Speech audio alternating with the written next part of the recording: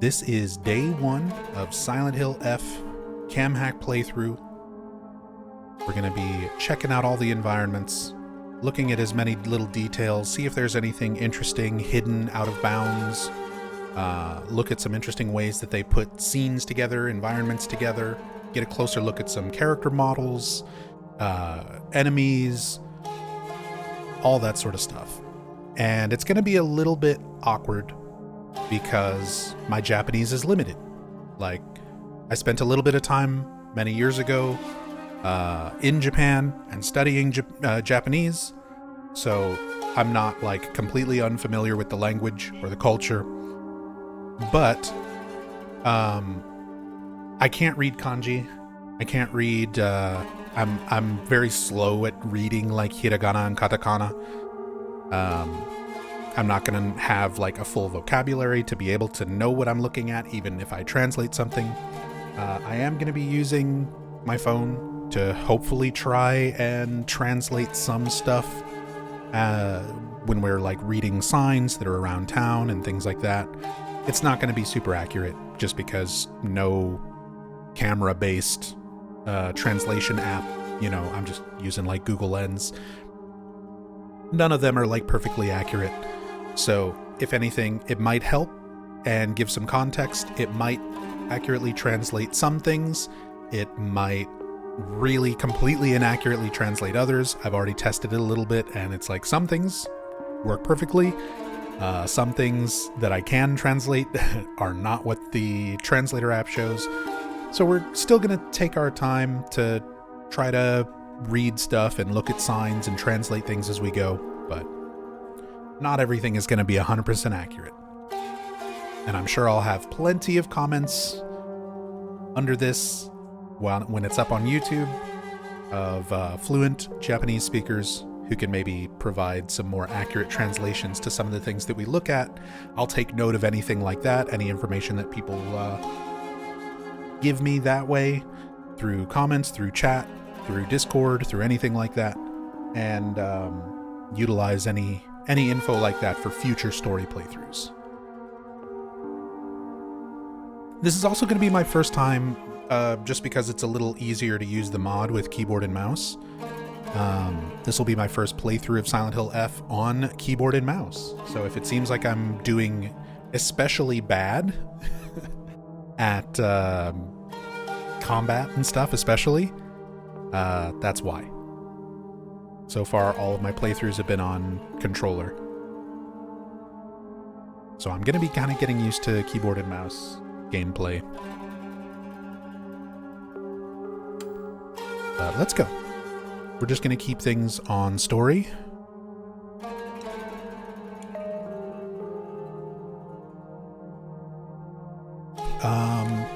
Actually, we're going to keep things on story, but let's do New Game Plus, because there are some particular details that I want to look at with the cam hack that are only in New Game Plus. So we'll do New Game Plus for this. We gotta go bunny outfit.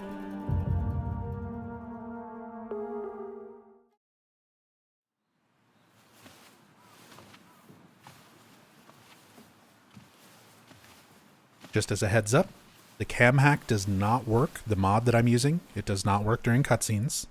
So cutscenes and things like this will still be viewed as normal. お嫁さんになるのが仕事なんだって。仕事じゃないよ。ひな子はお嫁さんになりたくないの？でもお父さんに言われるとなりたくなくなる。宿題と同じだね。やれって言われるとやる気なくす。お待たせ。お姉ちゃん。何かいいことでもあった？昔を思い出してた。お姉ちゃんって小さい頃からずっと Behold, potentially the only scene that was actually set in reality, the doll scene. I mean, as like a flashback to childhood, Hinako. Hinako talking to Junko? 私ね。 Maybe. It's still questionable. But it's like, even in this scene, with Hinako having this moment with こ Junko, れお姉ちゃんにあげる。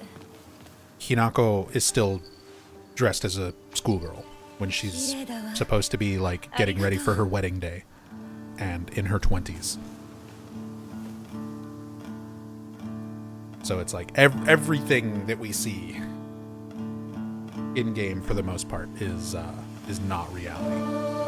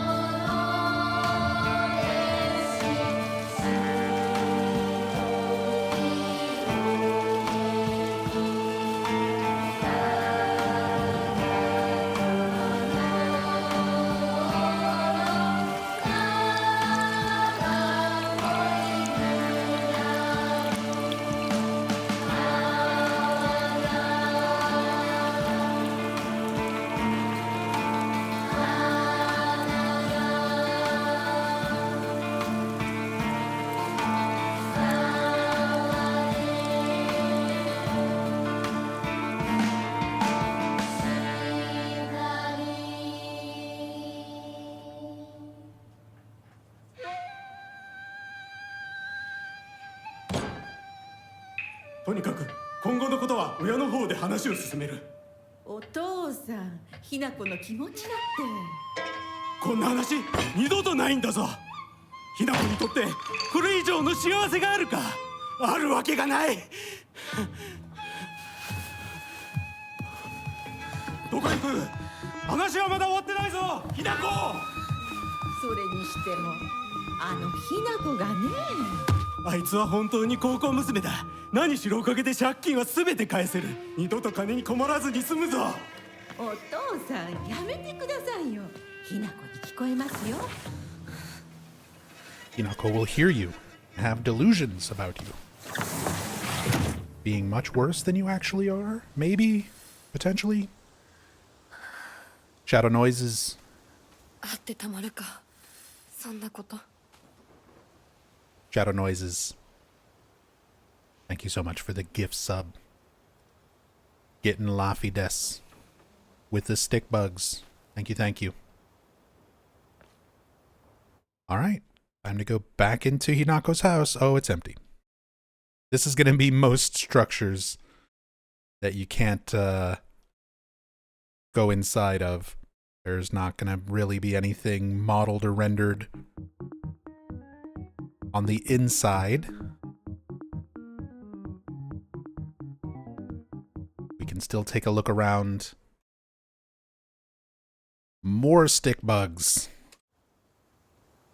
Even more stick bugs. Oleander, thank you so much for gifting out 5 stick bugs, 5 gift subs to the community. Sister Bliss, Toxon, The Great Noir, Zarathin, Hot Potato 91. Enjoy the subs. Enjoy the stick bugs, courtesy of Ancient Oleander. Thank you so much for the love and support. Thank you, thank you.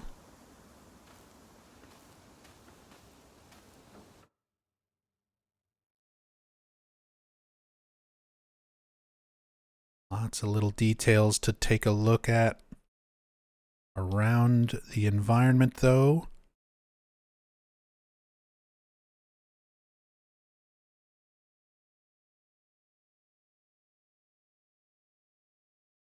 Different kinds of beer bottles. Draft beer. Beer Breweries Limited, the most generic beer making company have.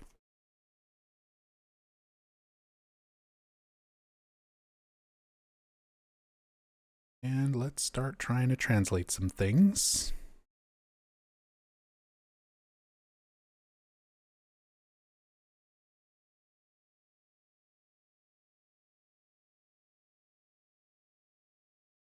Ooh. Slightly too far back.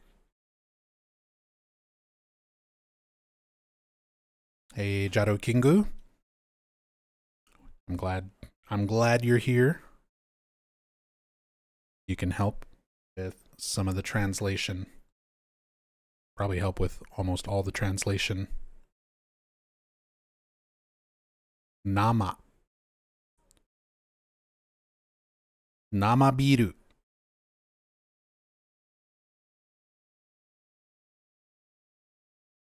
Nama is like raw.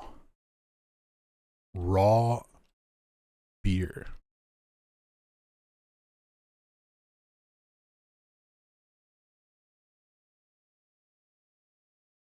This one just says biru. Biru.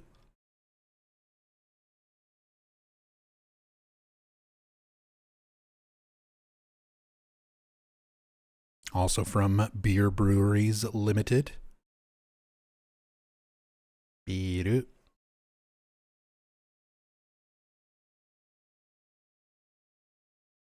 There's a lot of it. Just has cases of it laying around just to kind of give you that idea of how much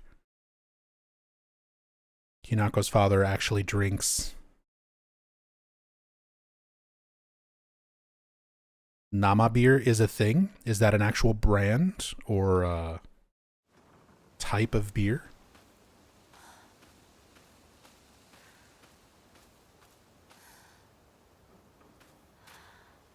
It's a draft beer type. Oh, interesting. So it's not something that's just made up for the sake of this.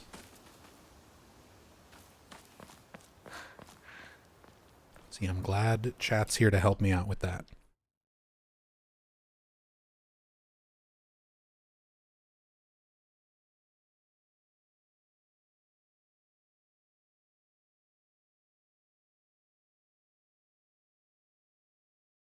Carrots? Some very red looking carrots.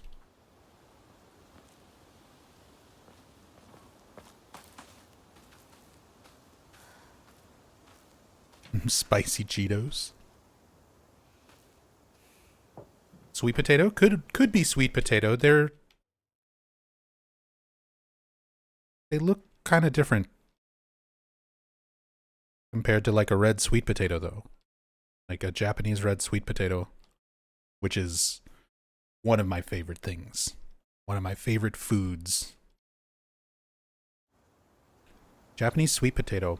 My first time going to Japan, this was back in 2007 or so, when I was visiting temples in Kamakura. In Kamakura, there was this little push cart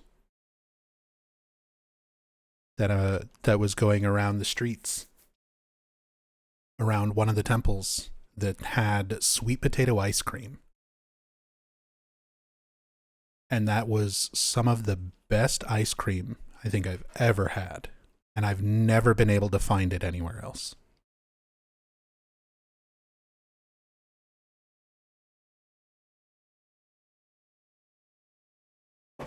Ooh. Dropping my phone on the ground.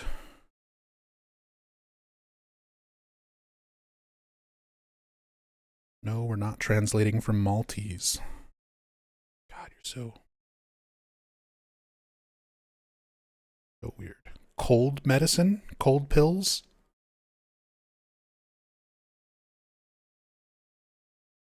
I love that seeing Jado Kingu in chat. Thank you again for helping translate stuff right now. because it helps me verify how accurate the Google Lens. And this will also help me brush up on my Japanese. Seeing kanji, trying to relate it to the translation, see if I can actually memorize some of this and have it stick, help me improve on my my Japanese somewhat.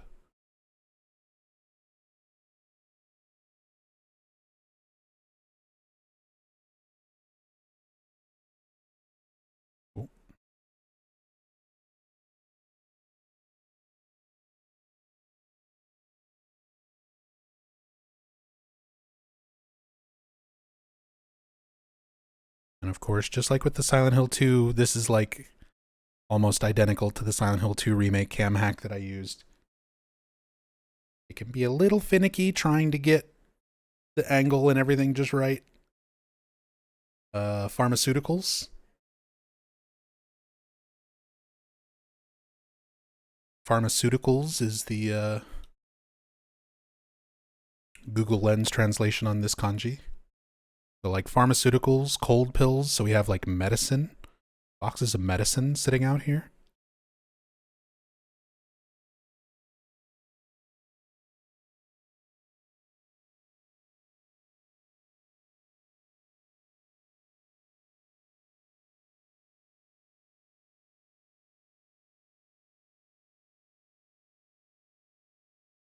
Check out all these appliances and stuff.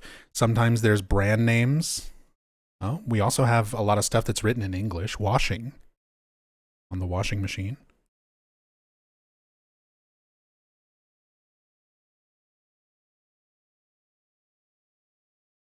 Oh. Serial number. Hidden codes.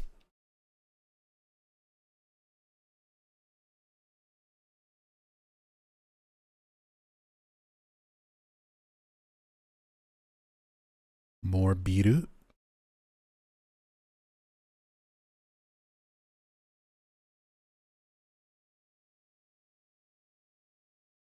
Seiyaku would be how you pronounce this. Pharmaceuticals, Seiyaku.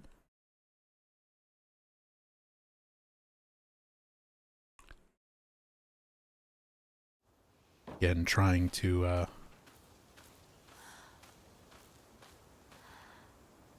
try and improve my Japanese a little bit.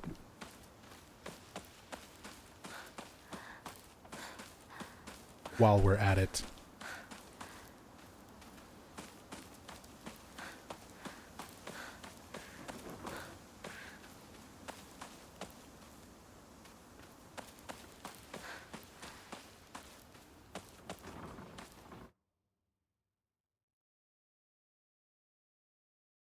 Said it perfectly, thank you. Pronunciation I'm usually okay with. Although there are certain things.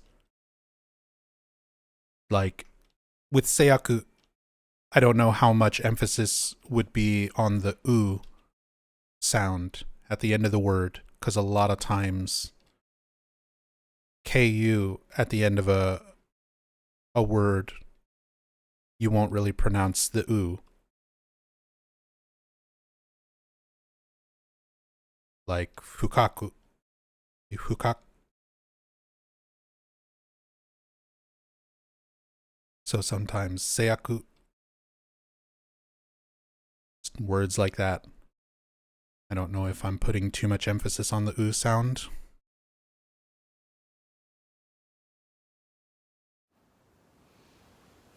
It's soft, but you speak Kansai. Kansai dialect is like practically a whole nother language of its own, almost.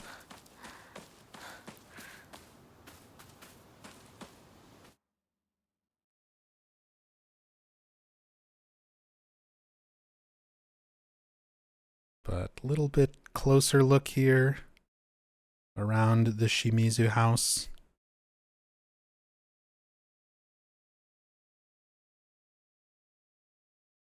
I love how we've got this very traditional style building but you can see where stuff has been like this looks like it was added on sometime later, like after they bought the house. It's just kind of propped up with boards.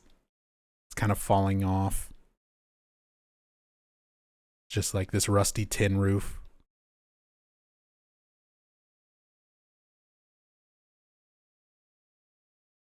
And if you look at pictures and things of Kanayama in Japan, which is the real world, real life place that the developers based Ebisugaoka on, this is pretty much identical the way a lot of the architecture and everything looks. It's these same style of buildings, same type of architecture, same sort of like tin roof, rusty additions onto households and things that were already there. Very, very similar like streets.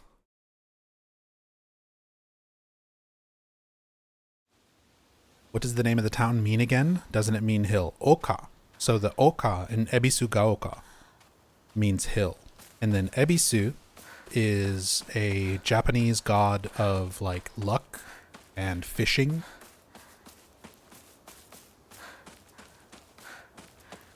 Closely associated with the sea. So Ebisugaoka would be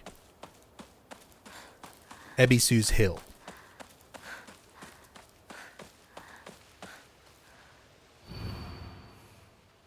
Entry to mountain 土砂 prohibited. 崩れで通れない。昔はここ登った。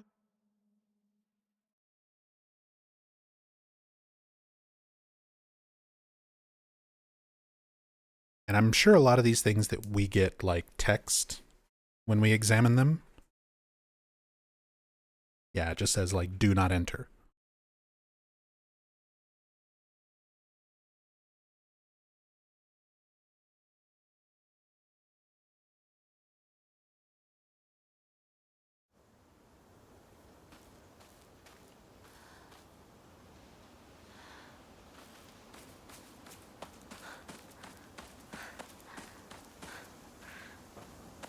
Maybe a reference to Toluca? No. No, there's no direct relation to Toluca Lake with Silent Hill F. There is a lot of thematic parallels to water, though. Hinako's family name. Shimizu. Mizu is water. Shimizu in that context is like divine water.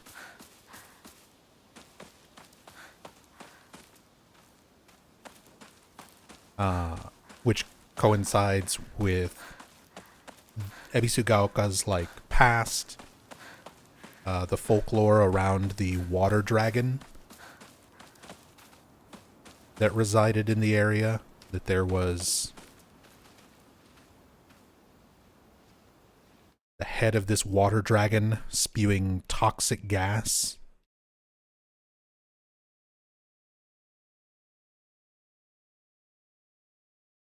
So like water thematically is still kind of a part of the overall game. Cam scene sensitive? It is. It's a little bit hard to control. It zooms around very quickly, so it can be kind of difficult getting it lined up on stuff. I ran into this same thing when we were doing the Silent Hill 2 Remake cam hack playthrough. But we still get a better look at things than we would otherwise. It's good enough for what I want to do.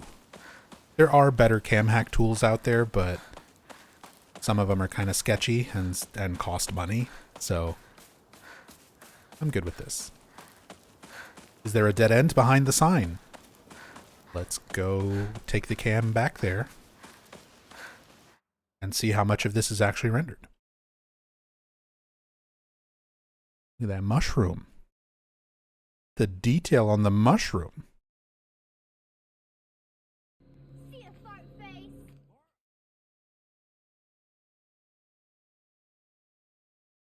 Locomo, thank you so much for the 51 months.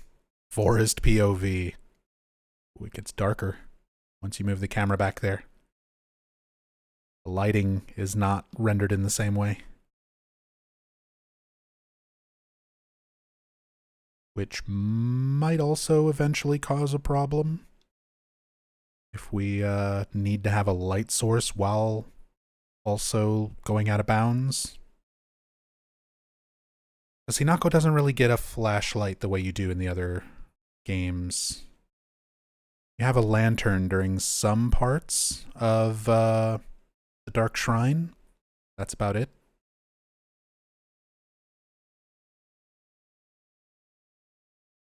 Oh, look at this. Look at that view from up on top of the mountain. Well, there's the edge of the world back there. There is still a lot of mountain. There is still a lot of mountain and skybox and everything heading back that way.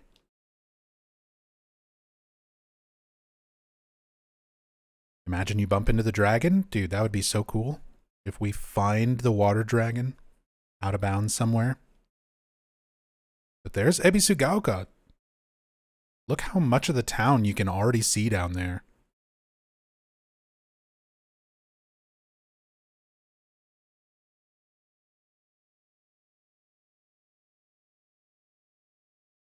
Really, really beautiful. Really cool view. And it is kind of similar to Toluca Lake, to be honest. Looking at this view, although all that is not necessarily supposed to be water, it's just stuff that's not rendered in. But because it's not rendered in and kind of looks like water, the mountains surrounding it make it look kind of like a big lake. It looks kind of similar to Toluca. But that's just because of the rendering. Is this based on a real location topographically? The town itself is based on Kanayama in the Gifu Prefecture in Japan. But the mountains and stuff are not like that around Kanayama, as far as I'm aware. It's funny because the developers have said in interviews that they did originally want to set this in Shizuoka.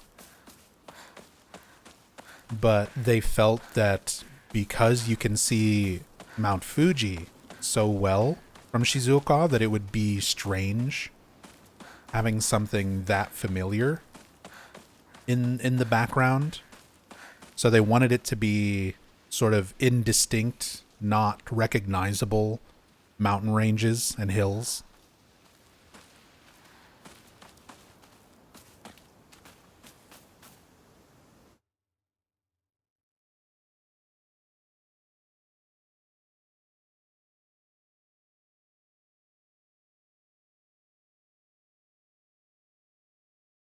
Just want to look around all these houses.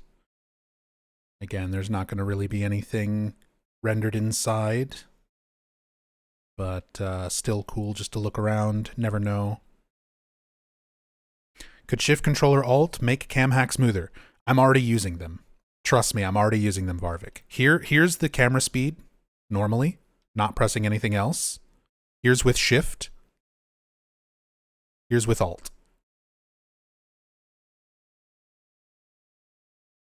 So, already using it. Trust me, I've already been practicing with it.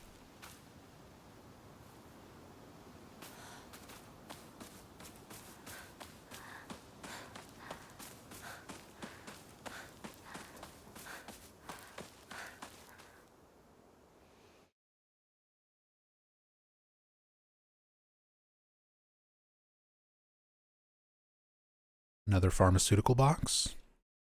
Some more cold medicine. So these are just kind of repeated assets everybody's got hanging out outside of their houses. Everyone's got their cold medicine and pharmaceuticals. It's the baskets of clothes.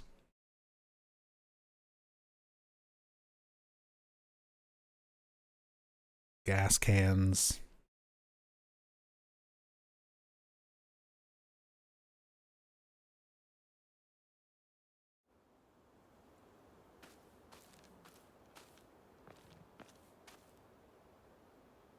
is there a similarity between the town they based this game off of, that would be Kanayama, and the town they based Silent Hill off of?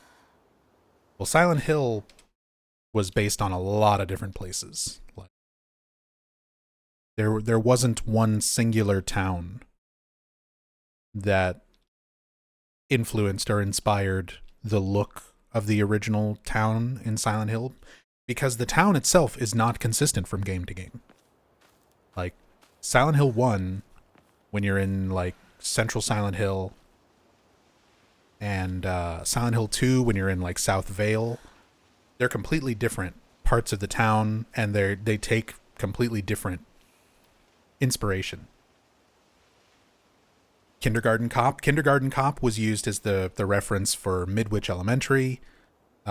Different towns in Maine were used for inspiration behind Silent Hill itself, in the first game, as well as areas around Chicago. Team Silent did location scouting around Chicago for the first game. There was San Bruno, California, which was the inspiration for the town streets and buildings in Silent Hill 2.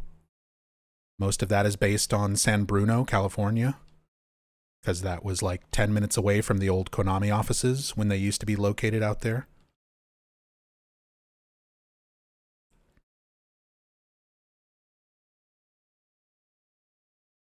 Whereas, like, everything in this game all comes from, like, one location, Kanayama.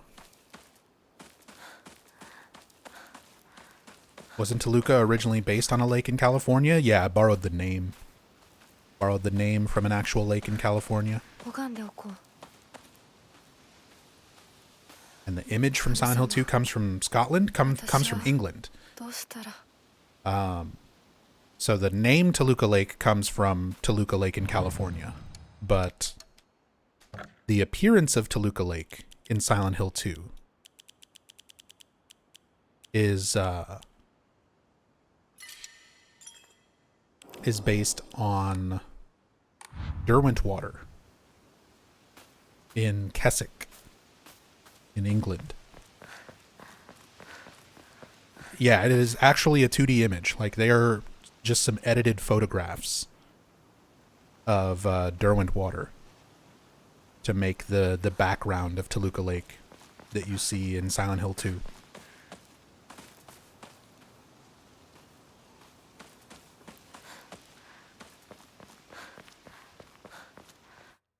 See, we never actually go in here, past here, do we? Oh no, we do later. That's right. This loops around.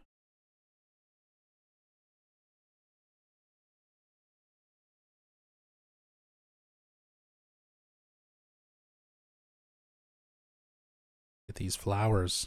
They're very very polygonal.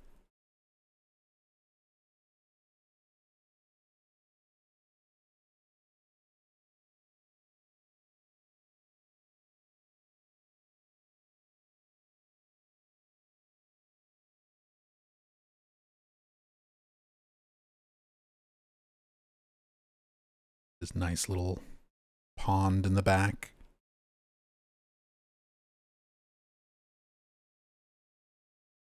I need to start working on my yard.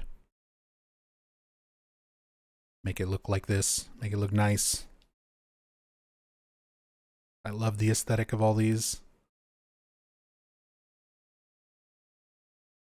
And these little, like, red berry things growing into the bushes here. Sorry, I don't know much about plants. I'm not going to be able to, like, recognize.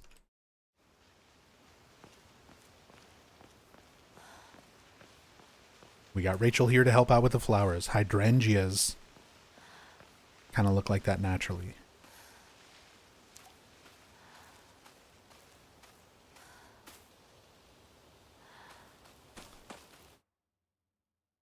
Oh yeah, before we take a look at this, Let's just look at Hinako. Look at these character models. Look at her eyeballs and teeth. The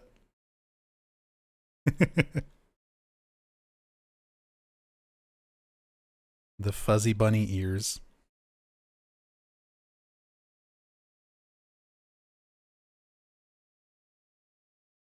You can let her idle animation play.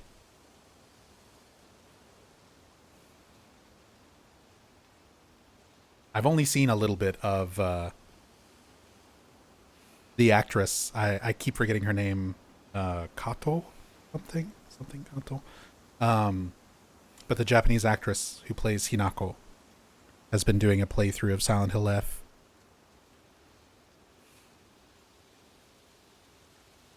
And it's always interesting seeing how similar, like, some of the facial expressions and things are between the actress and the character.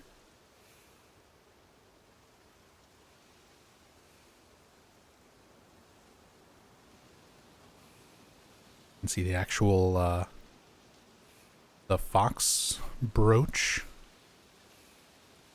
The Inari brooch.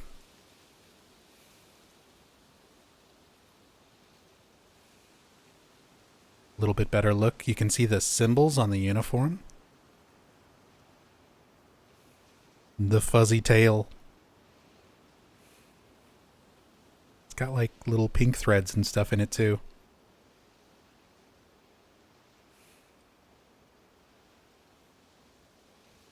It says Cole, means high from high school. So yeah, it is more of a high school uniform, which is what leads to like a moment when you're at the middle school and she talks about graduating. It's kind of your first implication that she's older than she actually appears to be. Just to go back to that comment in chat too. Bro, she's like 14. I mean, we're not doing that. We're not looking there. But she's in her 20s. The Hinako that we perceive throughout the game is not reality. She's a 20-something-year-old woman about to get married.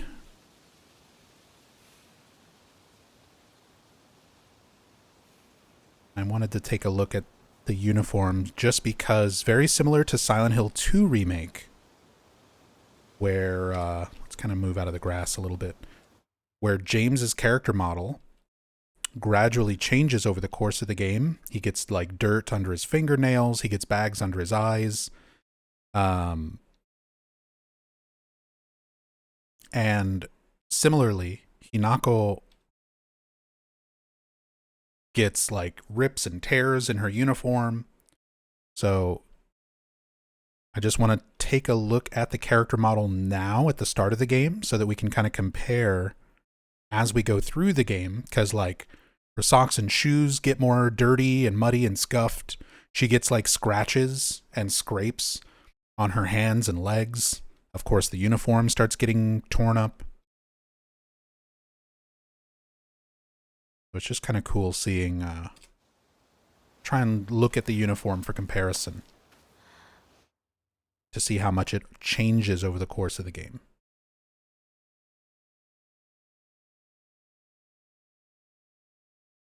And then we have the Hokora.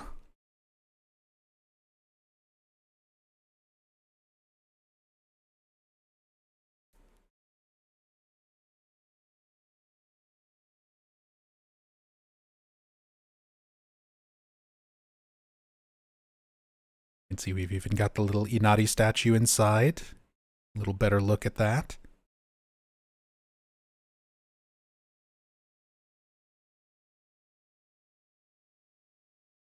Oh, in fact, I made an offering in real life at a Hokora when I was in Japan, in Kamakura. I think that was in Kamakura. Let me find. I've got actual photos of me in Japan that we can compare to some of these images.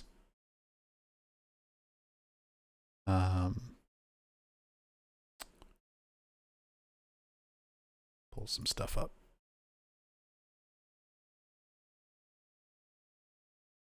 younger nub time. A little bit of younger nub time.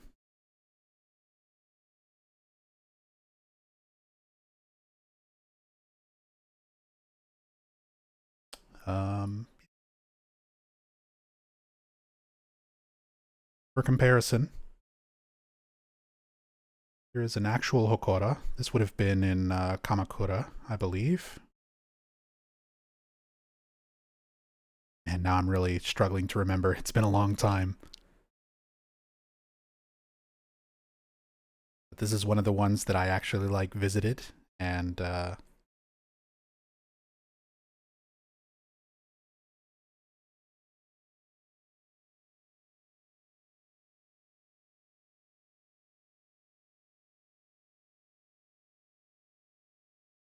there you can see some of the figures are even similar. The little statues, very, very similar to like Inari and the foxes.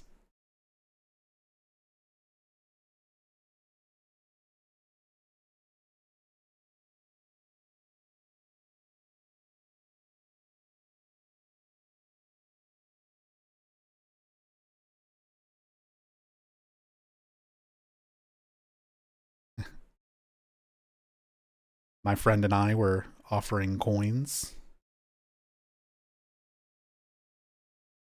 to the Hokora, where other people had left coins and things.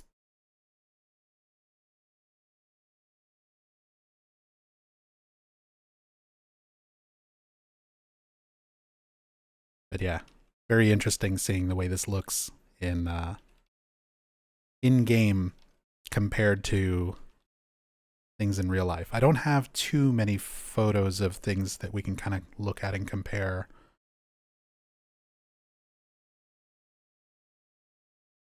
Here, you get an ancient nub picture. That's me as a young teenager. Again, I think I was 19. Would have been my first trip. Yeah, I would have been about 19.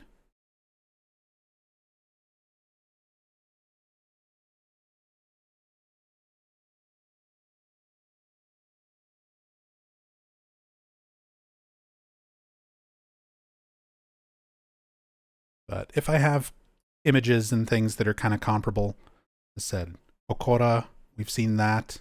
Emma.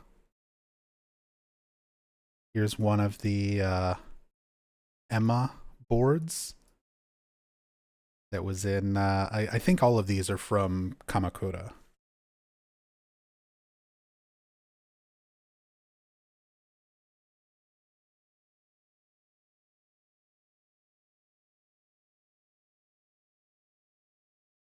But yeah, I'll try to share some real life photos whenever I can.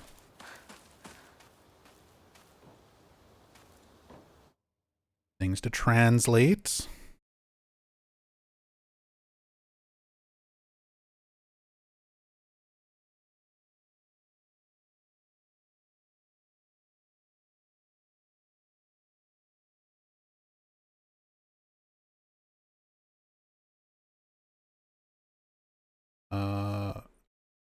Kuzunodai 2-chome? 2-chome? Kuzunodai, so that's just like, yeah, the name of the area. I guess that would be the prefecture.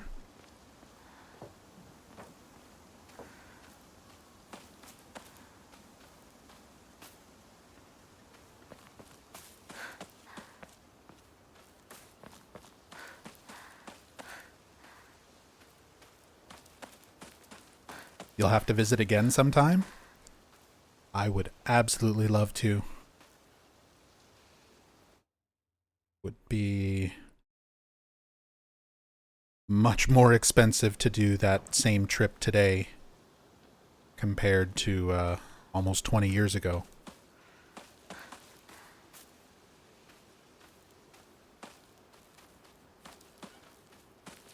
would take a lot of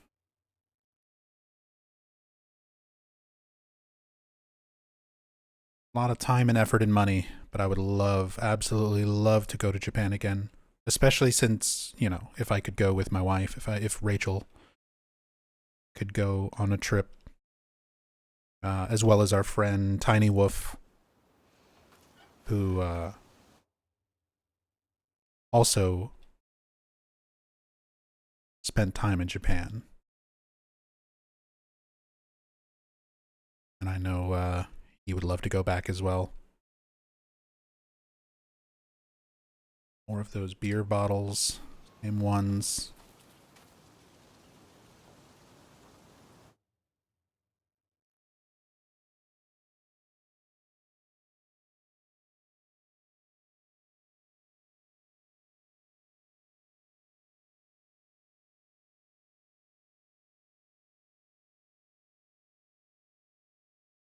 A little closer look at the oh, there's multiple pages.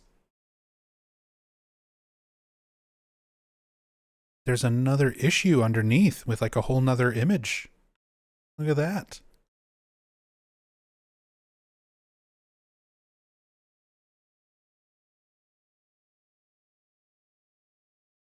I don't think we see that cover anywhere else either.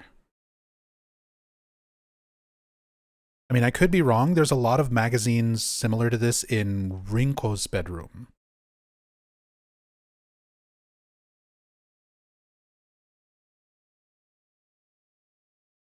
That's crazy. There's another issue with a unique image. It's not just the same thing like stacked up.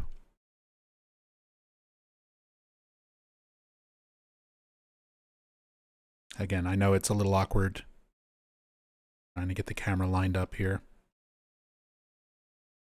This is holding Alt, moving the camera slowly. It still zooms around.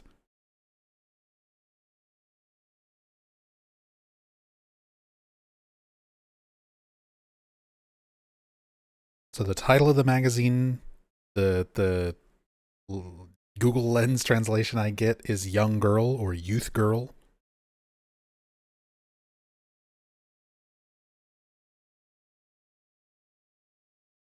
First cover says Youthful Girl. There we go. Thank you, Jado Kingu. The text on the right side in blue, the translation I'm getting is Women Must Be Loved.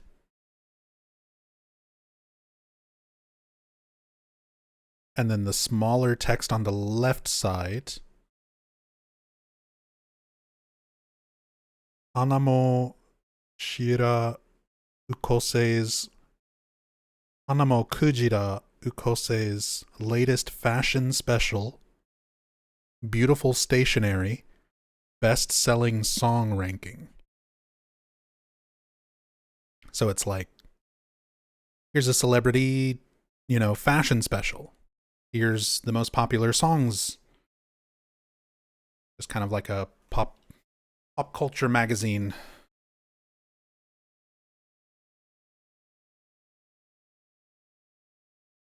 But it shows like how ingrained into the culture the idea of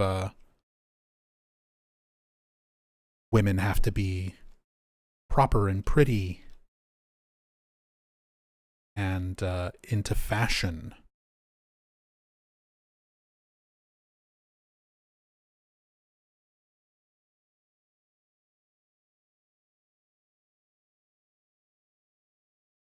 There's some different text on the other issue underneath. I'm never going to be able to line this up the way I did before.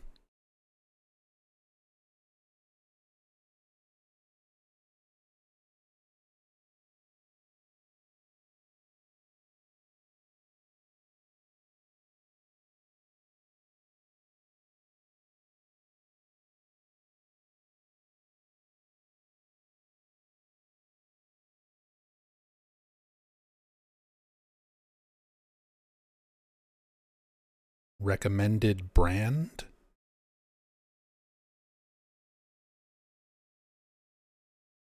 Osusume deito furan. Recommended date?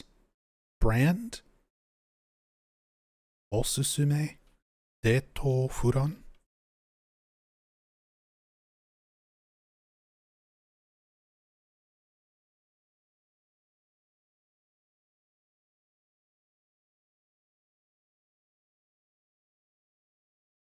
Oh, Puran. Like plan. So like recommended date plan. Like recommended ideas for going on a date.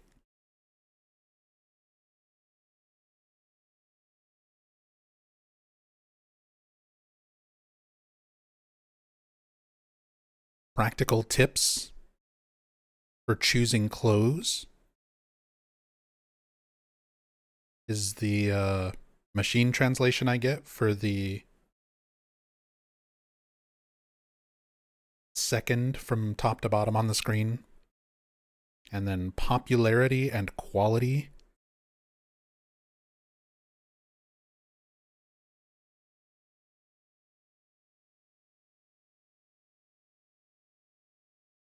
Hinako in Kana? Does it have Hinako's name written in Kana as part of that?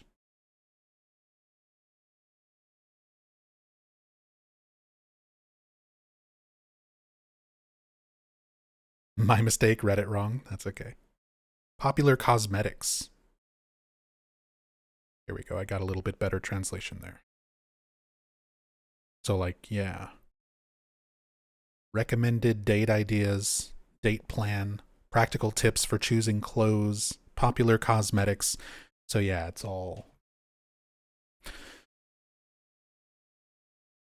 popular fashion, clothing, makeup, all the things that you're expected to be into as a woman. Are those magazines for women? The subject material of them makes it seem like they're for women. But then we also have like the alcohol bottles sitting out here. So there's a couple ways we could like try to interpret the information, because Hinako talks about, you know, all of the husbands in the village in Ebisugaoka are just like her dad. They all drink and they all womanize and they're all abusers. That's just how she views them. So we could view this as like pervy old man sitting out here drinking beer, looking at pictures of beautiful women in the magazines, or the husbands and wives sitting out here together. Husband drinking beer, wives looking at, you know, practical clothing and popular songs. The things that she's supposed to be into, while the man is supposed to drink and be manly. Again, these are like the common themes throughout the game.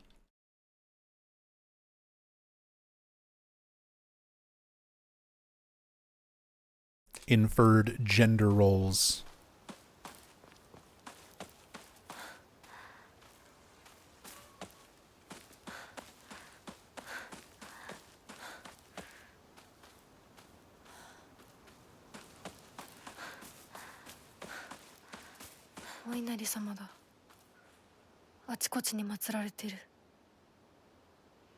Oinari-sama.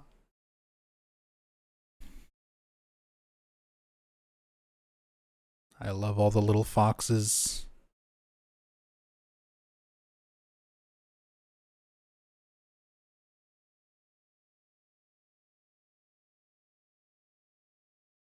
Yeah, we've got headless Inari statues.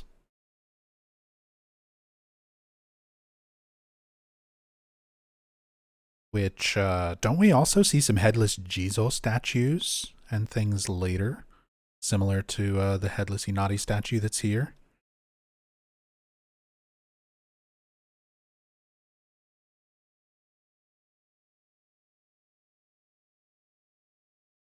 A hint to losing one's identity theme? Possibly. Possibly. Could be a little hint of that. It could also just be some environmental storytelling to let you know how old all of these Inari shrines are. That the statues themselves are like falling apart. Although the head is not here the way that it would be if it had just like broken off at some point. Like it's actually missing.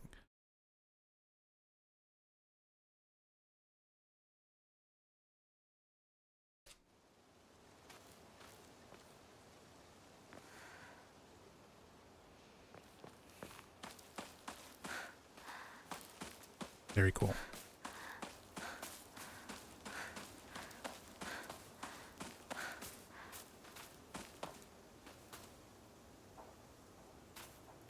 Already running into some repeated common assets. Everyone's got the same washer.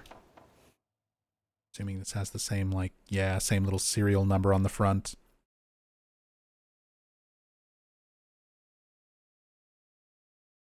Oh. And see, there's going to be a lot of stuff like this where there's writing, but it's so faded that I'm not going to be able to, like, machine translate.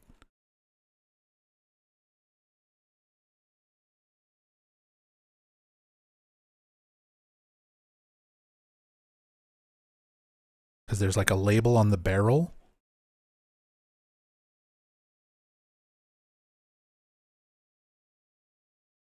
Is that English? Am I crazy?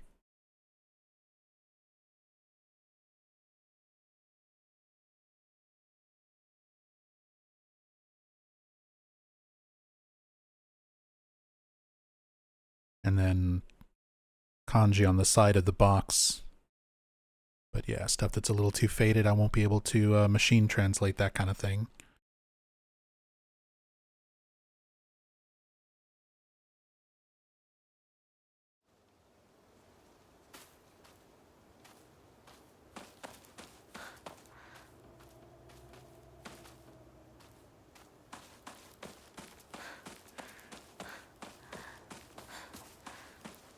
And hey Liv, thank you for helping with translating as well.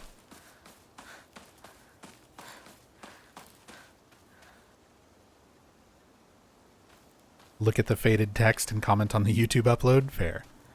Like I said, I will be looking at any comments, any messages, anybody who can help out with some of the translating and context for things. All of that is going to go into my notes for future story playthroughs.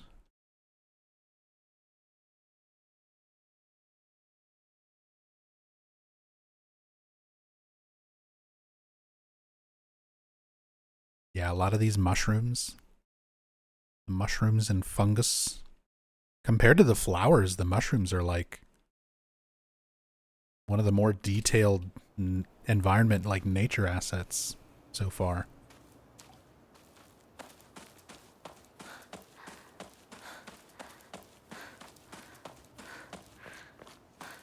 And because we're on New Game Plus, of course we can go right in here.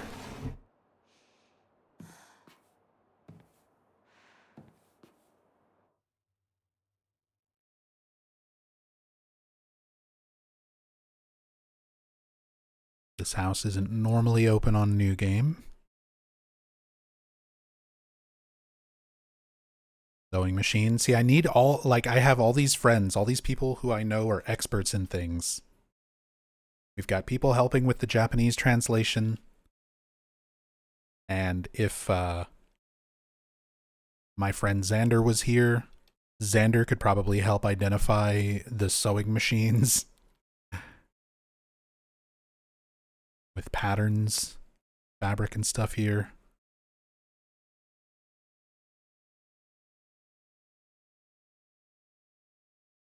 It's even got the pedal down there at the bottom.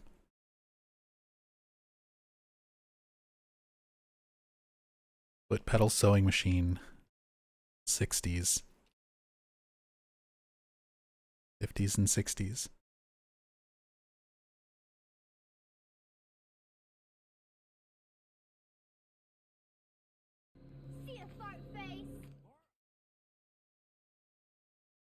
Deiyaku.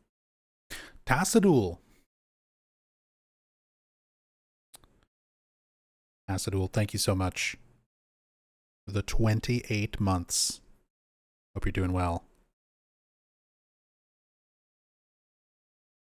Reiyaku. Elixir. Elixir. What I get for the, like, machine translation on that. Like a health drink. But not a health drink that we can drink.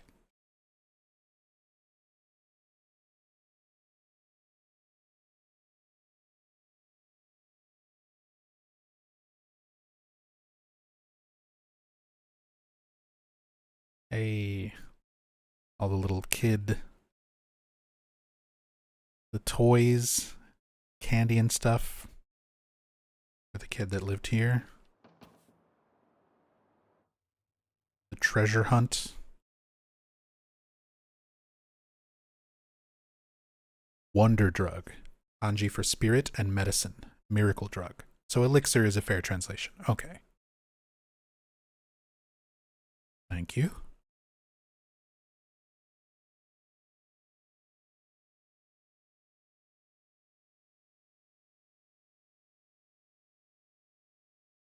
Naranja. That's not Japanese. Orange.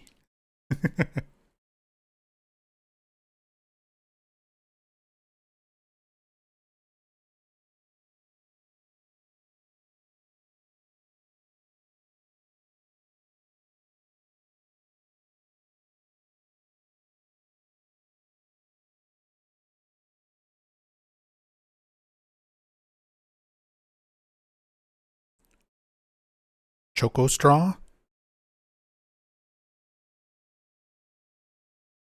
Chocolate straw? I have it upside down. Don't I? Yeah. Chocolate straw. Oh, that is right way up.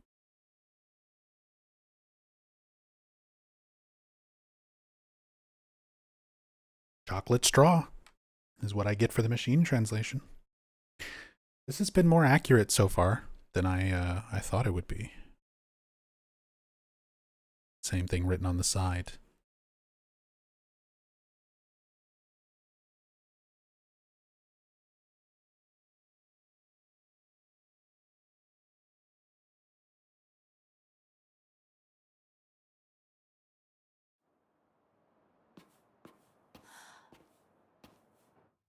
Google's okay for single words, and not always.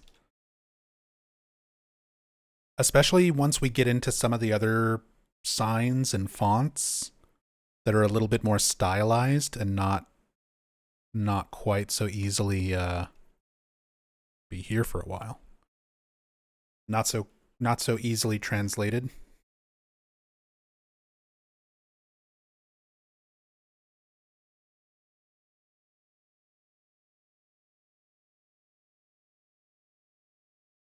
Hill of Madness. Yeah, that's what I got on my translation, on the machine translation, the white book on the left.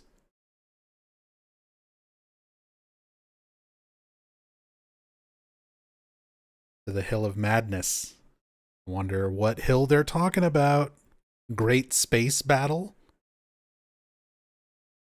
Is this like blue one?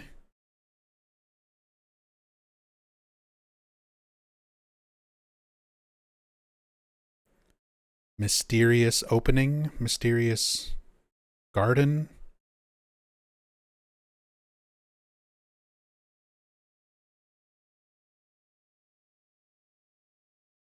These numbered volumes. Mysterious something.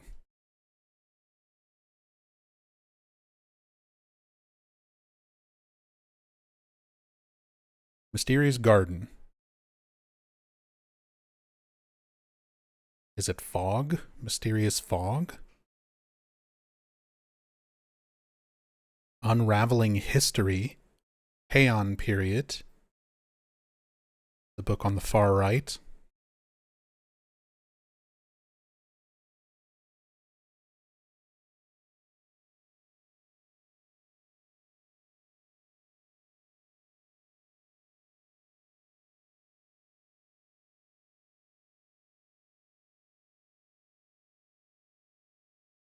So many books.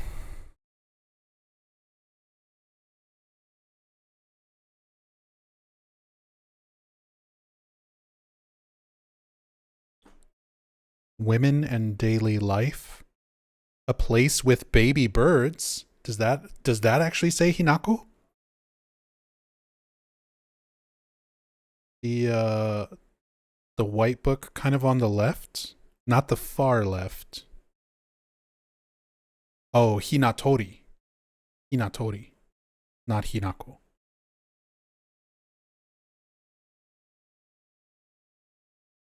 throughout history. It's like history books, but still a reference to like, yeah, that's what Hinako's name is sort of based on. So these are like relevant book titles, especially if we are to go under the assumption that everything that we're sort of seeing is coming from Hinako's mind. That she is sort of imparting aspects of herself and her life and into some of the books and things that we find in the environments. Home and daily life, women in daily life.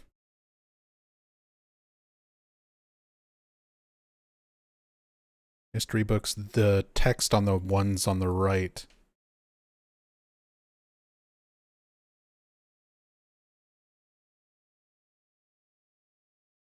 Doesn't quite translate. Maybe from this angle. Ebisugaoka Local Studies.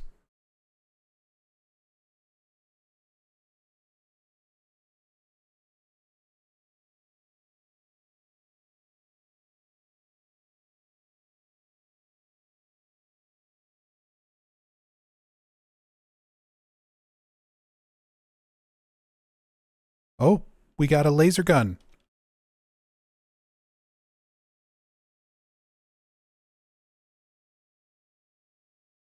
And a cow. What that cow doing? Who's she?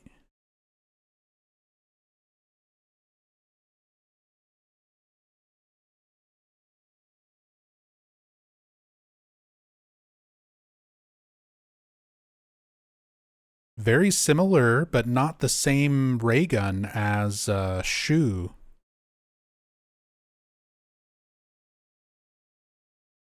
Juice yogurt is the box with the cow on it. Yoguruto. Yoguruto.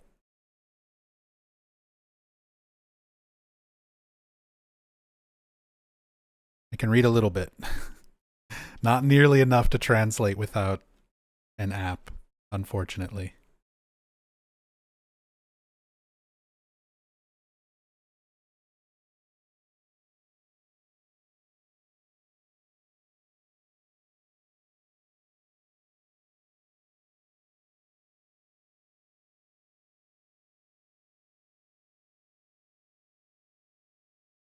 Oh, that dogs? Foxes? It's a dog.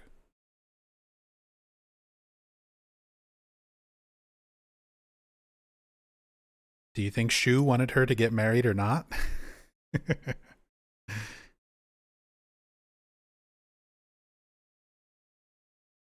Inu something Karuta? Karuta is a type of playing card. Are those similar to like Hanafuda? Inu Bo? Inu Bo Karuta is what the machine translation gives me.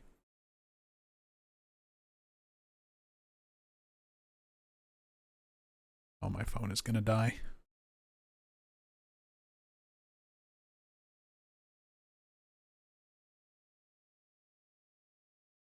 Yeah, and these little foam airplanes. Man, I used to love these little foam airplanes. There's a lot of these, oh, it's like a matching game. Oh, okay. That's what Karuta is. Got it.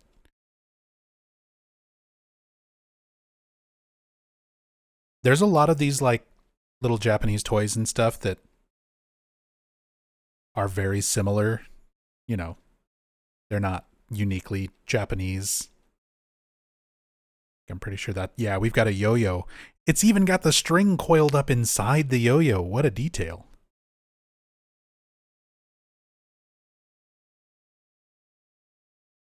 I was all about yo-yos in elementary school.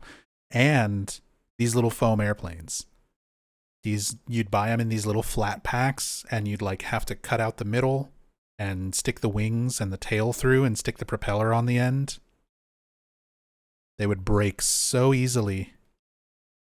But I used to get these from like the ice cream truck. It would come through my neighborhood as a kid. I used to love these little foam planes. I had a ton of those when I was a kid.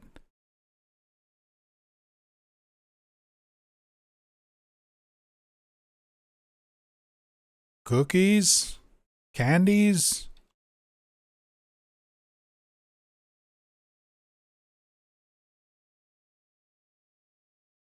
Sesame cookies? Senbei? They look a little too thick to be like senbei.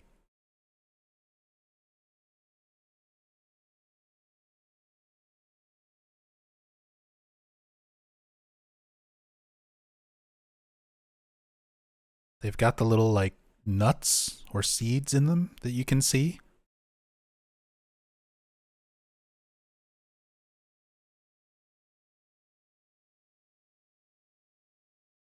Some other type of little candy. This game always makes me want just all of the Japanese snacks.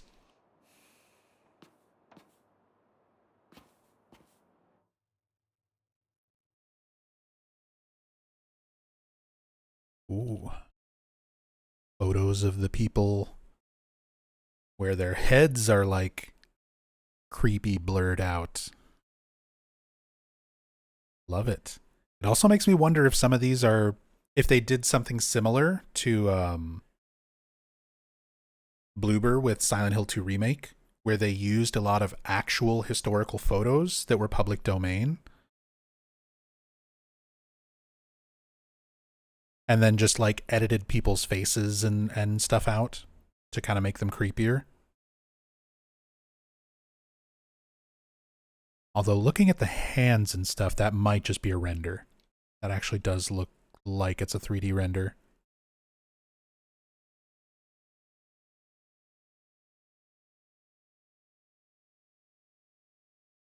Look at the calendar on the wall.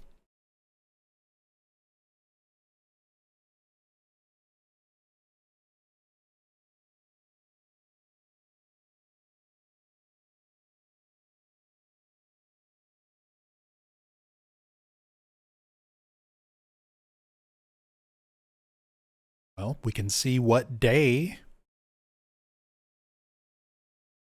and month the calendar's, like what day it starts on for each month.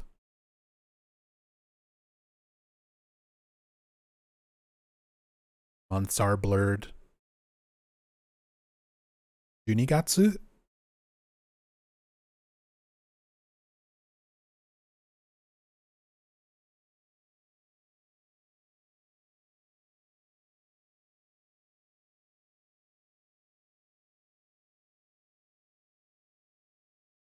Hard to tell.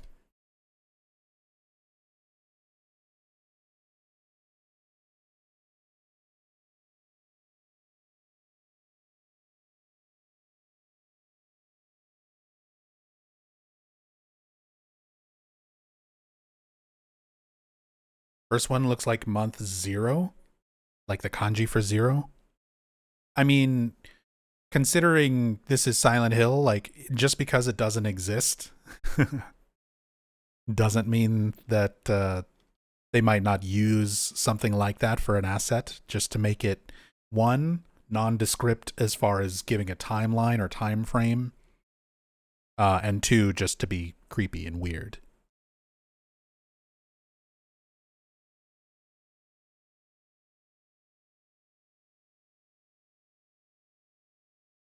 See, some of the more stylized writing that's blurrier is going to be harder to make out.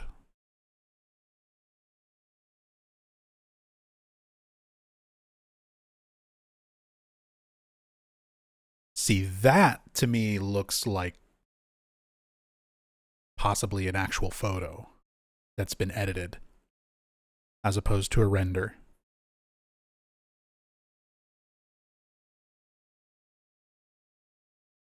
Maybe I'm wrong.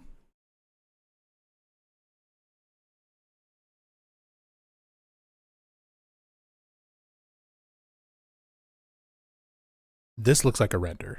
That looks like... This kind of looks like the view we just looked at from the top of the mountain when you're looking at Ebisugaoka from up top. That one looks more like a render. This looks like a real photo.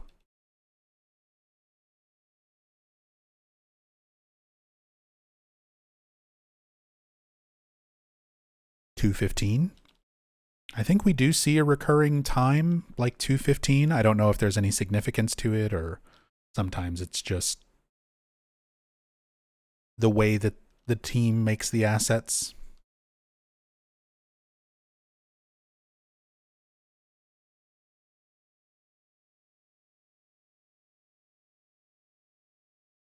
Back of the TV.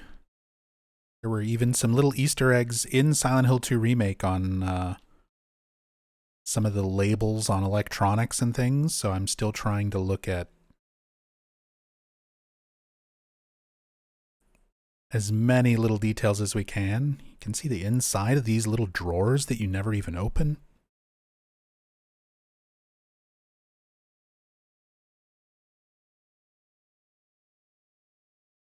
Oh, those are not her shoes. For a moment, I saw these and I was like, wait, did Hinako take her shoes off? I'm like, does she take her shoes off when you enter the house? That would like be the proper thing to do. It's the same like model, I think. Yeah.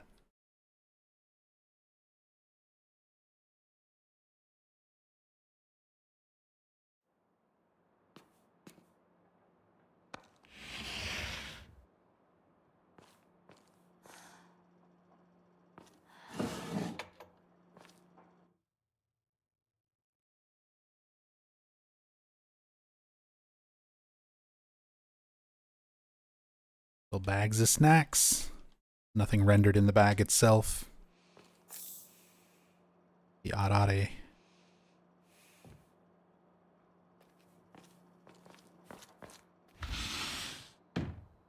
Proper thing to do is not steal snacks from someone's house. True. You wouldn't want to just walk in to someone's house uninvited, the door hanging wide open, and start taking their snacks. But if you were, at least take your shoes off. At least take your shoes off.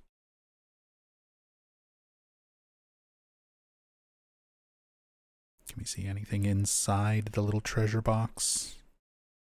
Because I think we get chocolate from it. Not actually rendered in there.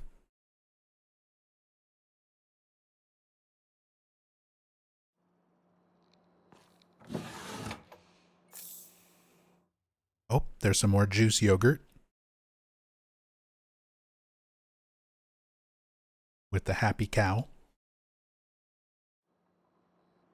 Yoguruto. I love the little fridge. There's like stamps stuck on it.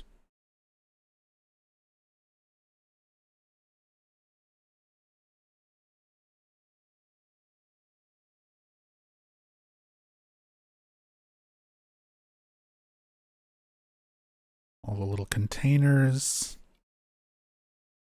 chopsticks, more beer bottles,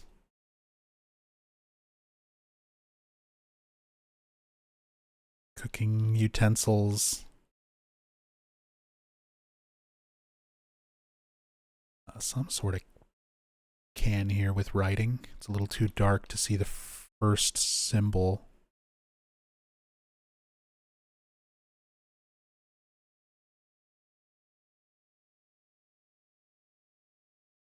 Juice, some kind of juice.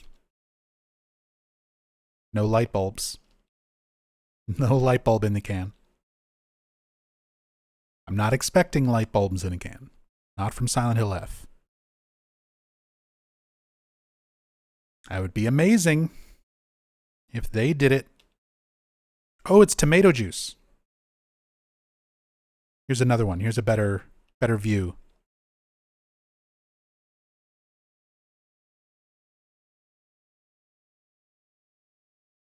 And it's written in English. And it's written in English on the can as well.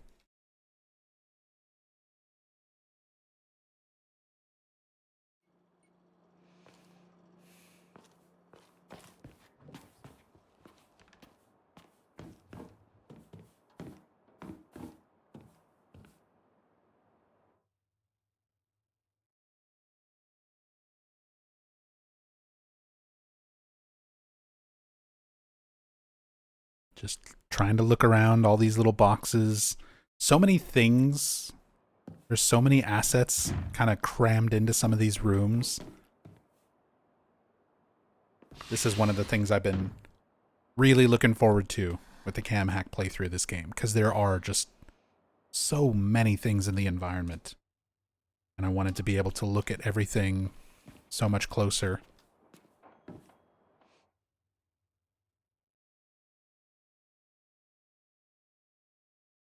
Oh, Fox Origami with Sakura Blossoms.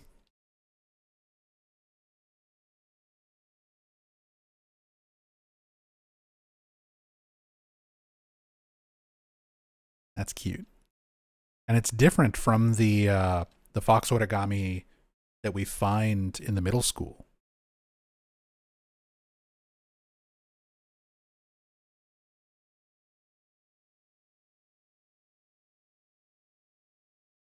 Some more of those youthful women magazines. Oh, look at that. There's like 3 of them stacked up on each other, and they all have different covers here. Because the 2 that are under this one are the same that were on the outside of that house we looked at earlier.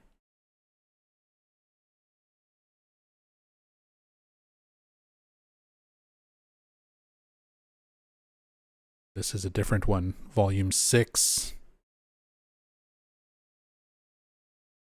Still has the like fashionable clothing, youthful woman magazine, youthful girl magazine.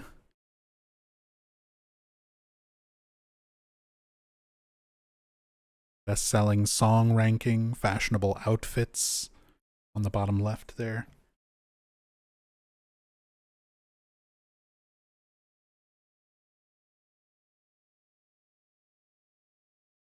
Oh. Okay.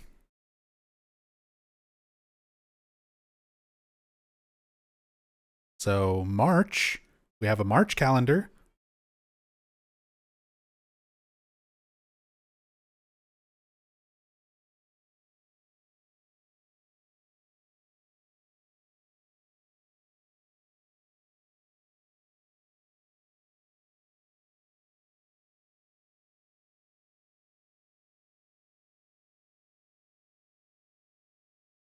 Oh.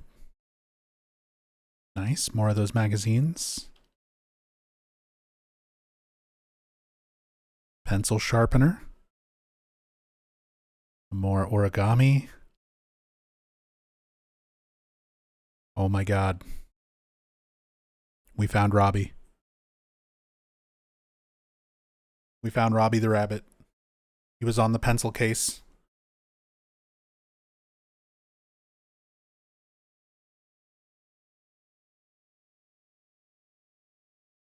He was on the pencil case the whole time.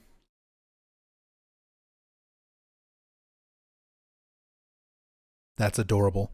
I love Anime Robbie.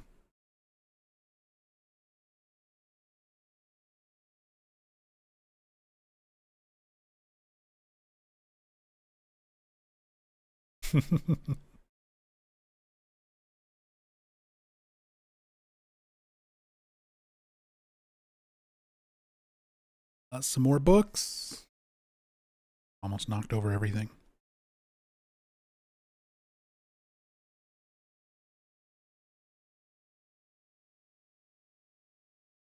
Student friend?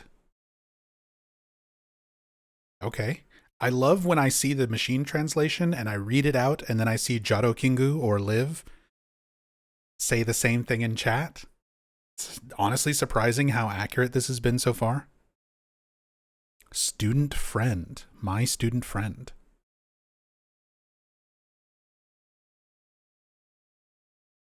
Added my to make it sound better. That's okay.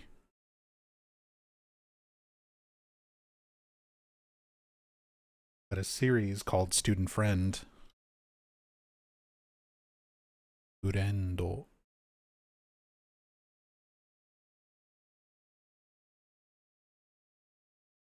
Or friend of a student. But that makes sense. Again, if we're to assume that these are things being projected into the environment by Hinako's mind. When she was a student, the friends that she had, like Shu, Hinako, or Shu, Sakuko, Rinko, like that's all important aspects of her life. Oh, look at these covers.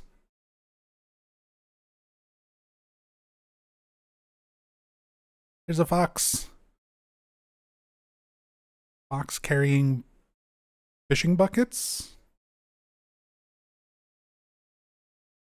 Lanterns? Something. Got buckets of something.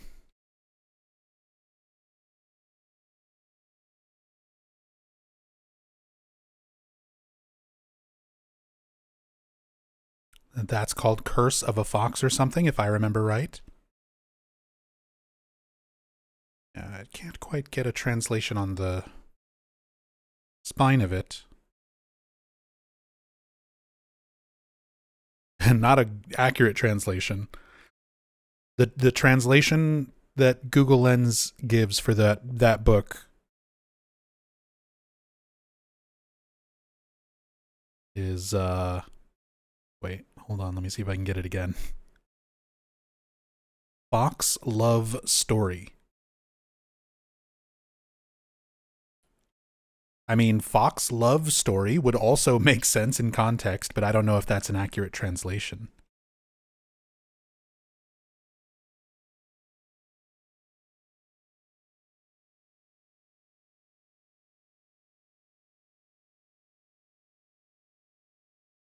This whole game is kind of a Fox love story in one way.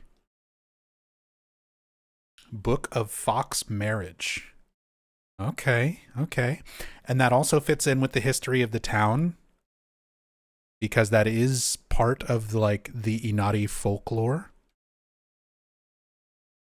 that the foxes would wed humans.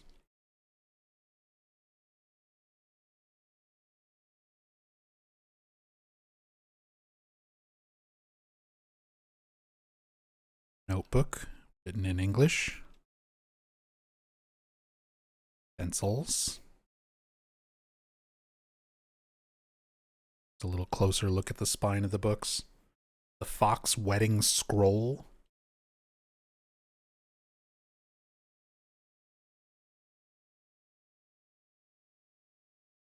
Interesting.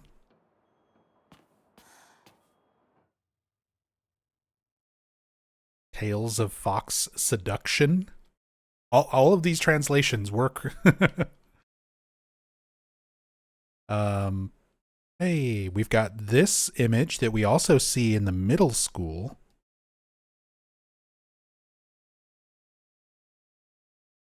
Because I believe that's supposed to be Shu, Sakuko, Rinko, and then the two that are smudged out. Their faces are all scribbled over. I think are supposed to be Kotoyuki and Hinako.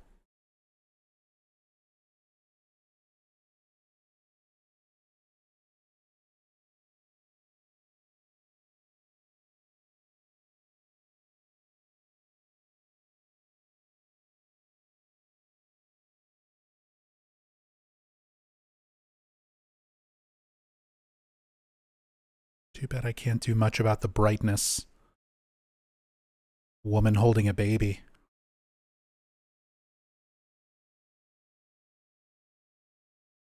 It's a very dark picture either way.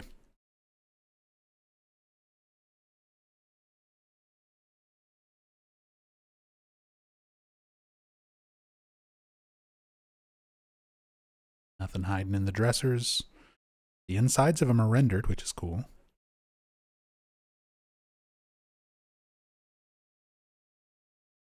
Usagi. We have a bunny. Which there is a lot of parallel between Sakuko and rabbits. Like represented thematically through rabbits.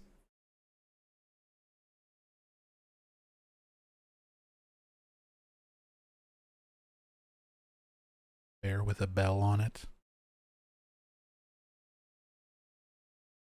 Oh, here's a better look at the that same yogurt box. The juice yogurt and the dog cards.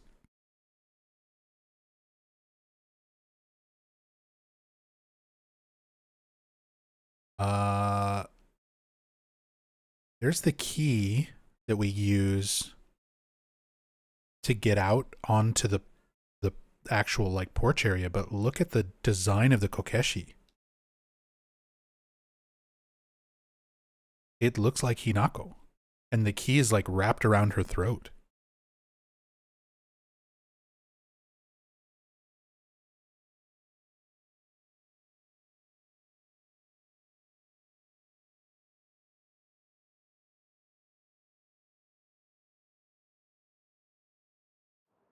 Because we don't see that doll when we pick the key up, do we? Yeah, it just gives us the balcony key. It doesn't like zoom in on the doll itself. Creepy details. That's what we're here for. That's what we're looking for.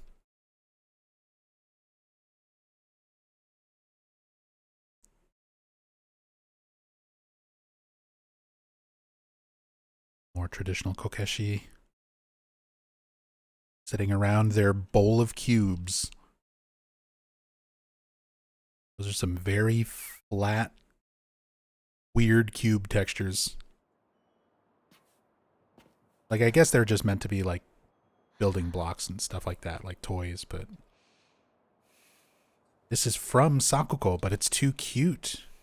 It's too cute for me. So the Robbie case is from Sakuko. Sakuko is Robbie the Rabbit, confirmed. Oh, and I didn't even catch the writing there at the bottom.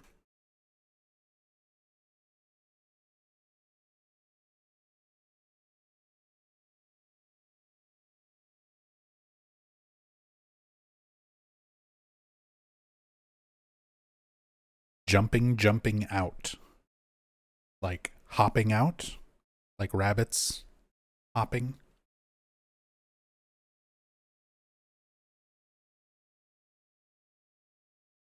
I think is the translation, the intention. Check the globe, see if it's accurate to 1960s.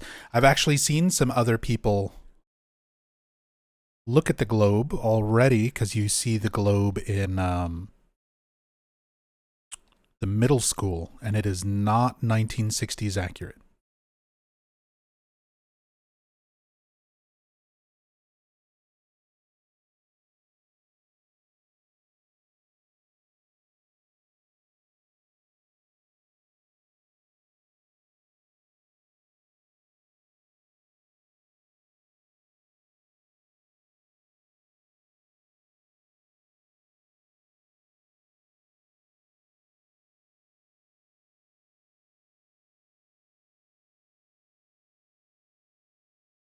Australia.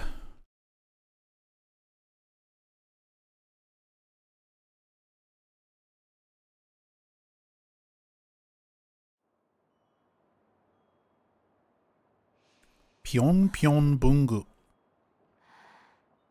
Yeah, pion would be like onomatopoeia for hopping, jumping. Pion bungu. That's fun to say. It is. Pion bungu. So like bunny hop stationary. Hop stationary.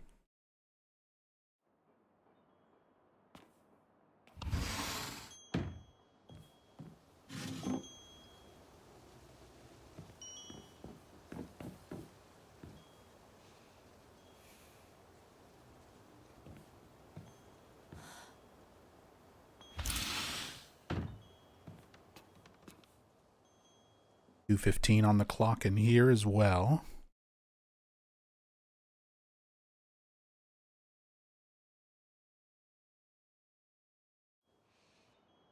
A note about the, see if the doll is moved yet. It is. And that is the Kokeshi. It's the one, oh, it's this one. I never realized that it was the Hinako Kokeshi next to the key. That's the one that's moving out here into the hallway.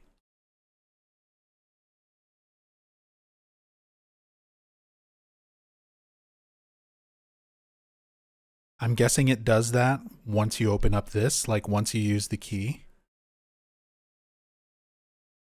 It changes to this position.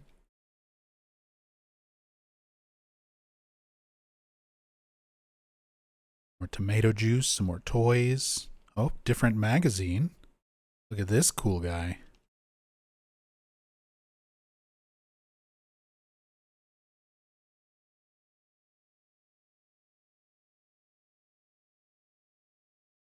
Master of Play.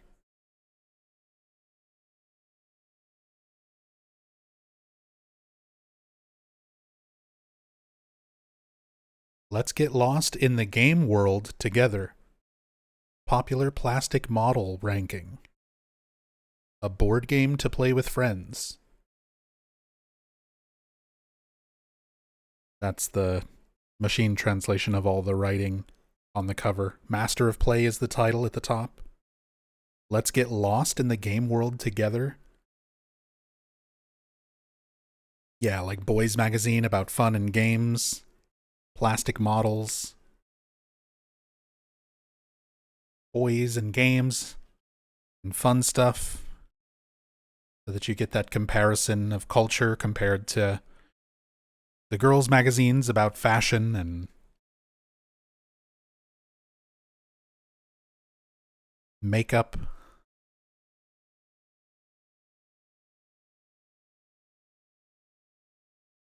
Can't quite see in it.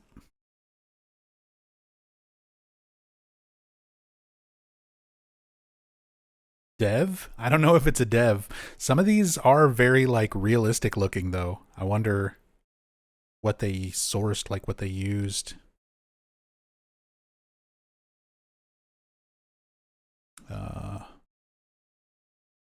Also this writing book. I don't think I actually looked at.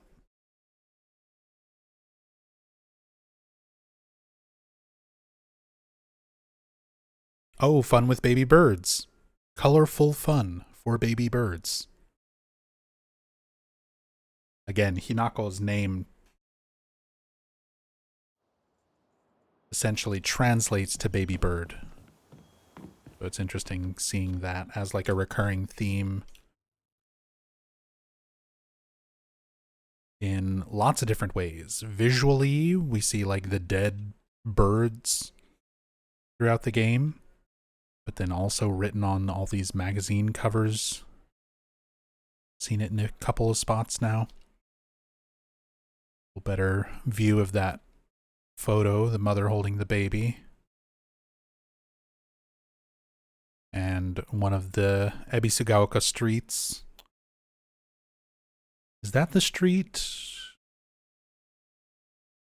going to Chizuruya?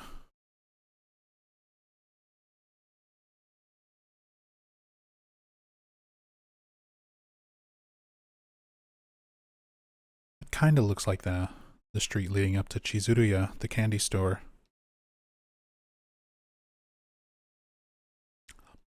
Lots more books. Oh, Hinadori. Thank you for the correction, Jaro Kingu. Tori is bird, but in a compound. Like Hinadori, it would become Dori. To becomes Do. Japanese is hard. Maybe not for everybody. Man, Japanese is difficult.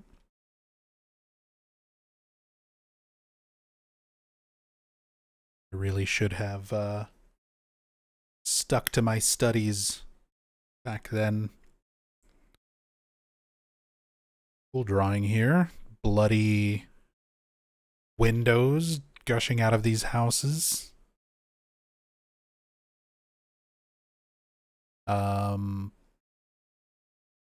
Are these our main characters' houses?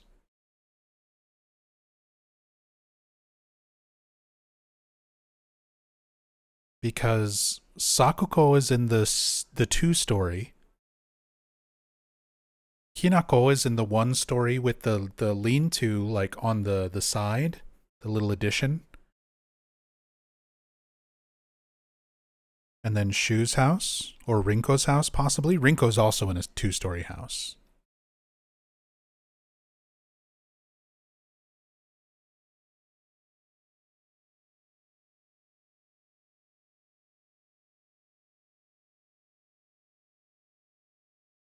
Like separate little compartments in this.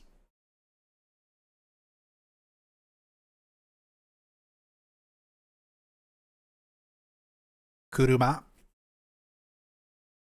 Car driving along, possibly with blood on the front of the... Look at there's like red on the front bumper, and then red spreading under the wheels. They hit something, ran something over.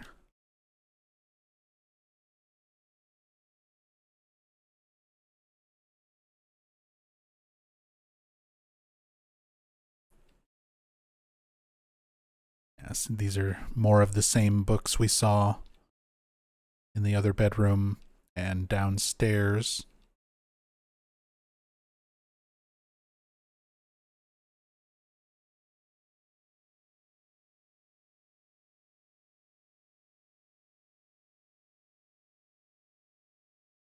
Very cool.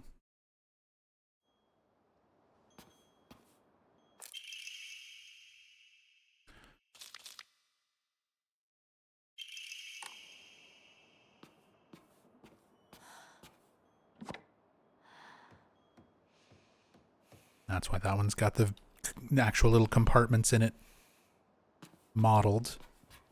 You can open it.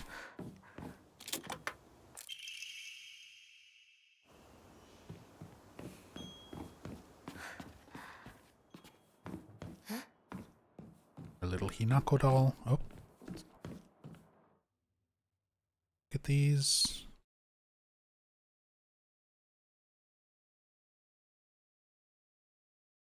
Out of Ebisugaoka from the mountain.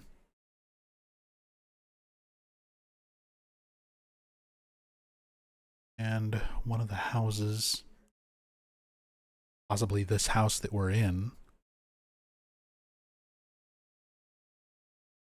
Little different setup layout though.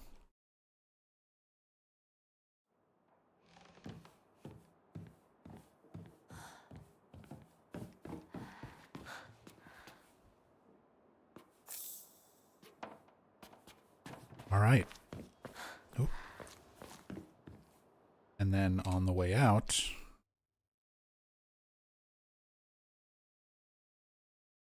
another calendar.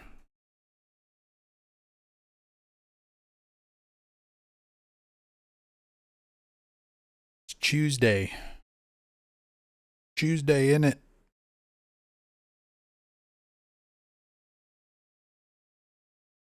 Or is that Friday? Is that Kyle? Am I wrong?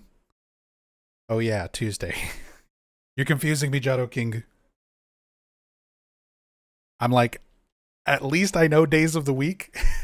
I don't know a lot of kanji, but I'm like, I know like numbers and days of the week and months.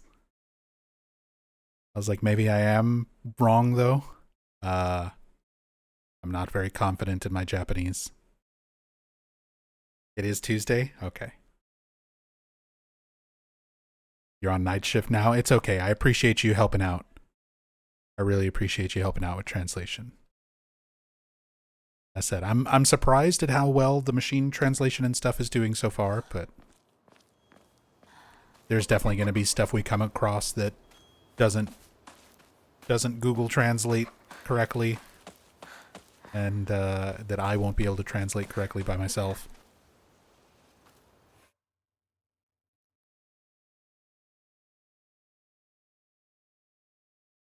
Coffee flavored candy.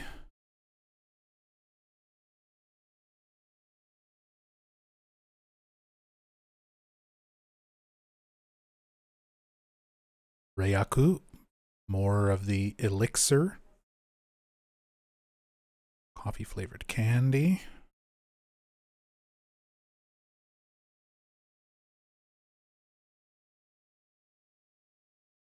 More beer.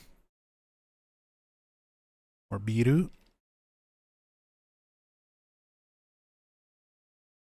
The details of like the tarps laid across things with the cinder blocks and stones just to hold it down, keep it in place.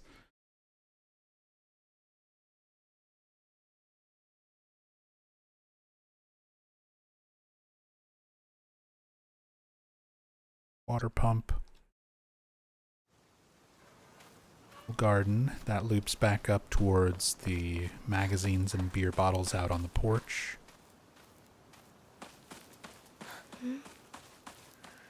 Two hours in. 千鶴屋なら誰か来てるかな。 And we are still just looking at the very first few houses in the town. This is going to be a very long series, by the way. Silent Hill 2 Remake was like a 30-part series with every part being about like 3 to 6 hours on average. This one probably won't be quite that long, but I imagine this will still be like 20 parts or something.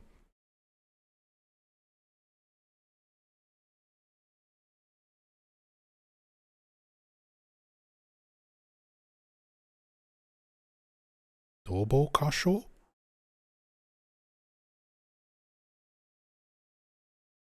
Dobo Kasho? That book on the left? What's Dobo Kasho?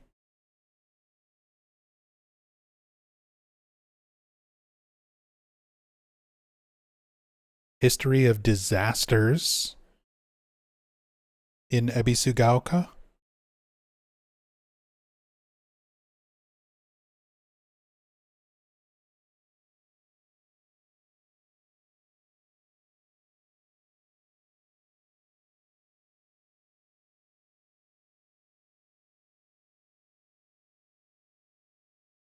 Calligraphy, something.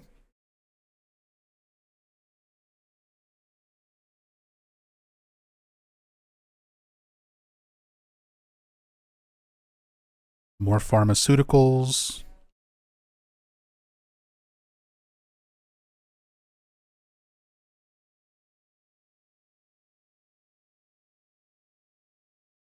Might be some words are in Taiwanese. I mean, it is a Taiwanese-based studio.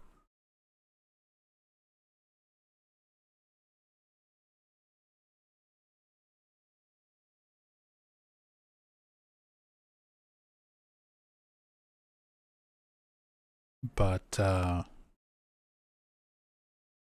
we'll see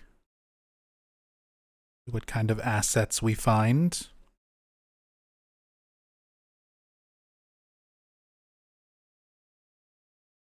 Book on left according to Google. I mean, I'm Google translating stuff as much as I can, but Google is also not always going to accurately translate stuff, especially if it's trying to view the kanji as Chinese text. You're going to get completely different meanings and translations.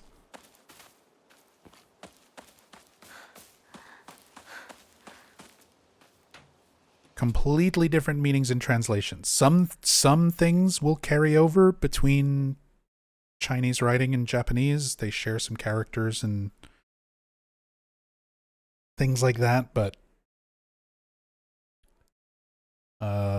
beware of fire. What I have for that top sign.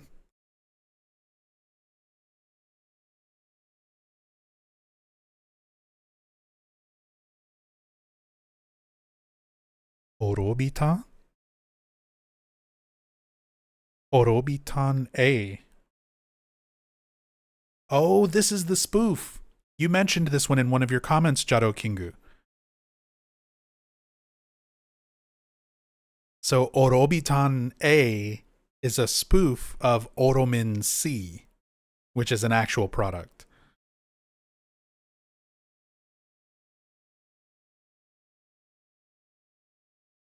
Genki Sakuretsu? Oronamin. Sorry. Yeah, parody of an energy drink. Japanese energy drink. Oronamin C. Yeah, kind of like vitamin C.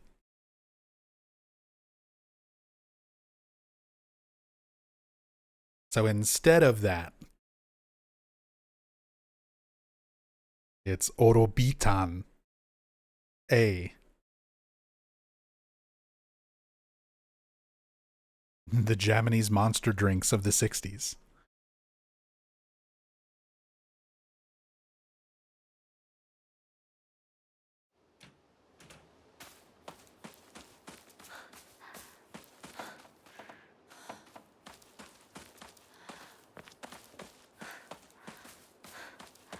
Release date 1965.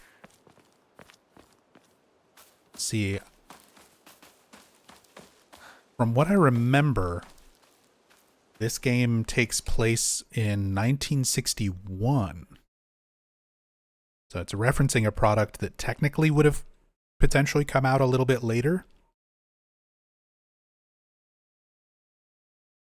Because the date that we get towards the end of the game for Hinako's wedding is April of 1961. I forget exactly which day, but it's on one of her journal entries as well as one of the calendars in the Shimizu household section towards the end.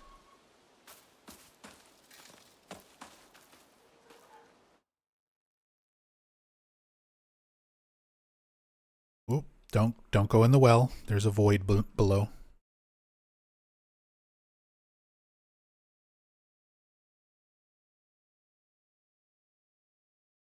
There's a void.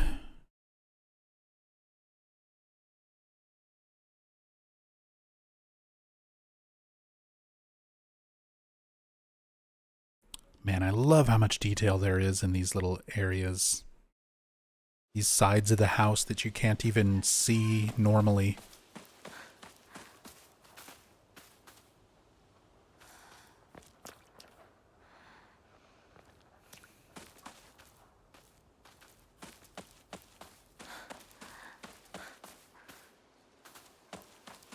Imagine Sadako waiting in the well for cam hackers. Oh, I would love it.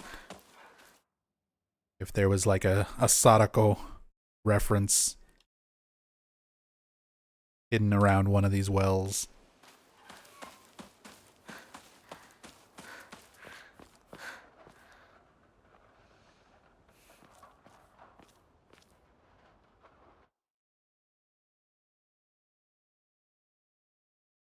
Oh yeah, Terry? Saw the Chronos playthrough where you couldn't see the Silent Hill 2 save point Easter egg on ultra low settings. Good thing you knew about that ahead of time. Yeah, on the one hand, I was kind of like, oh man, that would have been cool to discover on my own. But on the other hand, I'm glad that I had that Easter egg spoiled, because if I had just played it without knowing, I would have gone right past it. I never would have even knew it was there. It was such a weird thing to have the graphic settings remove a single red square texture that makes no sense to like remove for the sake of visuals, but very blurry writing. I won't be able to translate pretty much any of this. So leave these for a moment. We'll get some screenshots. People with better Japanese reading skills. Because that's one of those things when you're dealing with like blurry text. I was doing a lot of that with English text when we did cam hack playthroughs of Silent Hill 3 and Silent Hill 2 Remake, where even something that's written in English can be so blurry and low res that you can't really tell what it's supposed to say. but contextually, if you're fluent enough, sometimes you can kind of pick the meaning out, even from very blurred text. So this is the kind of stuff where somebody who's got good eyes and fluent enough in Japanese, and knows enough context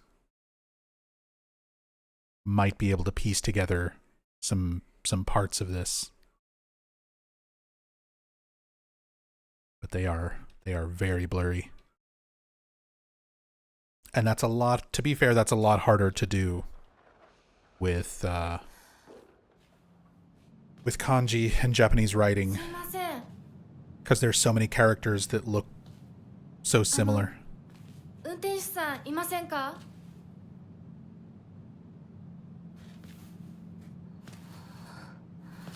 Maybe stick some screenshots in the Discord?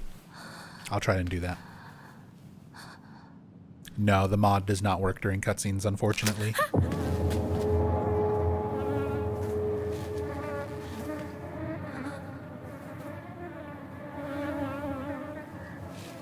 Yeah, this is essentially the same as the Silent Hill 2 remake mod that I used. So, it's a little limited. 他の道を探 It's そ a う little bit awkward to use. And you can't use it during cutscenes, but that's all right. I mostly just like this. I mostly like just being able to zoom in these details, like this squished baby bird. Again, foreshadowing to Hinako herself being referenced as a bird, baby bird.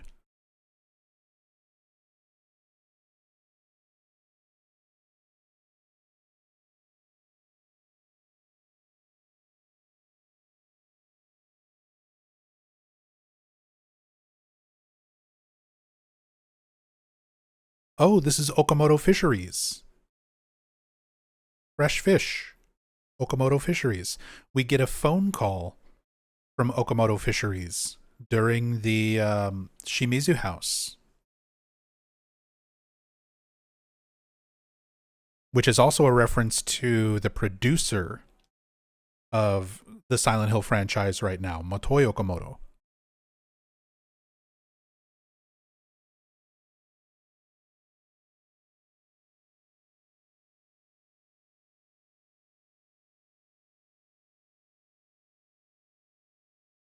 Tobacco, cigarettes. I can read that one. I know that one. I know my way around a tobacco vending machine. Because when I was younger and visiting Japan, I still smoked back then.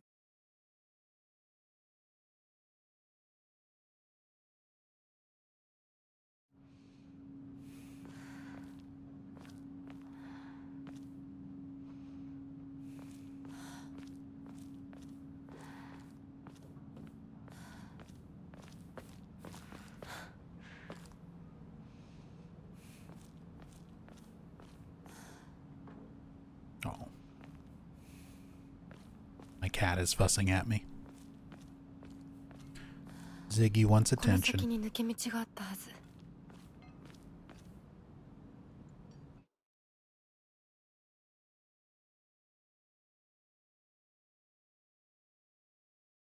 The laundry, the towels and stuff hanging up to dry. Can we see? Is there any fish in the truck? Gotta start clipping into these things. Nothing gonna be rendered inside the buildings themselves, but still just kind of cool to look at.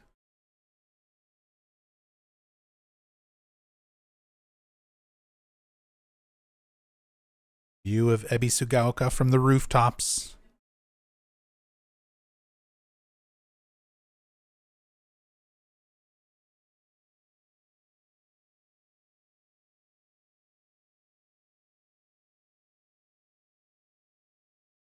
No Comic Sans Japanese signs. There is some pretty, like, it's not the same as Comic Sans, but there is some pretty stylized, like, Japanese fonts used for some of the signs, like the UFO posters.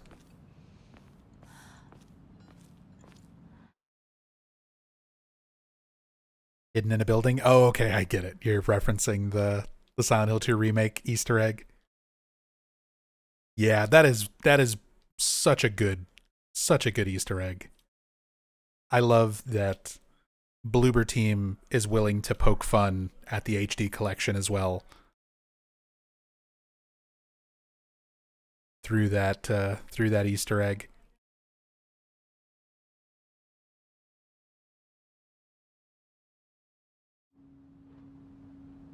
And if you don't know what I'm talking about, you'll just have to go and watch the Silent Hill 2 remake cam hack playthrough.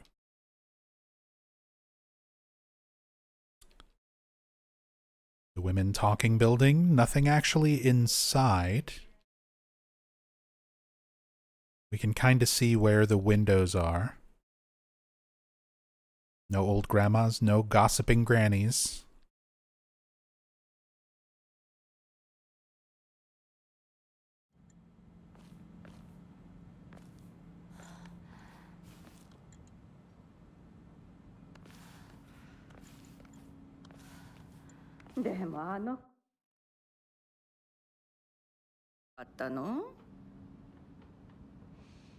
Here it is from the granny's perspective. 最後は心よりお金よね。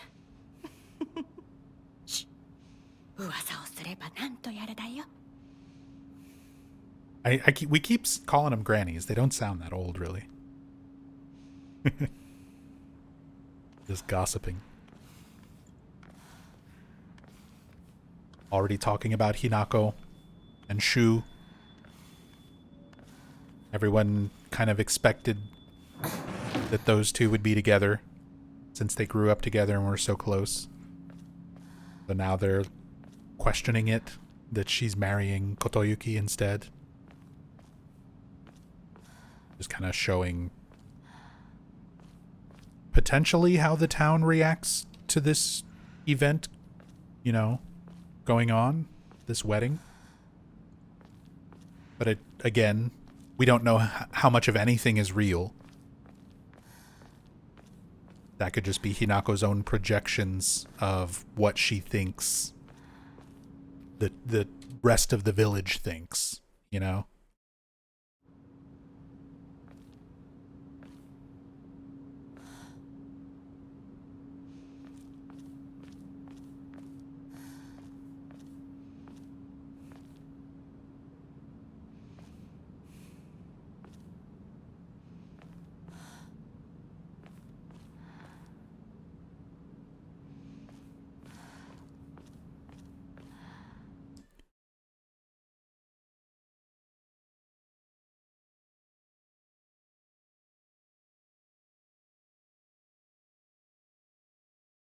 Dobo Kasho. Again, this is that same book. Unless I'm getting a weird translation. What is Dobo Kasho?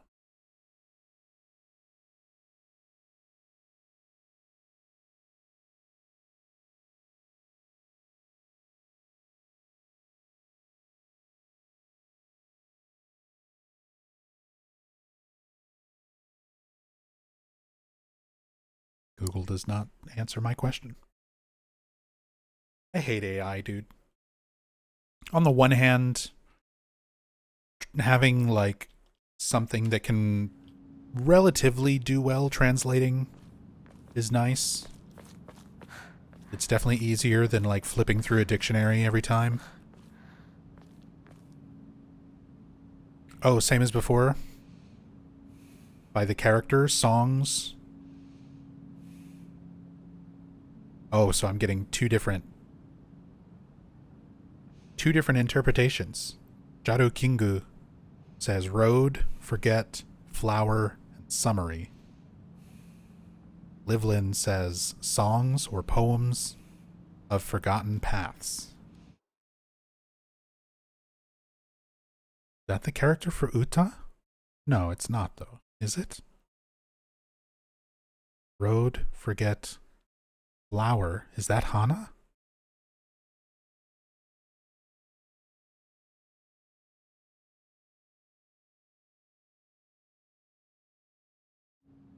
I gotta get back to studying. It is. Thank you. 裏切り者。サクコ、裏切り者。どこ行くの？こっち通るの珍しいね。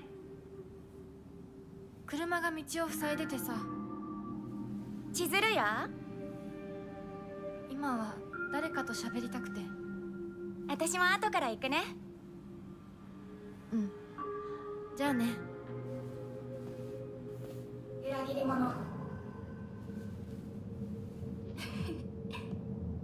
Uragirimono is sort of like it like traitor is a well enough translation, but it's a little more literal to like backstabber.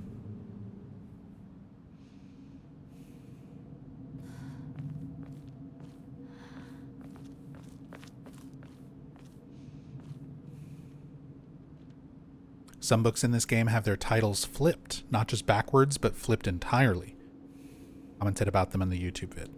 I'll have to go back over some of your comments, because I know you've translated a lot of the things already. Left it in various comments. Although I know at one point you were trying to compile all that into like one comment that you were just going back and editing. So, as said, at some point I'll be going through and adding all of that to my notes. All that information for, like I said, future story playthroughs.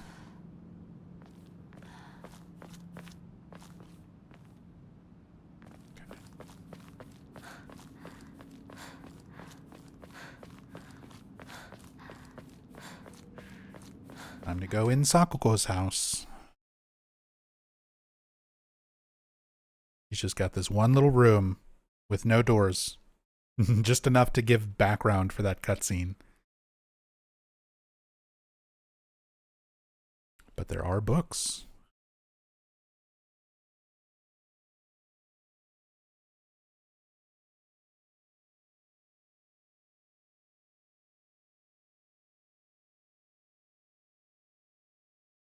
Junior high school society. Junior high school commerce. So it's all like junior high textbooks. Middle school textbooks.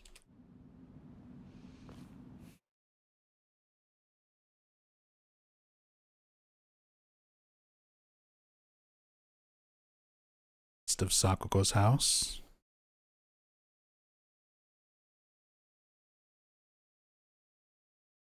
Anything in the mailbox? You can actually get a key and open this. For this New Game Plus playthrough, we've already done this, so there's not going to be anything there. Curious to see if there was anything rendered inside. Got all these little narrow pathways and alleys that you can't even normally get to. Unique book assets, at least for now. We haven't seen those textbooks anywhere else in all the other books that we looked at. So that is cool.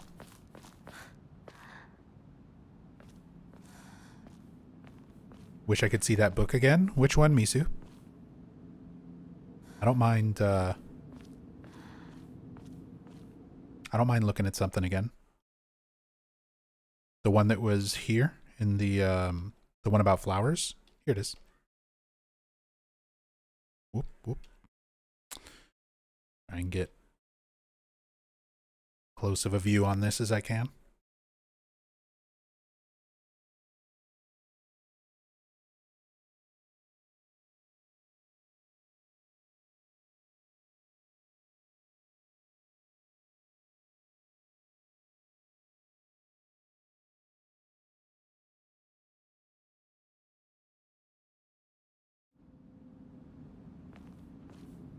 Thank you. Got it.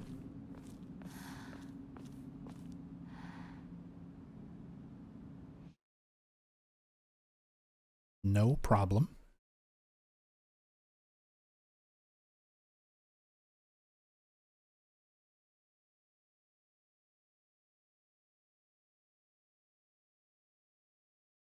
Traffic safety?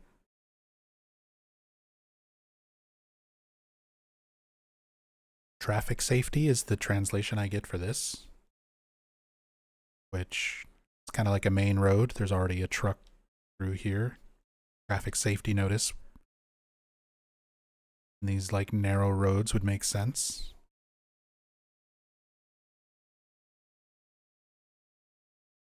Japanese seasonings. Oh, this is another one of the spoof brands. So the translation I'm getting is friend of taste.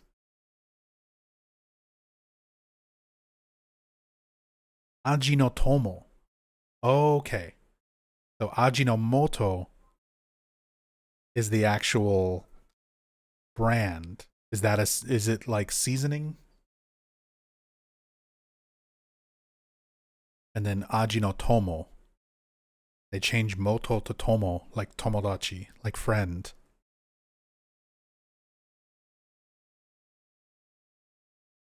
So again, stuff that is relevant to Hinako.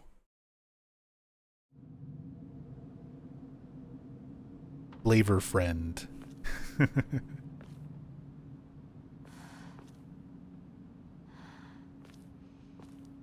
That's cool.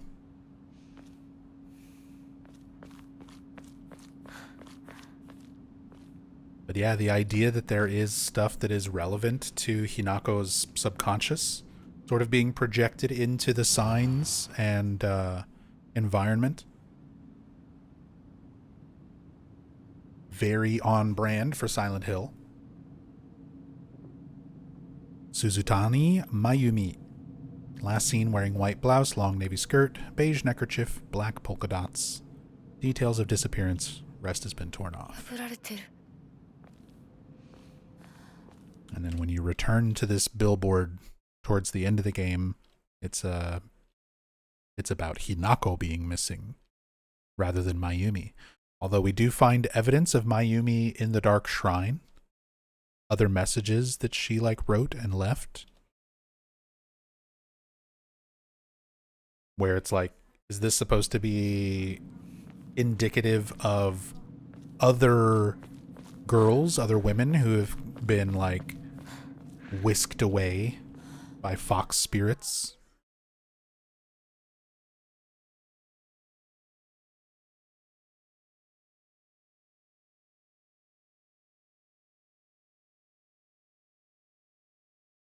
We've got Biru. The thin one in the middle is Biru. The rest of these are kind of too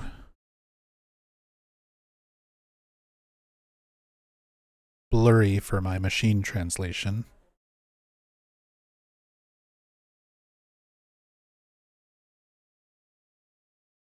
But they're not too bad. Somebody...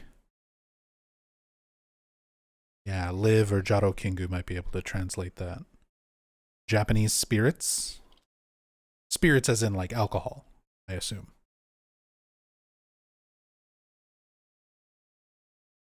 Or do you mean spirits like souls?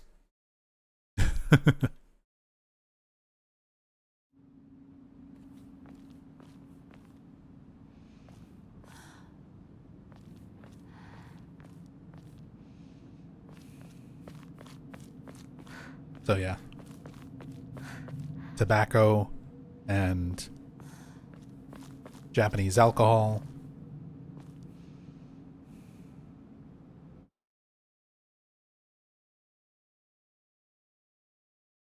Oobiru.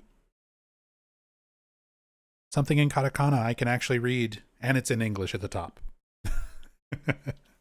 These are the kind of actual signs that you'll see around Japan a lot. If you, even in today, if you were to go to Japan, this is how I was able to get around Japan. Just with kind of a basic understanding of hiragana and katakana, and then a lot of signs have English on them as well. Phoenix beer. Oh, ho'o. Phoenix.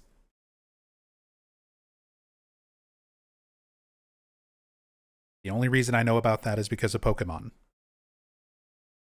That's where the Pokemon Ho-Oh gets its name from. Ho-Oh beer. Biru.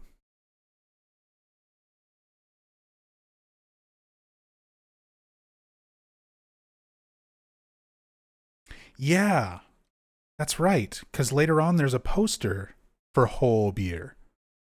And it's like an advertisement you can interact with. And it calls it Otori. I wonder why that is. どこ行ったんだろう。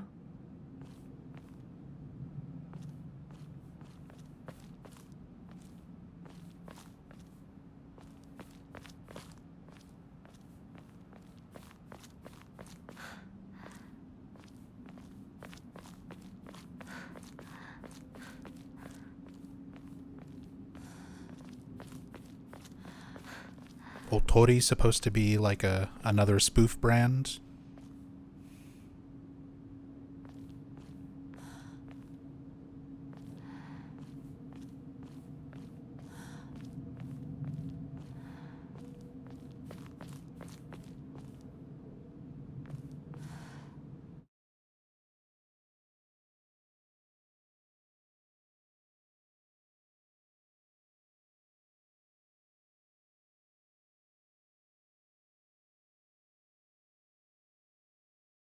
Kikukeko, mosquito coil.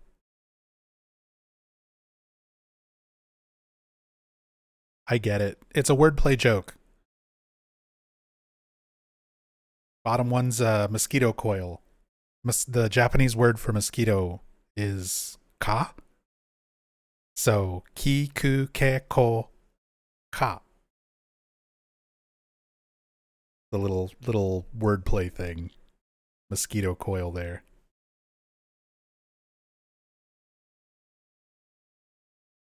Even got the little image of the coil and the mosquito.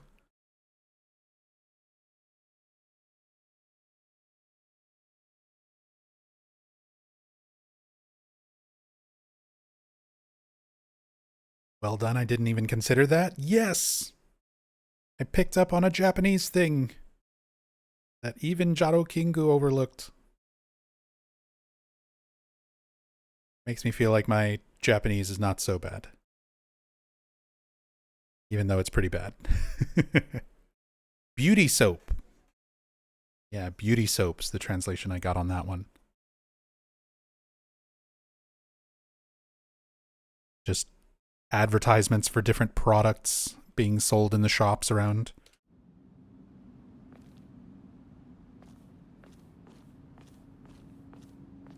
Yoseken.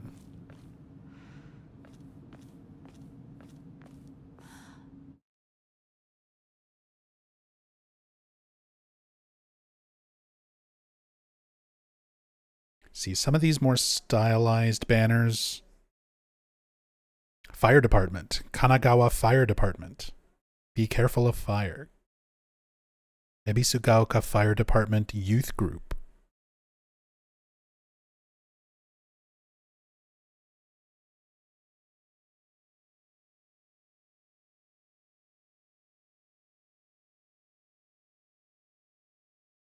The top one translates to careless enemy, but I don't think that's quite right. Is it warning like don't be careless with fire?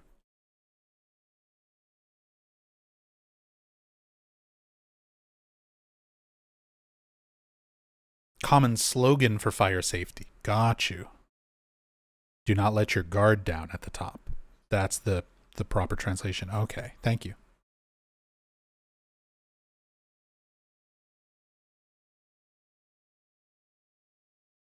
There's another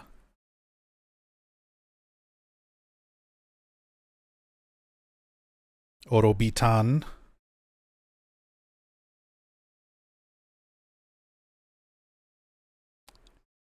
Seal of approval? I mean, that's what I'm seeing. The translation is seal. Comprehensive gastrointestinal medicine is the translation for the text at the top that I got. And it's got a seal on it. Seal of approval. Look for the seal. If you want good gastrointestinal medicine.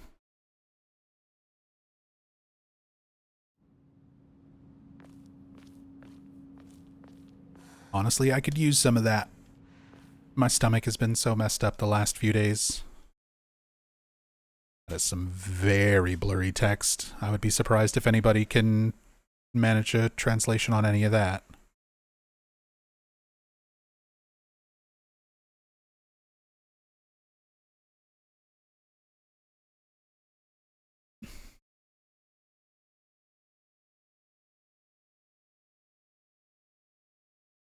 Not sure what's the original for the seal one. I mean, some of them are definitely spoofs and like parodies of existing products.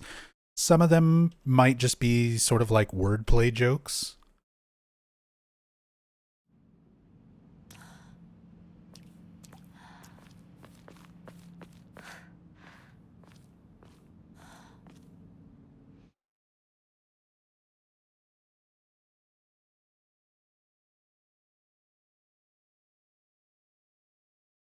More, be careful of fire, more fire warnings.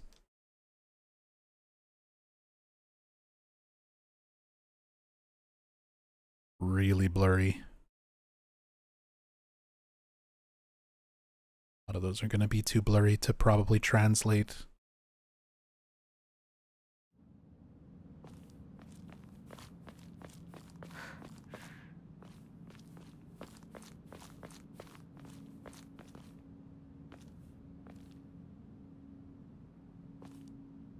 Construction site.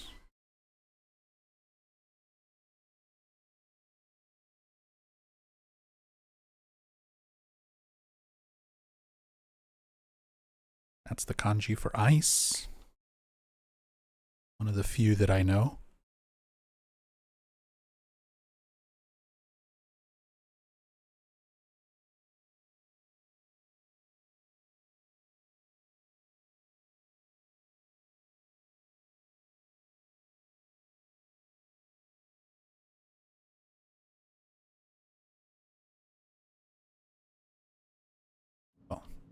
We'll make our way over there eventually.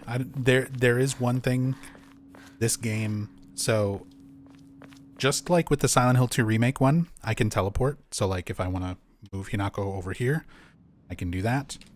But I have found that like this game really does not like it when you sequence break.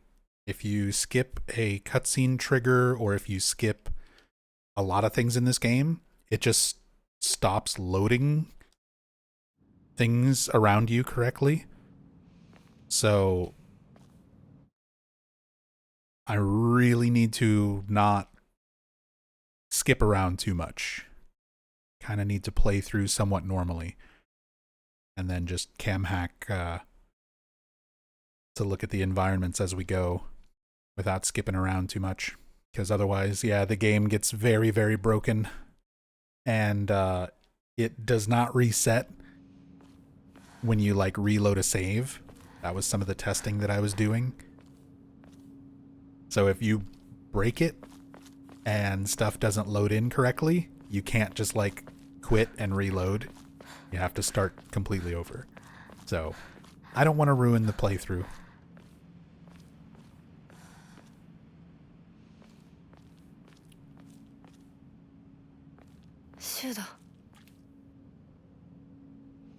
Your shoe.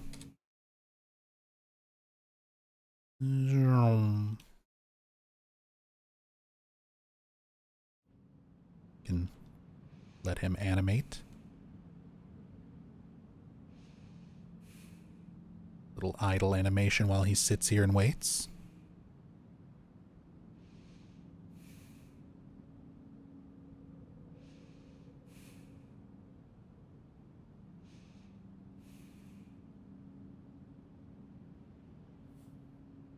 Again, we can take a little closer look at the character models. Really see the detail on them. Look at that. Symbols on the buttons also signifying, you know, that he's a high schooler. Similar to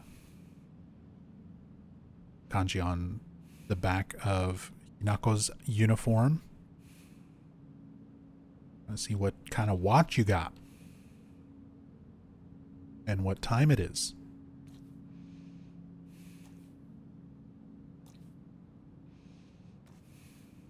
$2:15. Same as some of the other clocks that we've seen so far. Seeing a 2:15 on the clocks and watches as a recurring thing so far. Again, no idea if that's like actually significant or just like the default kind of placeholder time the devs wanted to use for timepieces. Also, did we just see this man's ankle?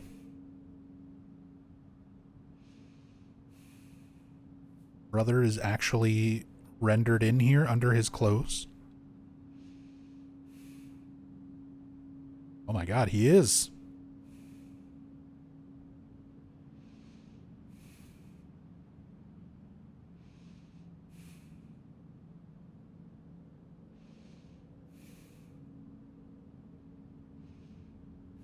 We are, for the sake of YouTube and Twitch, we will not be looking under the clothes of the characters too closely. Not intentionally, anyway.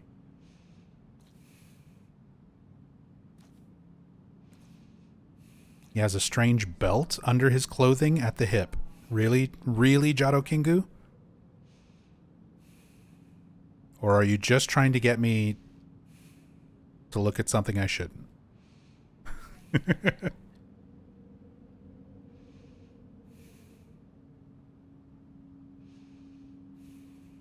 Where's your weird belt, Shu?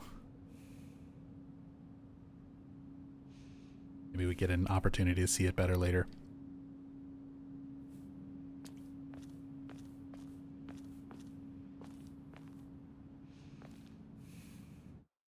When you looked at the watch, saw it? I mean, I saw like the other part of the watch band.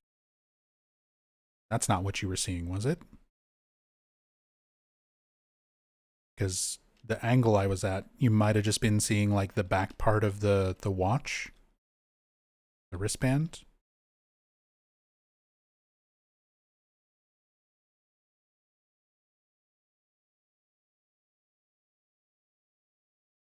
Yeah. Oh man, there's so much stuff in the shop.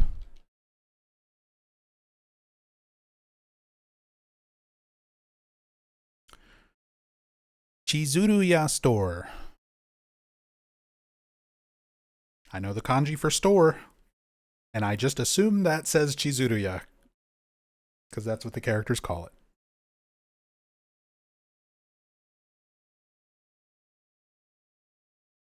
Yeah. Chizuruya store.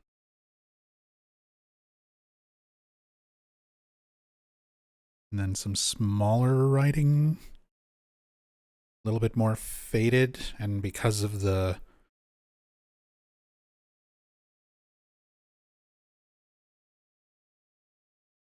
extra like smudges and spots on it, a little bit harder to translate for my app.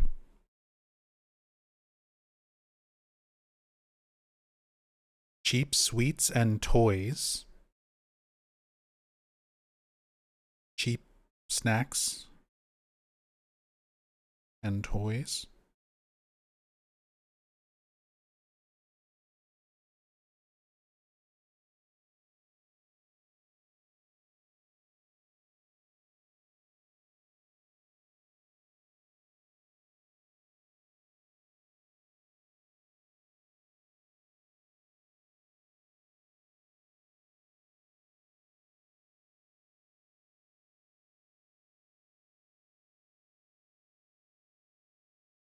Kinyo Shimbun? Some of these I have no clue what the translation is that it's giving me. Kinyo Shimbun? where my lack of vocabulary hurts.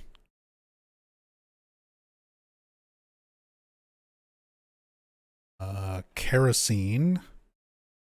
The blue one is ice. That's like the only one that I was able to read and recognize without an app. Millennium Manju. It's like thousand year buns.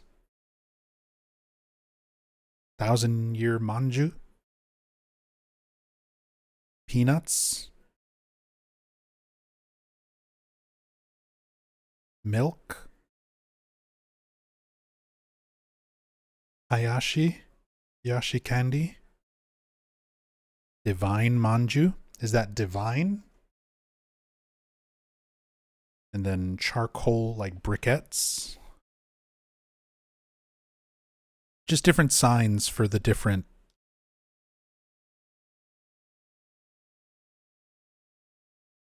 things they sell at Chizuruya.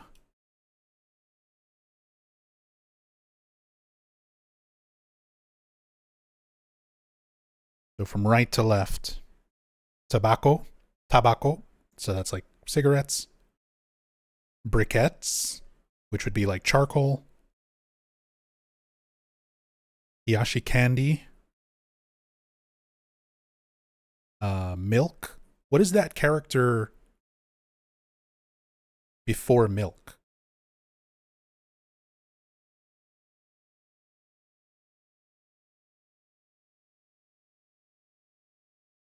Because it's like some kind of milk. Oh, ebisu. That makes sense. Okay. So it's ebisu milk. It's like local milk. Ebisu Gaoka Farms. Peanuts is the like red sign. Divine Manju. Ice. And kerosene.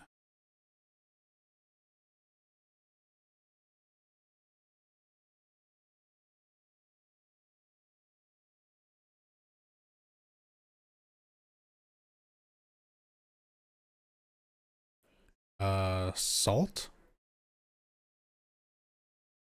Top character is Salt. Yeah, and then small gift shop is underneath.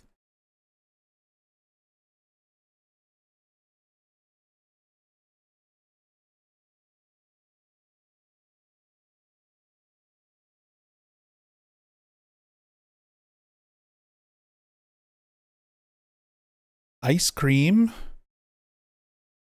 Aisukurimu.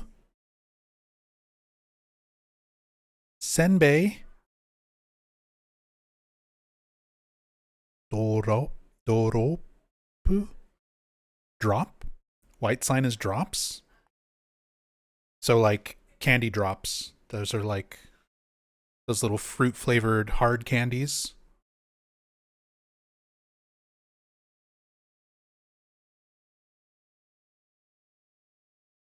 Little fruit flavored hard candies. They usually come in like a little tin.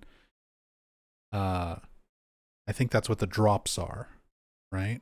Rice crackers in the white sign. Is that just rice crackers or is that specifically like senbei?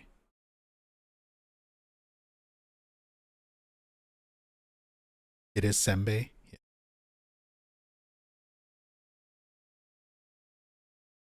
If you've ever seen Rave of the Fireflies.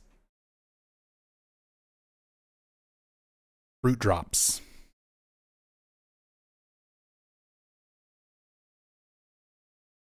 Fruit drops and sadness. Don't need that reminder in my brain? Yeah, sorry. Soy sauce. Sign on the left there. Something soybeans and soy sauce. Daishu. Daishu soybeans and soy sauce. Another sign for charcoal. And ebisu milk. Some repeated signs there. Peanuts.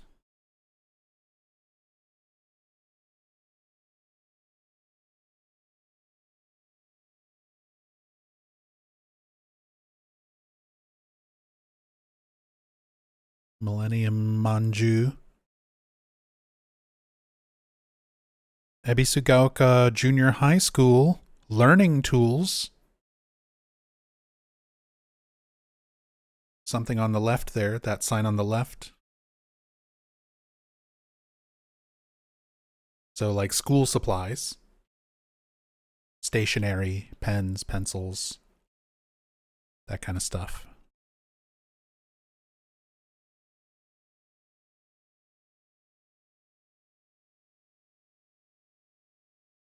Stamps, postal service, paper.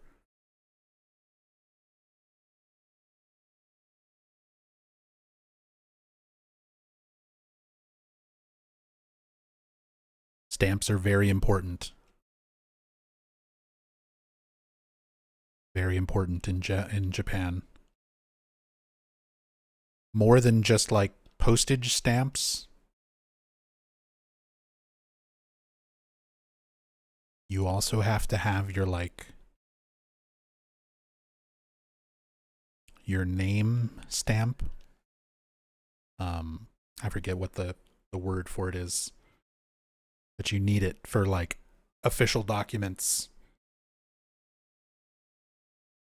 If you were to try to live there and get a house or employment or anything like that, you have to have your stamps.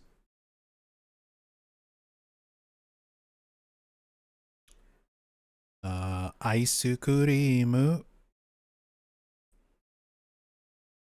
Ice cream and ice candy.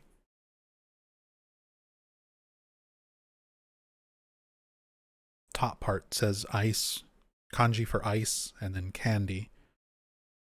And then katakana. Going down here is aisukurimu.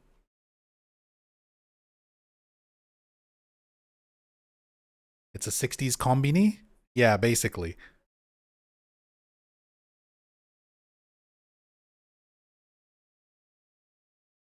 Powdered soda?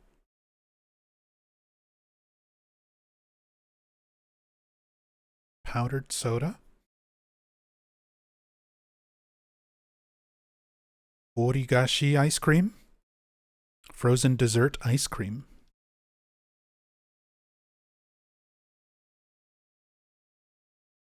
Ah, Usuda-san. Queen of the Mokyu Mokyu Kingdom.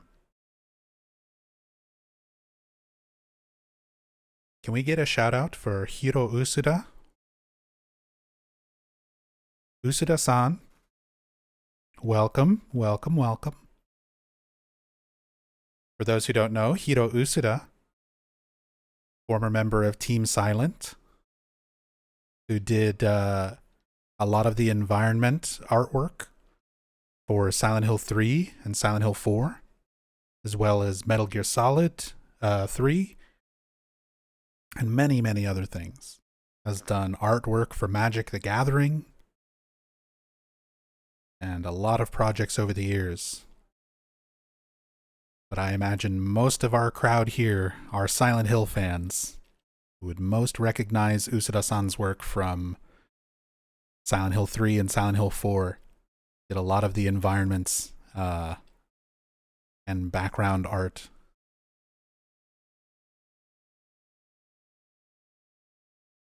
So, like, if you enjoyed Silent Hill 3, when you get to the cooked dog and you get the key out of the cooked dog, that was that room, that whole area was designed by Usuda-san.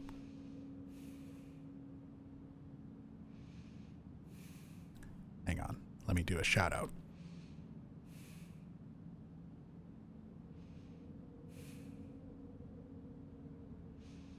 There we go.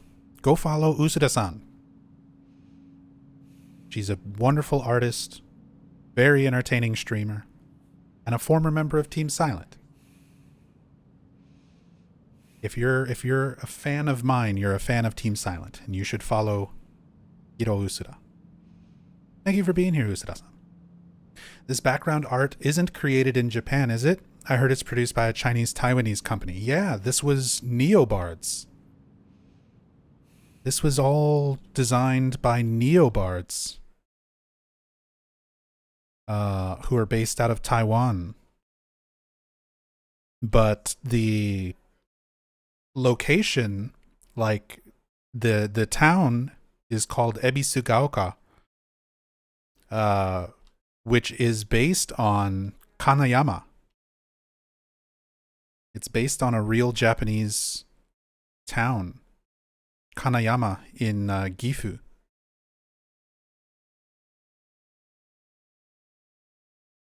So a lot of the buildings and signs and things like that are taken from the real world location, where they did a lot of location scouting. They even recorded ambient sound, like when you're going through the game and through the regular gameplay, the sound of the wind and the trees and the plants, when you're near the waterways and you hear the water, all of the sound was recorded in Kanayama.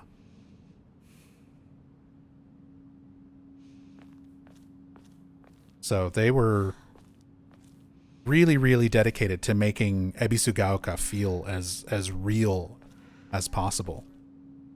Very, very close to Kanayama.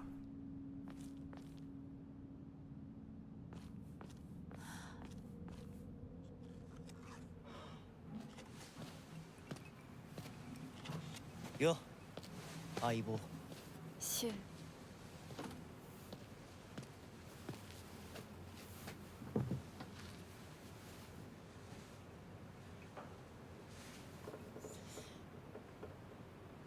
あのさ。うん。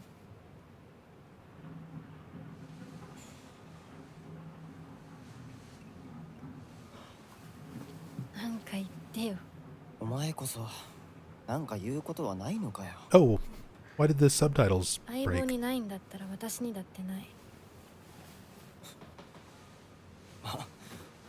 お前らしいや。Apparently I broke the subtitles. 受け身な生き方なんてお前らしくないぜ。お前が自分で選んだ道なら俺はいつまでも応援するからな。シュ。シュウ君、お待たせ。 Wrinkle. ひなこもいたんだ。 There's a really good meme going around of Hinako's actress playing Silent Hill F, いや、 and she like makes such a good face when Wrinkle is introduced, and people have been sharing that screenshot around 気が紛れて。 of her face, like, ugh, there's お Wrinkle. 役に立てて光栄の極み。 Warden of Horror, welcome back. Thank you so much for the 6 months. Thank you, thank you. ああ、貸したままでいいよ。インコに貸した時点で戻ってくると思ってないし。んだとこんちくしょう。笑いすぎだよ。サクコだってひなこから何か借りてるんじゃないの？私なんかあったかな？ Yeah, Sakuko, where's my 500 yen? ねえひなこ、じゃあ私が借りてる500円も返さなくていいよね。サクコ利子つけて返して500円。言ってないよ。 Give it back. あんなら出してみろ。 Give it back to me. これからはサクコに貸すとき消しゴムであっても証文書かせるから。そんな意地悪言わないでよ。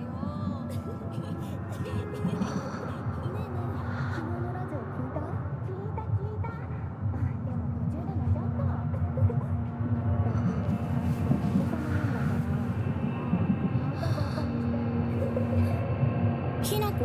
あ、ごめん。何？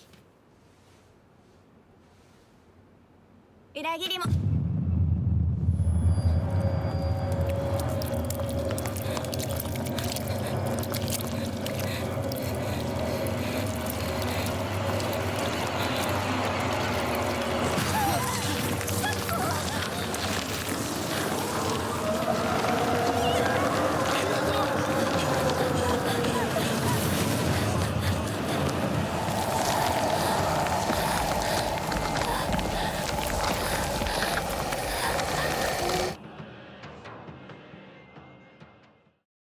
Toki wa tomare. We're going to stop time and look around at the fog creature. I like how... Oh, that's such a cool... That's such a cool effect. Depending on the angle that you look at it, like, changes how much of the silhouette you see.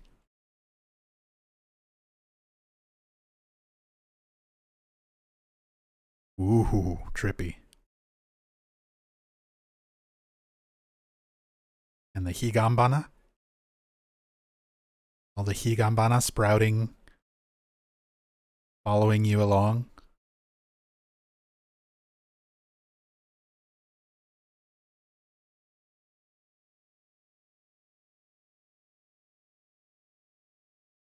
Really cool effect.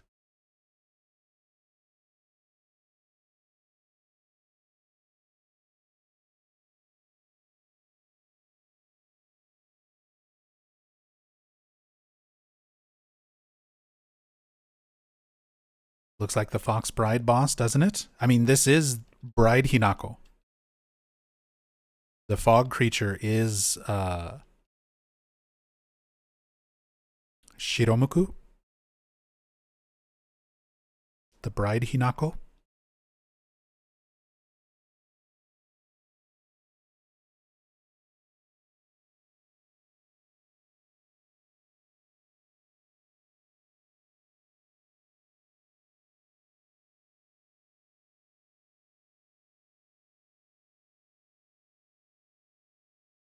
Run, Hinako.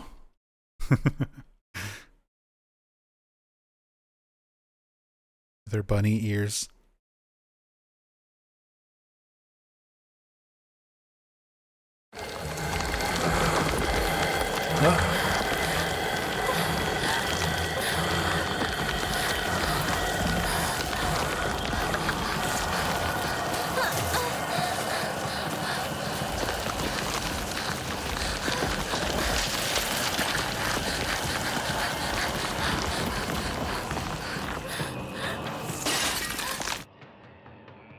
This part is another part I was really waiting on the cam hack playthrough, because you have to rush through this so quickly. You don't get a chance to really like look at all these things as the like higambana starts sprouting in. All the vines and stuff start sprouting in. There's a lot of stuff I wanted to look at around this area without having to worry about surviving. I mean, I still have to worry about it a little bit, because it's a bit awkward switching from the free cam to in-game control.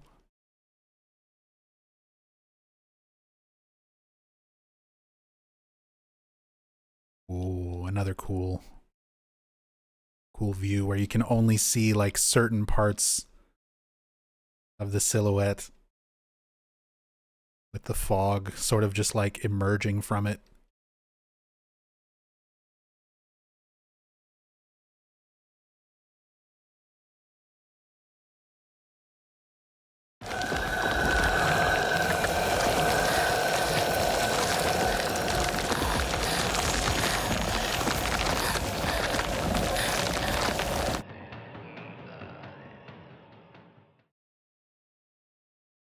And it's just seeing it go all the way up to the top parts of the house.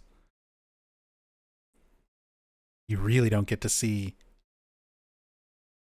the full effect when you're just kind of like running for your life with the normal camera.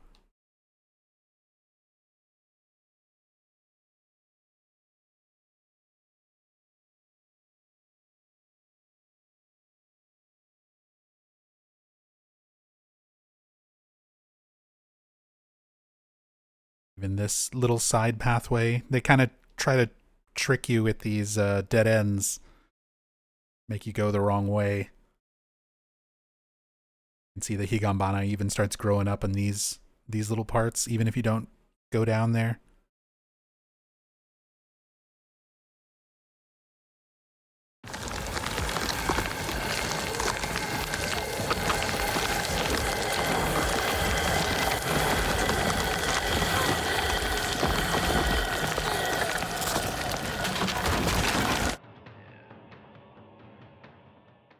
boards that are stacked up here that just fall over.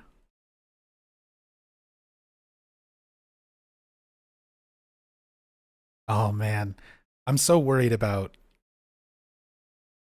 breaking the game by teleporting around, but there are so many things that I really want to test. Like, if I teleport Hinako to somewhere that the fog monster can't get her, what happens here?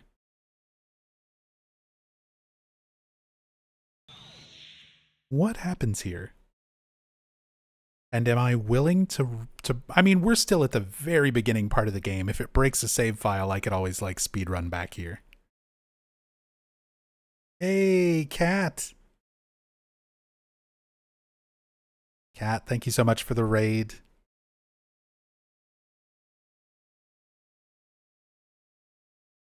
I see we're exploring. We're exploring.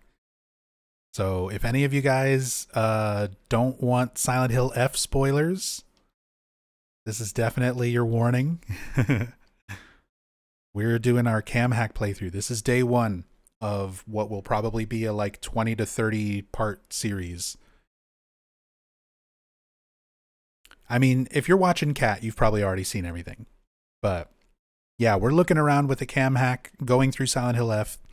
By the way, if you're new here, if you don't know me, I'm Nub Zombie. I'm just a hyper-obsessive Silent Hill fan. And one of the things that I really have enjoyed doing with the series lately is this, taking a free cam mod into Silent Hill games and looking around at environments, character models, details, things that are out of bounds, getting some cool perspectives and camera views and things that we wouldn't normally get using the free cam mod. So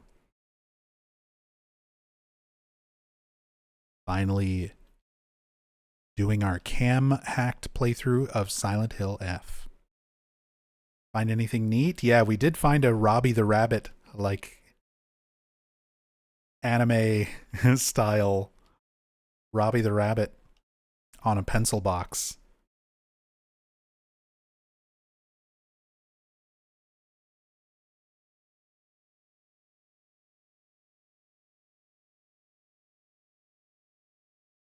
But we're still very early in the game. We're still very, very early in the game. Just taking our time, looking at everything. We're also doing our best to like translate a lot of the signs. There's some little Easter eggs in signs and books and things like that. It's all written in Japanese, so I know a little bit of Japanese, so I'm doing my best to translate. I'm also using Google Lens to just try to translate stuff. And then we have some much more fluent Japanese speakers in chat who've been helping with a lot of our translation stuff. So on top of looking at all the little details and things in the environment, we're also trying to translate a lot of the Japanese writing, because there are little references to Hinako and her schoolmates, her friends, parody versions, like spoof versions of real products and things that exist. So there's a lot of interesting stuff.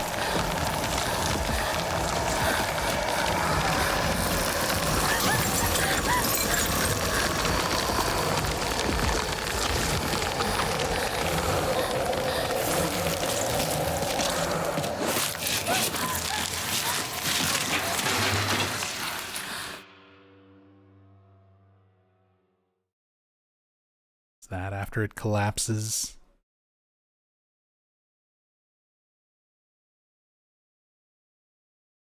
Is there even anything at the end of this alley? Nope. That just leads off to a dead end. Stuff's not even rendered.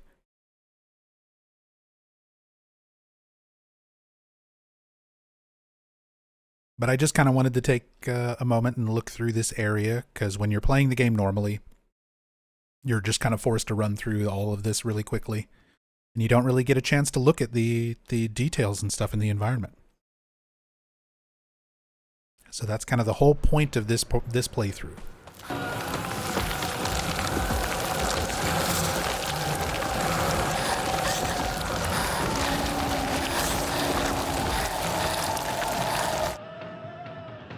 look at all these things we normally can't see.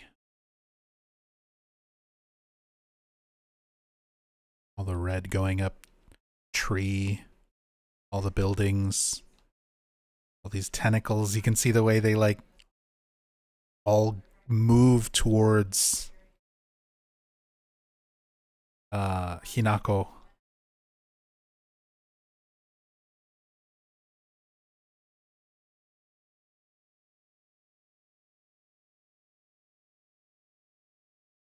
There's Bride Hinako, bog monster Bride Hinako chasing us. The red speckled effect before it becomes a red spider lily reminds me of the terrifying red effect from Stephen King's Dreamcatcher. Only read the novel though. The novel is way better than the movie. Normally, I like a lot of Stephen King movie adaptations. I did not like the movie adaptation for Dreamcatcher.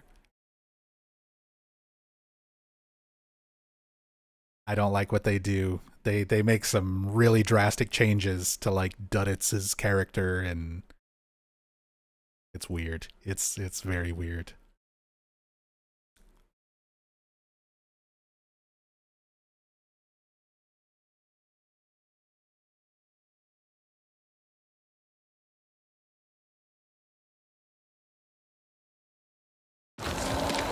Run.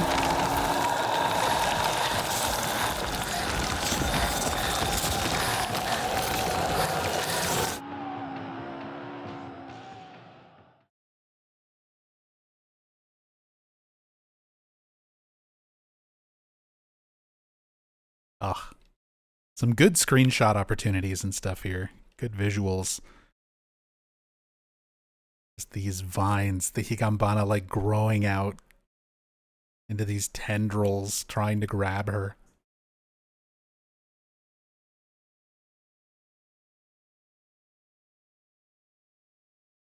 And all the actual Higanbana here.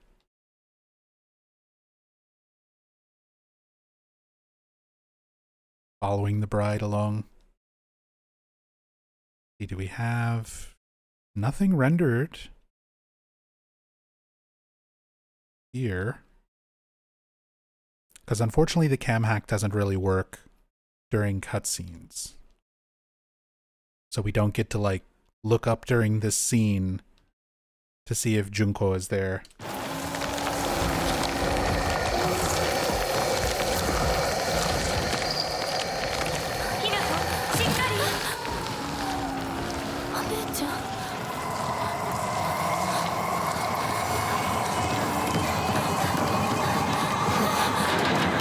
So I don't know why subtitles have broken.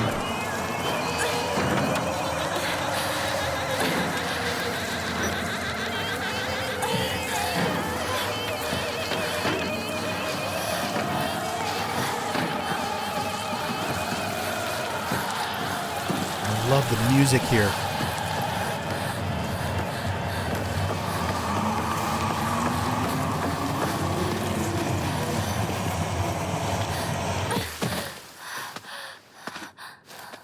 The like throat singing and wailing and warbling that comes along with a lot of the music.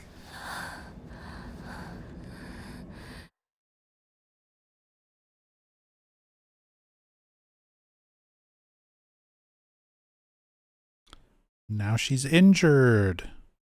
But I want to take a little closer look at the character model because there are going to be changes as the game goes on to her character model. I think already you can see her legs look a little more scuffed up after that drop. When she falls down,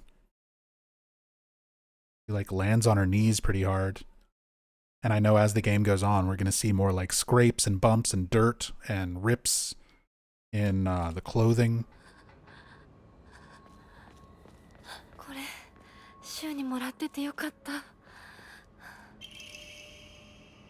Note from Shu. Here's pills. Take them if you want the bad ending.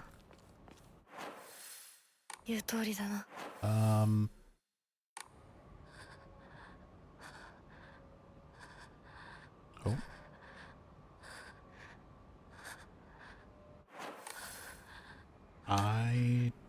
Don't actually know. Okay, there's that. How do I open up the actual... This is because of the mod. This is my first time playing on keyboard and mouse. And I don't know how to open the inventory.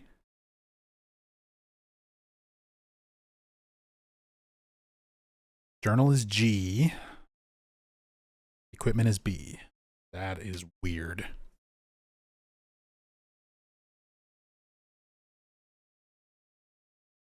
I really wish it said that. Pills, take these if you want the bad ending.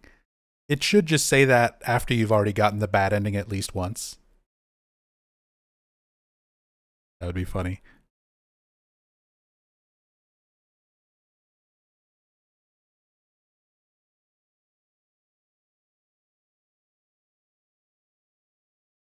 No, I don't want to take it.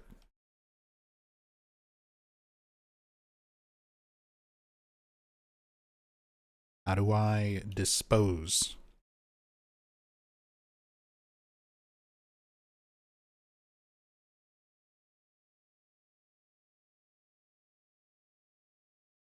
Because it lets you throw them away. I just don't know how to do that on keyboard and mouse. Well, whatever. We just need to be very careful not to eat any. We'll be fine. Only snacks. Until I figure out how to throw them away anyway.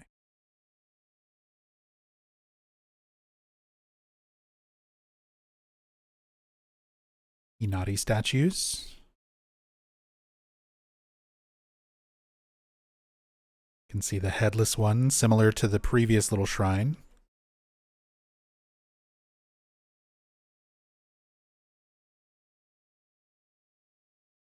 I recall if you go to equip them, you can remove them from the hotkey with square on controller. No clue about keyboard. Not even just removing it from the hotkey. There's a way to just dispose of items from your inventory. You can just throw stuff out. But yeah, I just don't know what the keyboard command for that is.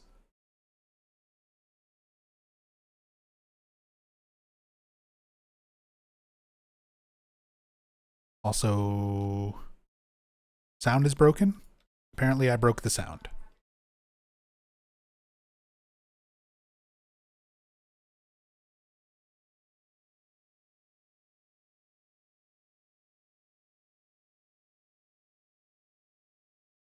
Uh-oh.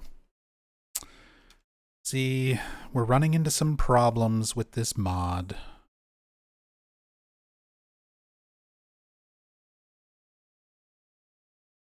We've already broken subtitles.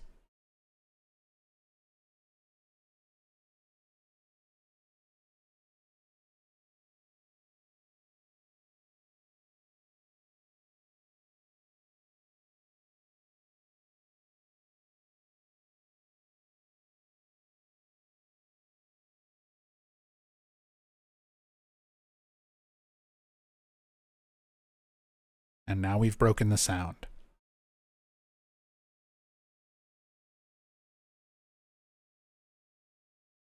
And I did some testing.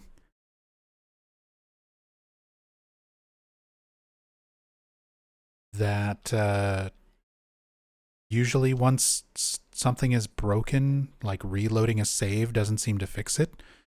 Subtitles are working again.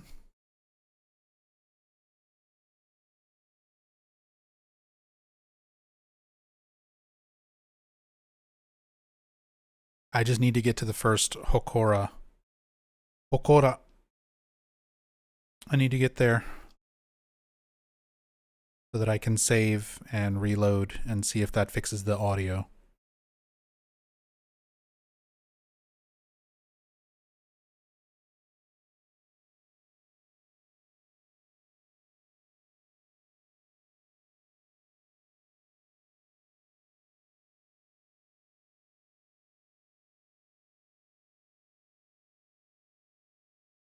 Seems like there should be key or button indicators for the menu controls.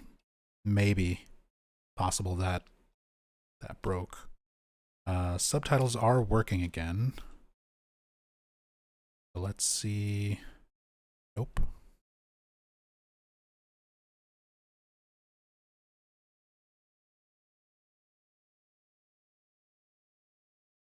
See, it like highlights it.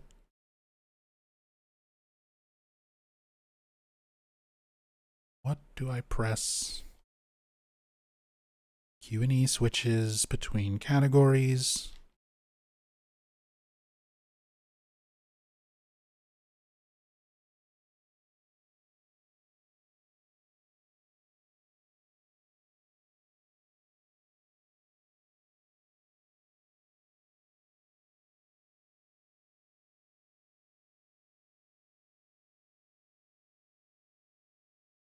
Item shortcut is on mouse wheel.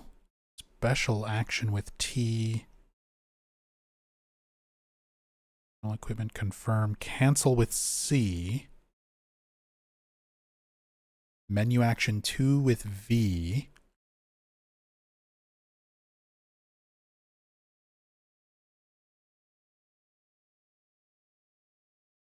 Okay, V does that. You can look at it. T does not work.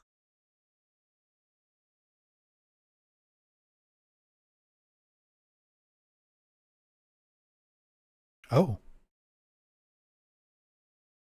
Wait, what?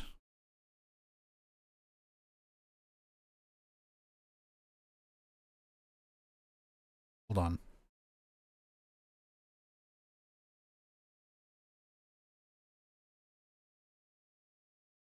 I heard audio, but very faintly.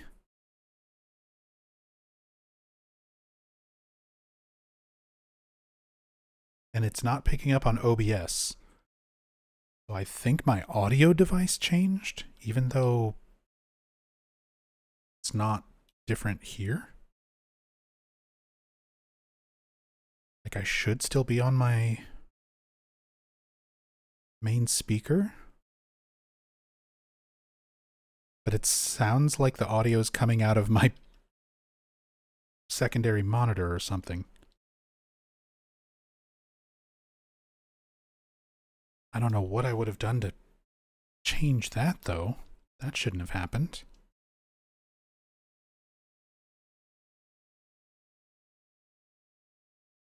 Ooh.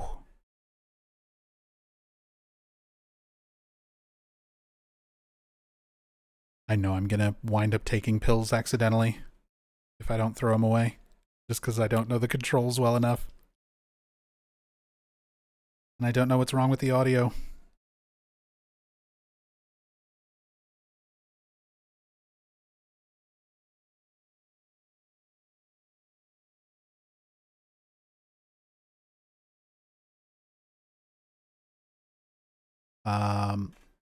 Usuda-san says, do you know the origin of Inari-sama? To put it simply, it comes from the worship of a human-eating Indian deity called Dakini that was introduced to Japan. Therefore, because Inari shrines have such a frightening origin, some people avoid visiting them. Ah.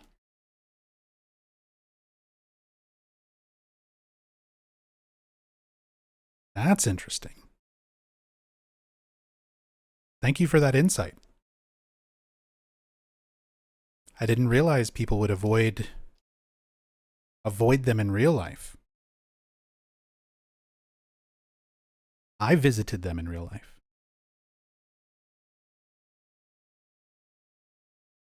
See? Here's me. That's me in Kamakura.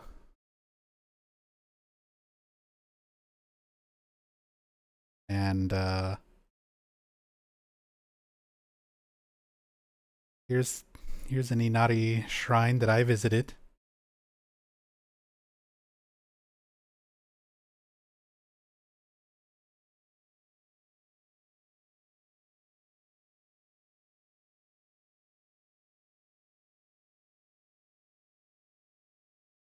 Some real life.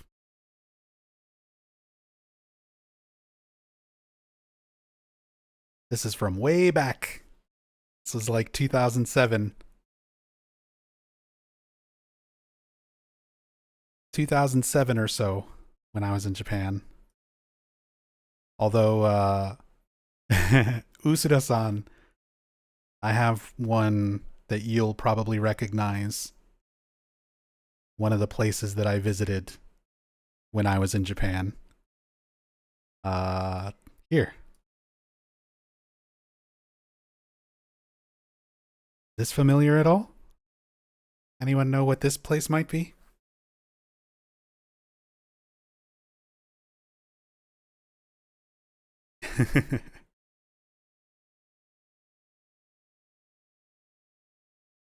Yeah, Nintendo HQ.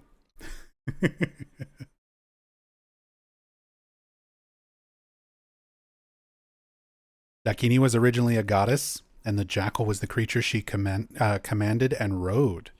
In Japan, it became a fox, so it was originally a jackal. And then the Japanese version of it changed it to a fox. And I guess just because of the association with like yokai, like kitsune, kind of made it undesirable, sort of creepy.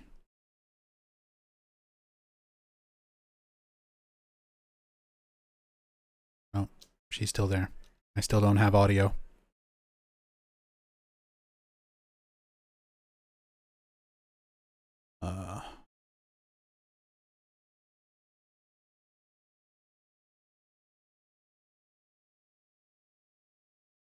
Just want to get to the shrine. I just need to get to the Hokora so I can save it.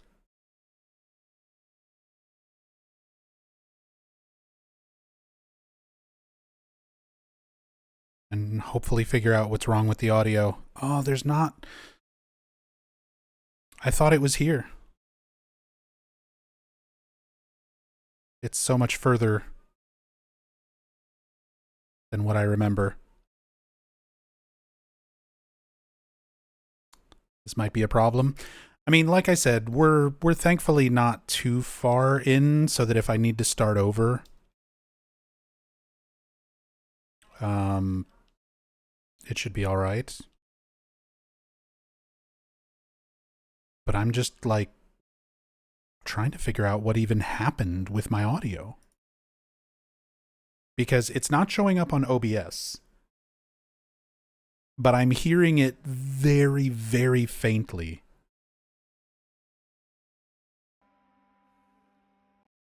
From some other sound source. Okay, now you guys have audio. Now I can see the levels moving on OBS. What device is this? Headphones. I have like 3 pairs of headphones and a mixer and a controller that it could potentially be putting my audio through. Okay.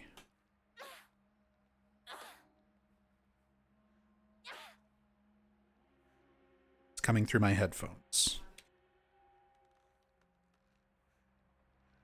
But let's just turn this up.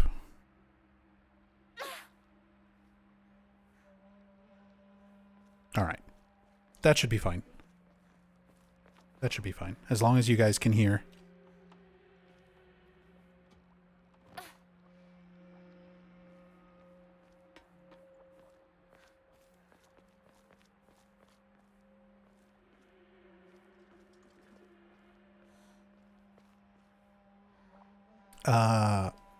Usuda-san, when you were a Konami employee, you were there until the Roppongi Hills office.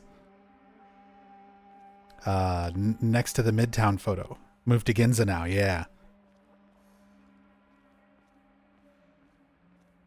Ginza would have been the newer offices. Konami always moves to high value land? I mean, that makes sense. That makes sense. They did the same thing with their US offices. Because the US offices used to be in Oh, where was it? Was it Redwood, California? Somewhere.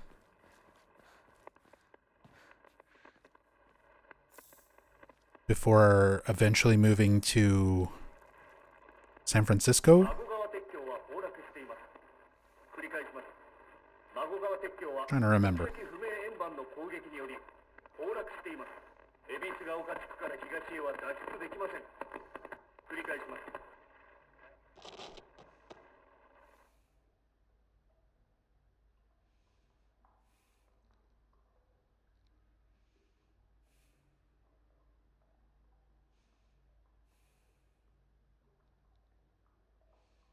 Sorry, I'm looking up.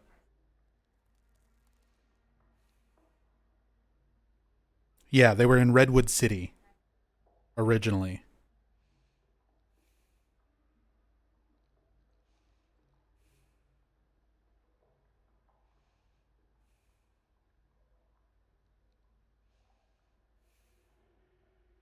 The US offices, anyway.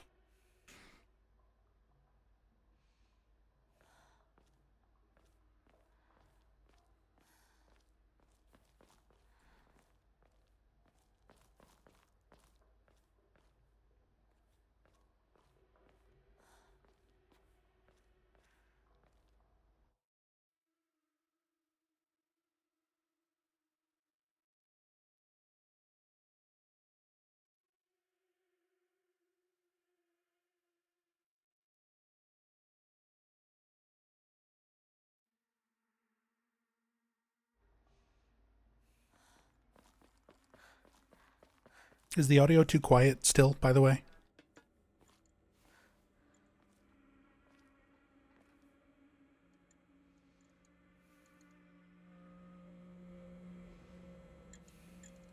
Try turning this up some more.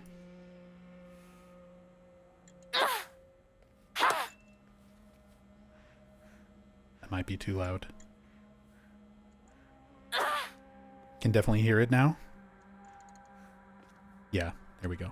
You should be able to hear like some background ambient audio, and then Hinako swinging should not be loud enough to blow out your ears.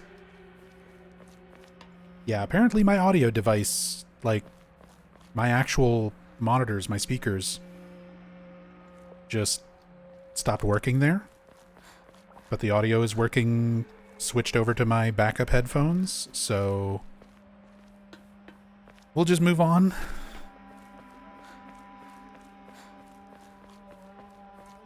Since Ginza's an upscale district, heard that casual attire like that of game developers isn't favored, and they were advised to avoid walking down the main street. Sad. That is sad.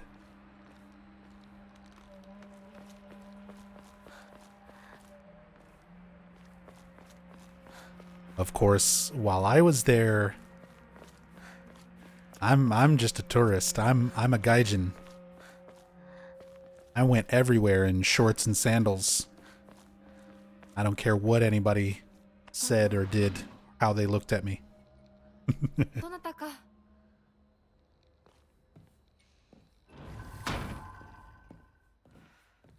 Didn't matter if I was in Roppongi or Ginza.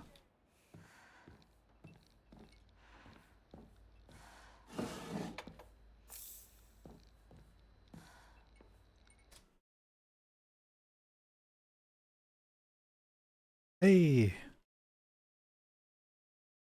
That's another one that looks like like it might be a real photo.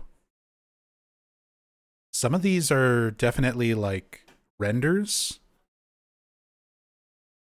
where they just like rendered a character and a background and applied like filters and stuff to it. But then some of these are they seem more like realistic. Seem more like actual vintage photos.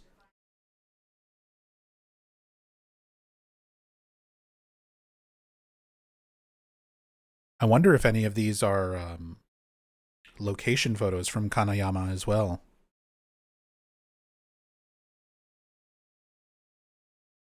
When they did their scouting. They may have gotten some like historical photos from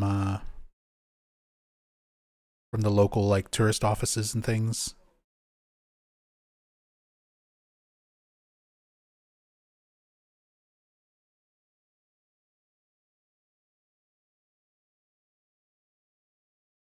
Some more books.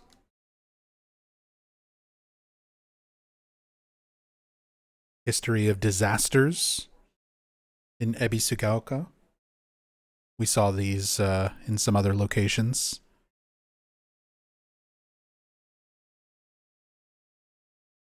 Same photos. The man with the shaky head blurred out. That's the one that looks like a render to me. The mother holding the baby. Oh. Yeah. That one I think might be a render.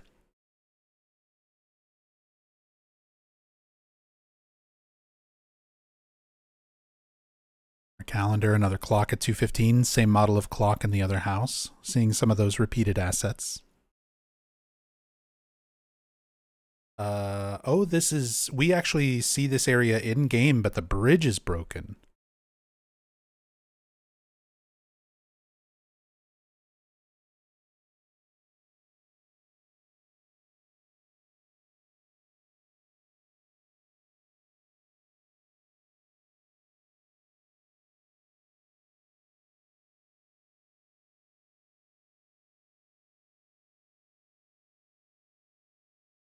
So cool just seeing the details. But at the same time, it's also still kind of laced with the overall themes of the game, the overarching themes, with like the women in society being expected to like serve men, serve their husbands, cook.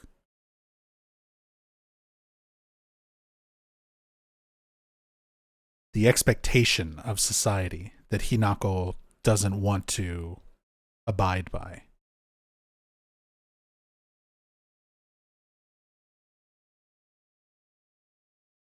She's trying to break free from that aspect of the culture. Biru.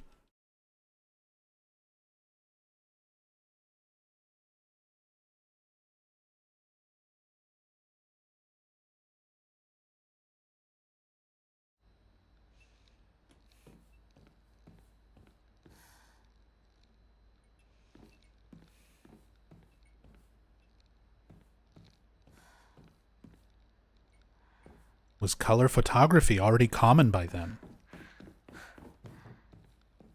I mean, I would assume color photography would have started becoming more regular in the 60s going into the 70s. But because we're seeing the town through Hinako's younger self, we're not seeing it in the 1960s. We're seeing it in the years that she would have been in middle school, which would have been the mid 1950s. So I think black and white would have still been more common. Color photography would have been around, but definitely not as common.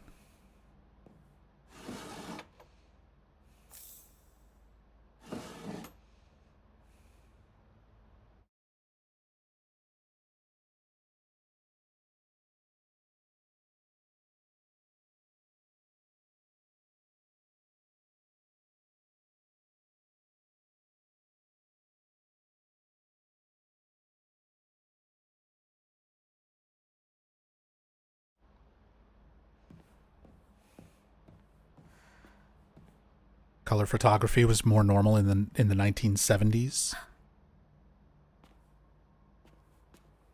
Yeah, so I think black and white photography makes more sense for 1950s, early 1960s.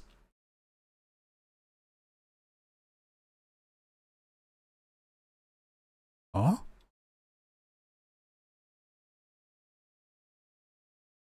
There's two variations of the mask.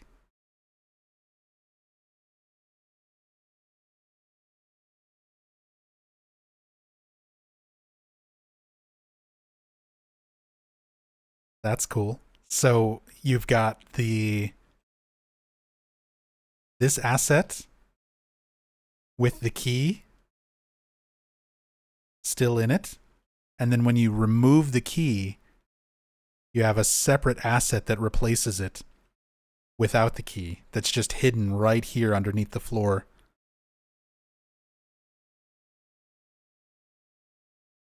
Even just things like this, seeing the way that the game is sort of put together, how they achieve certain effects, is always really interesting to me. But yeah, this way we can interact with this. Can I cam hack while I'm doing that? No, I can't.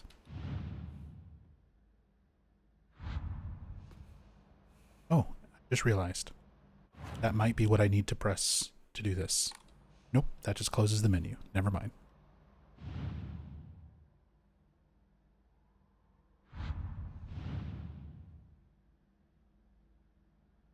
Oh, how do I zoom? I have to zoom.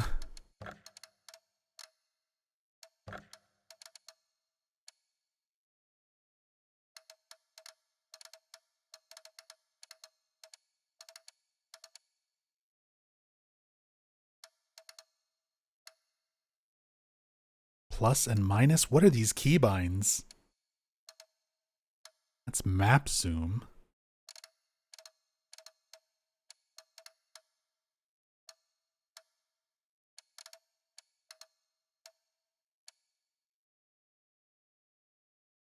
T for special action. See, focus. That's not like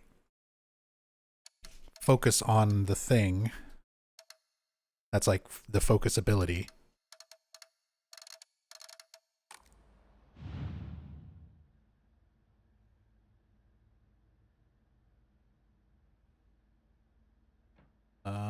It's not T.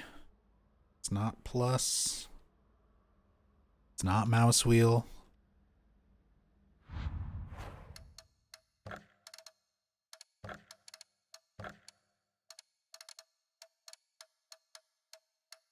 Yeah, this is my first time playing with keyboard and mouse, just because of the cam hack mod. I've only played this game on controller so far, so I don't know what buttons I need to do things.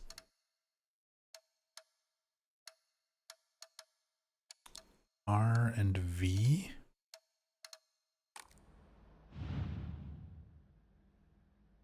Not R, it's not V.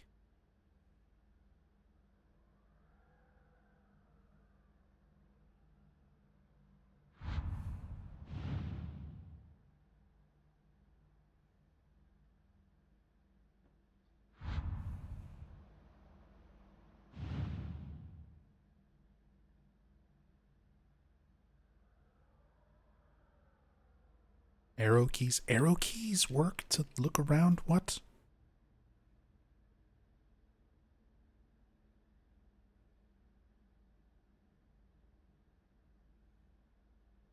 Do the trick of pressing every button. That's what I'm doing now. Oh, there it is. It's Q. These are some weird default keybinds for keyboard and mouse. It's gotta say.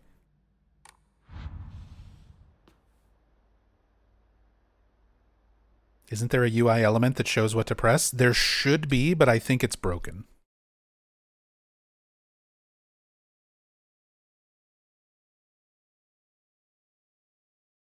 Yeah, I think it bugged out with the mod, because we also had our subtitles bug out. But there we go. Now the mask that was under the floor has moved up here. And the mask that has the key in it has moved somewhere else. Probably out of bounds somewhere.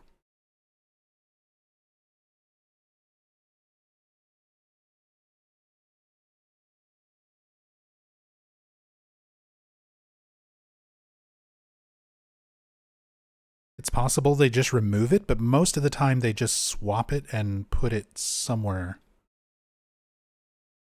The same way this one was kind of like just hiding in the floor.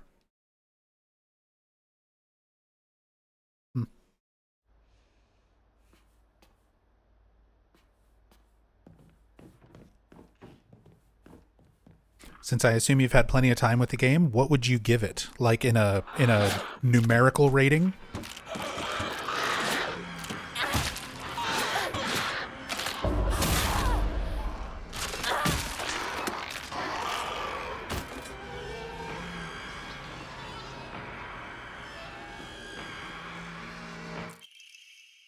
Backdoor key. Oh, now that we've got a chance. Of course, I've already killed her. Like, we haven't really cam hacked to look at the Kashimashi yet.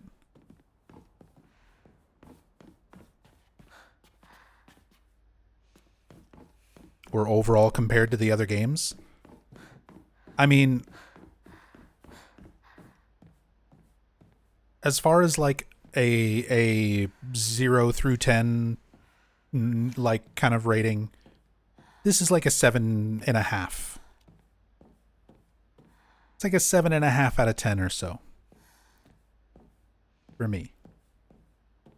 Which is still very good. I think a lot of people misunderstand, like, if you give anything less than a 10 out of 10 or a 9 out of 10, it means it's a bad game. Not at all. Like, for me, 5 out of 10 would be average. A game that is just okay. Anything below that would start being a bad game. Anything better than that is better than average. I would say this is like a 7.5 out of 10 game for me. It's very good. It's very enjoyable. There's a lot of good stuff in this game. There's a lot of interesting visuals. I love the environments and the enemy designs. Everything on the artistic side of Silent Hill F, I'm a big fan of. I'm not a big fan of the combat. A lot of the combat and gameplay mechanics are pretty rough, and the game's a little too action heavy for my taste. And in terms of like fitting into the Silent Hill franchise, it's got very loose connections to the rest of the series. I would have hoped for some stronger connection to some other elements of the series. We get some. We get like White Claudia and Aglophilus and a lot of parallels with spiritual powers and ancient gods and girls splitting their souls into two, essentially. There's a lot of the vibes of Silent Hill are there. But in terms of like hard story connections, there's not much. So I kind of wish there were some stronger story connections. I kind of wish there were some better combat mechanics, especially in the very last like 30% of the game or so. Yeah, the legs are very Fox-like. One of those things that we had noticed even without the cam hack. Although, if you look at them, looking at them here with the cam hack, it's not like they're just straight up fox legs. They're human feet. It almost looks like when women would do foot binding, where the toes are like folded under.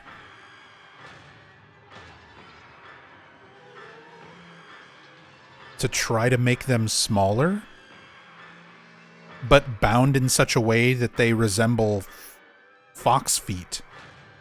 Obviously, there's like straight up fox legs, like with the knee and ankle joints.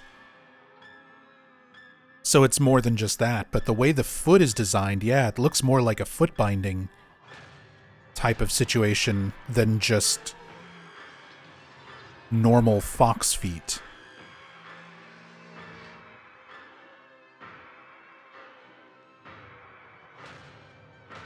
Yeah, that definitely fits thematically. from a design standpoint.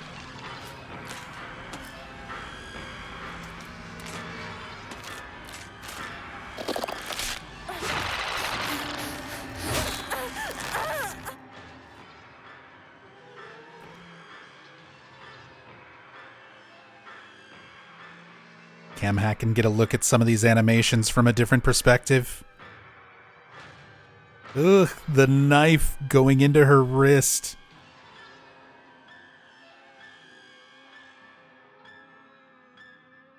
This is one of those things that even from the like pre-release footage, we saw this animation and I was like, damn, that looks so brutal.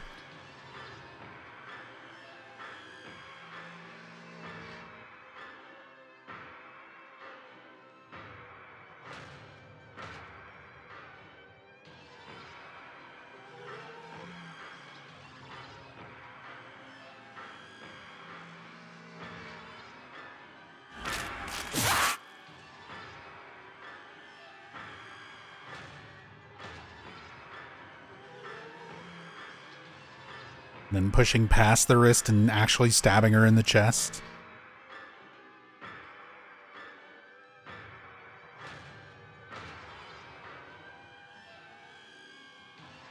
Oh, and you can see...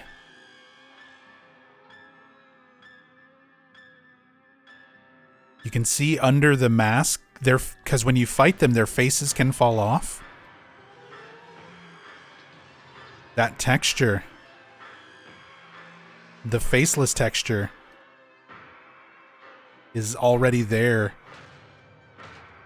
underneath, like behind the face. So creepy.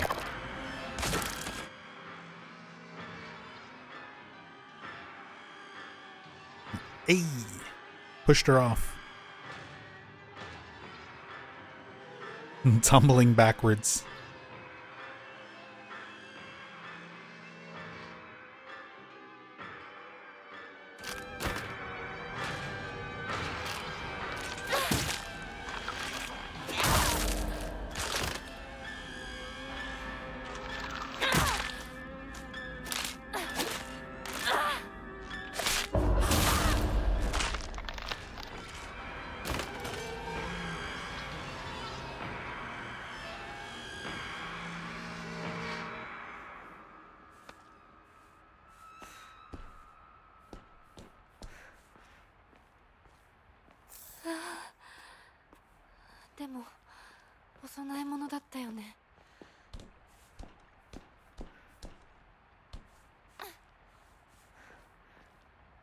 As much as it'd be kind of horrific to see battle scars on Hinako, it admittedly takes me out of things a bit to see Hinako get stabbed repeatedly and only ever show damage when she gets harmed in cutscenes and such.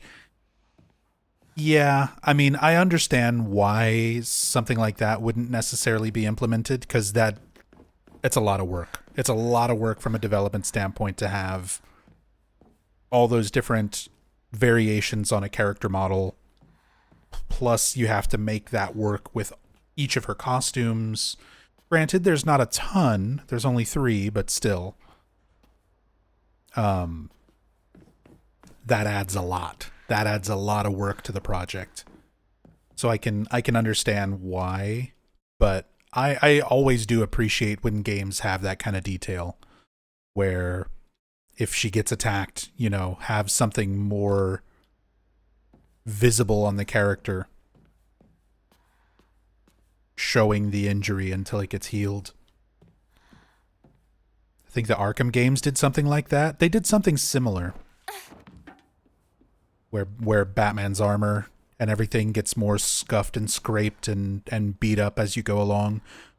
Although I don't remember if that works based on the actual damage you take or if that is based on progression the way it is in this game.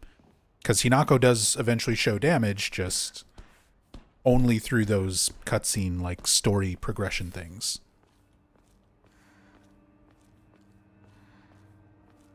It's progression based there too? Okay. That's what I thought, but I haven't played the Arkham games in such a long time.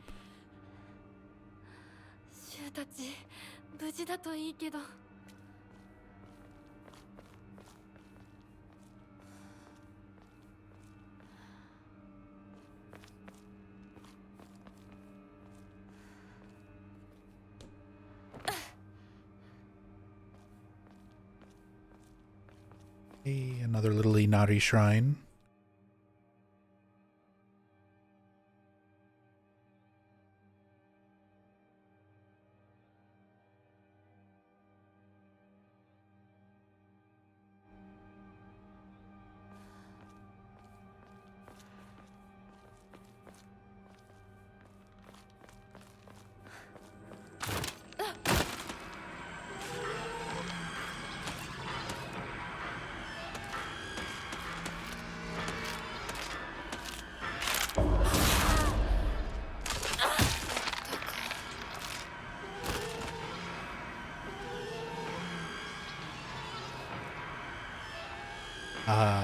Usuda-san says, my mother was born in Tokyo but married into the countryside. This was even before Hinako's time. After hearing my mother's stories and experiencing things myself, come to the conclusion that the city is definitely better. I love Tokyo. I love Tokyo too. The countryside is very scary to me.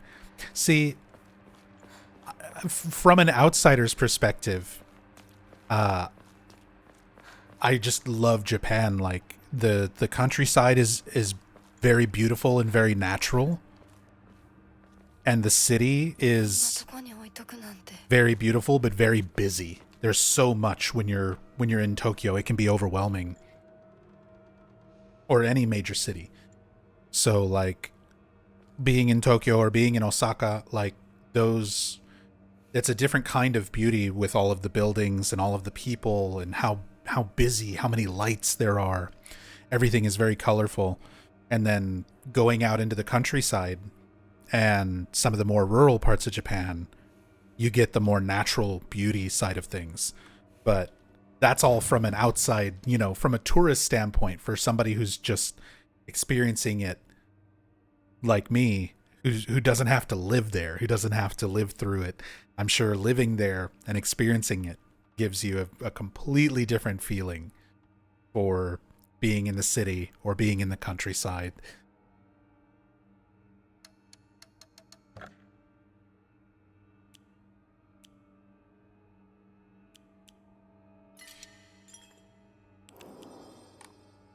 It's always a very different experience living somewhere versus just visiting.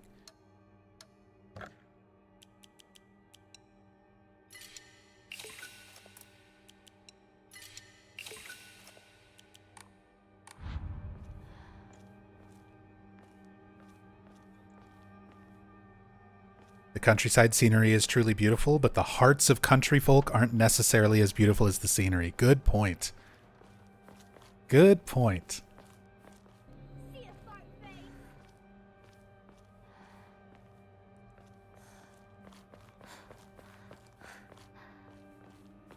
The people are definitely somewhat less accepting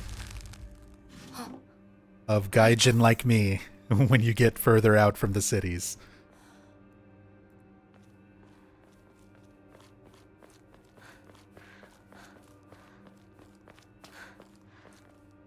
Nix Sakura Rage, thank you so much for the 4 months. Welcome back.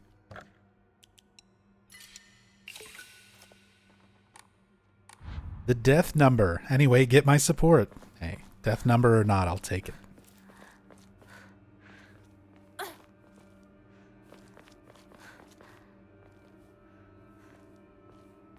Just like the town my father grew up in, beautiful place, some really horrible people. Hey, I could say the same about where I live.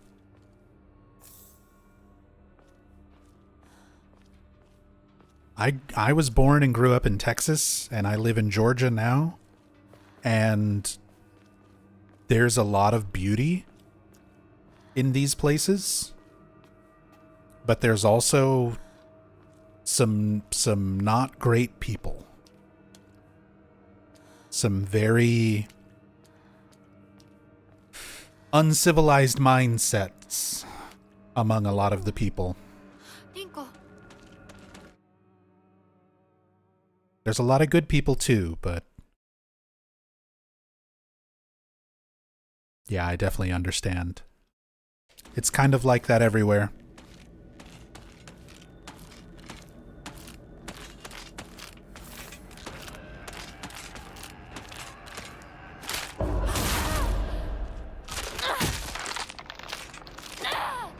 But I try to focus on the good, the people who are good and kind, and focus on the natural beauty of places rather than worry too much about the negative. This camera has amazing range. If you mean like the cam hack itself, oh yeah. You want to talk about some amazing range? Here's Ebisugaoka. Here it is.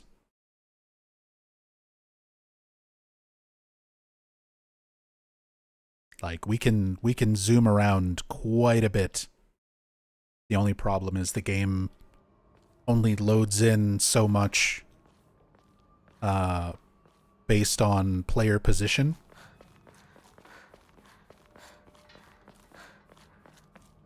So we have to like progress by a little bit, and then we can look around and then progress a little more and then look around more.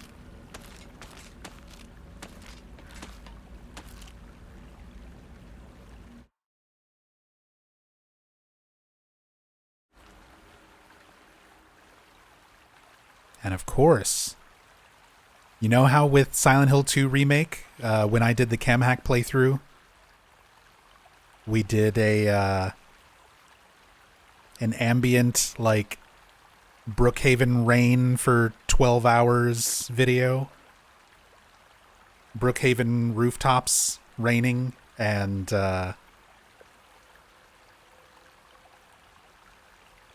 made a nice, like, help you sleep, help you study type of ASMR kind of video. We could definitely do something similar with some of the locations like this. Because again, the water that you're hearing right now, that sound effect is from the actual waterways in Kanayama.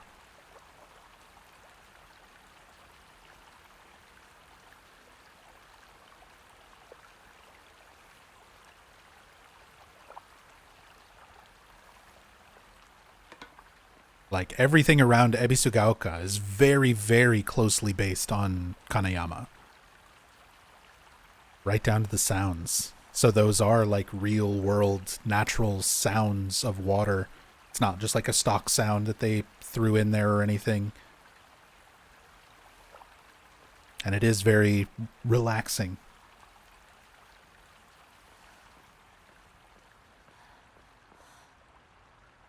Hair was naturally brown and naturally curly, so starting in first grade was bullied with chants of gaijin. Bullying gradually escalated, especially in the countryside. Anything that looks different gets excluded just for its appearance. Yeah. Yeah, it's the same in a lot of places. I think it's the same everywhere. I mean, some places are more harsh. The culture around it is a lot more harsh and critical of what people look like and how much you fit in. But yeah, I definitely get that. I definitely understand that.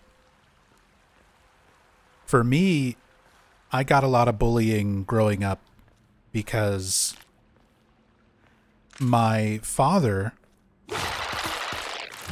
was Mexican American, but he unfortunately was killed when I was still relatively young.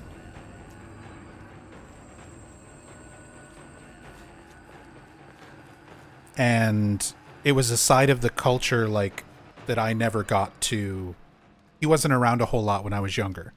And then, like I said, he was killed when I was still very young. So I never got to really experience that side of the culture. Like, I grew up not learning Spanish. And I looked very Mexican. We'll just say it that way. So growing up in Texas, there's a lot, you know, of Hispanic Mexican community. So there was a lot of people who would see me and assume that I was Mexican or that I spoke Spanish, and I didn't. So I got bullied a lot for that. And then because I looked Mexican, I wasn't really accepted in a lot of other predominantly like white, social circles and things like that. So I was kind of outcast on both sides. I didn't look white enough to hang out with the white friends, and I wasn't Mexican enough to hang out with the Hispanic friends. So I was very much a loner growing up. I had some friends. I had a few good friends. And I think, that's always important. To even have just 2 or 3 good people in your life who don't care about any of that. But it was pretty difficult. Pretty difficult growing up.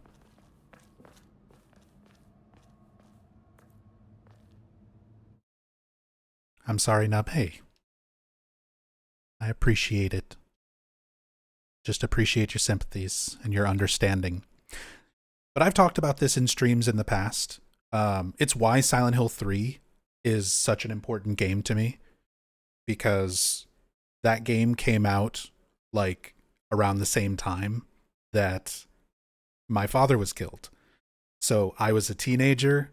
I was going through a lot of really confusing emotional stuff at that time over the loss of my dad.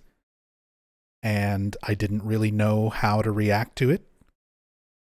And playing Silent Hill 3, seeing Heather go through something similar and being a similar age, I was able to relate really, really heavily to the themes and to the character for Silent Hill 3.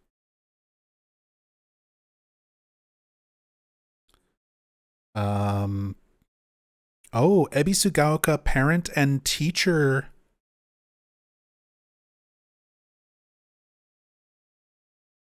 Ebisugaoka, parents and teachers. A healthy family with a strict father and a loving mother. Oh, interesting banner.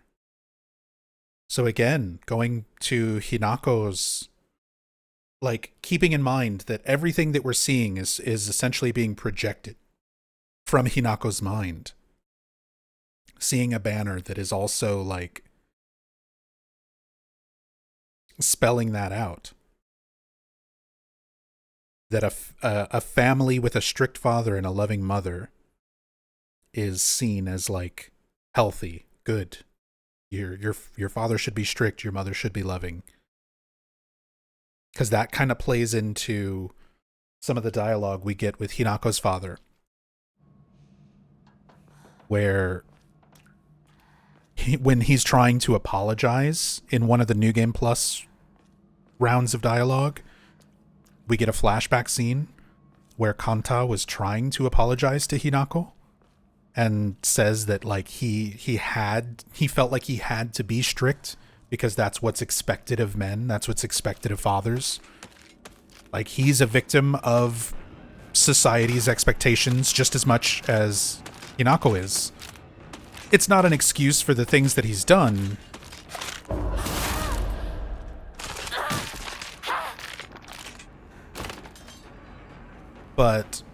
And the way that he treats his family, but it at least gives the context. It at least gives the context for, like, why he's like that. And it's interesting seeing these banners kind of spelling that idea out as well. Enforcing that is what society sort of expects. Ramune.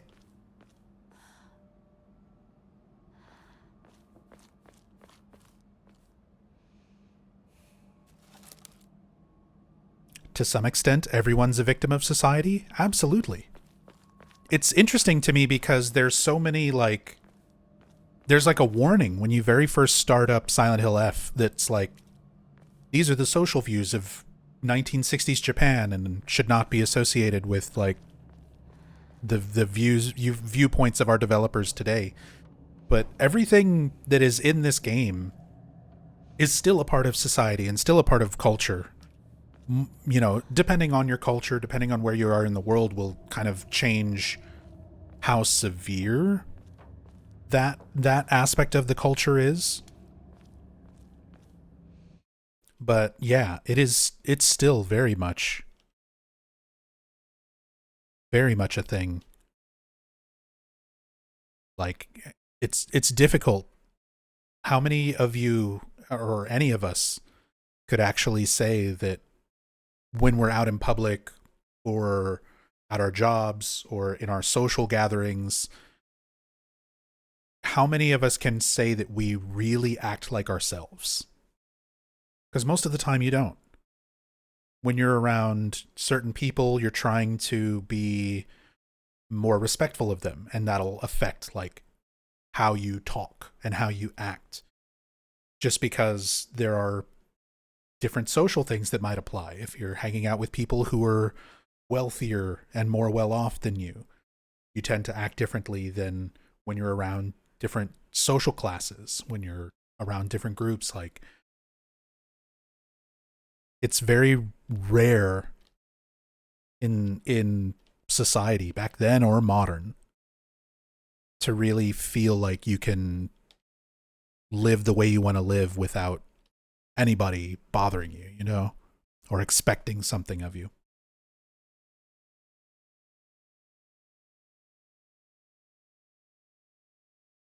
This one says, good drink. Thank you, Jaro Kingu. Welcome for this translation.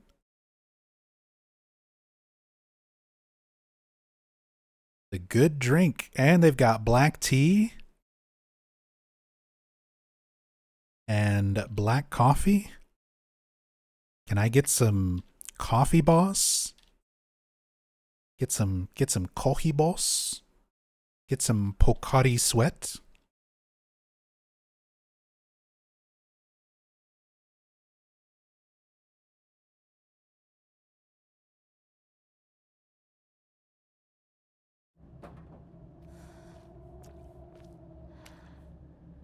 Really love coffee in Asia?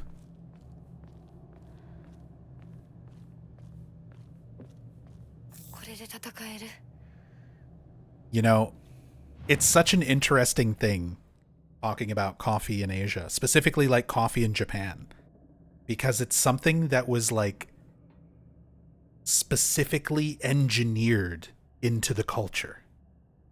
Because coffee was like not really a thing in Japan for a long time. Like, tea is the historical drink of choice throughout most of the culture's history. And when it came to coffee, that was like an American trade idea where people, American companies and foreign companies who wanted to sell coffee in Japan originally tried doing it like back during the war times in like the 40s, and they were trying to sell coffee, and the businesses and industry at the time basically was saying, you'll have to wait at least 2 generations of people before you can make coffee a thing where people would prefer it over tea. And that's exactly what they did. They started implementing it as candy, coffee flavored candy first, to try to get younger generations used to the flavor of coffee so that the following generations would be more likely to enjoy coffee as a beverage enough to where it would like have a market in that region.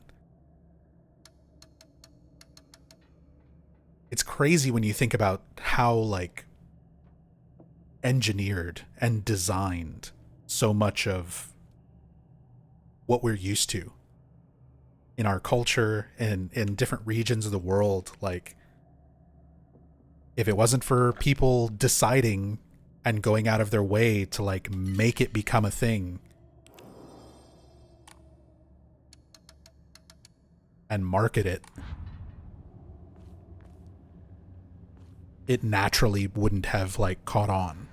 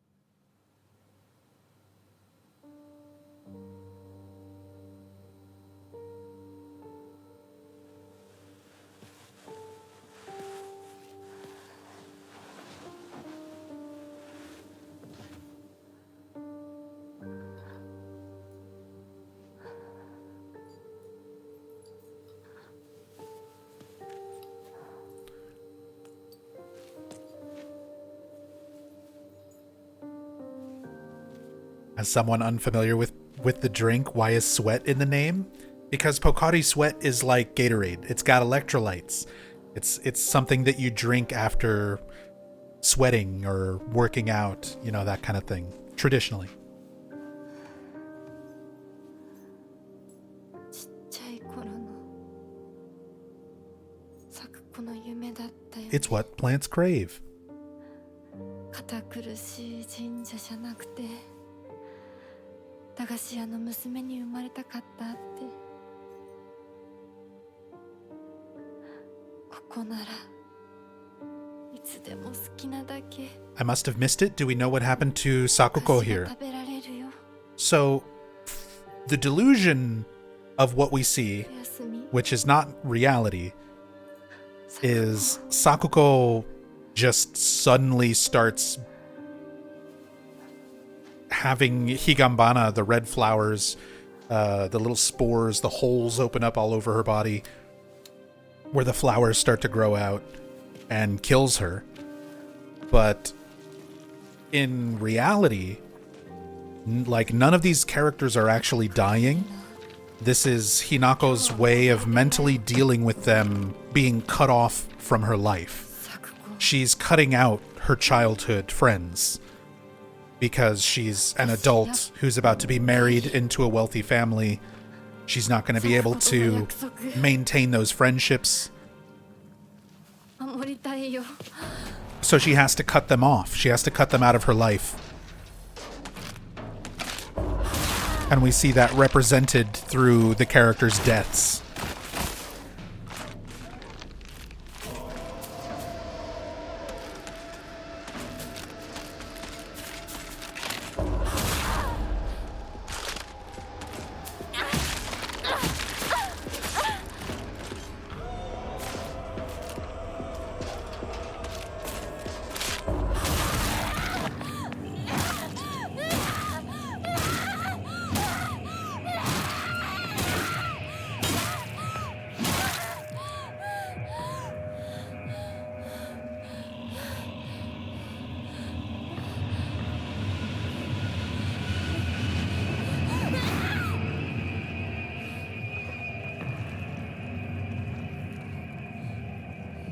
Found it really weird that they die twice, Fog World and then again in Dark World. Yeah, I feel like that is also to kind of help emphasize that even the Fog World we see is not reality.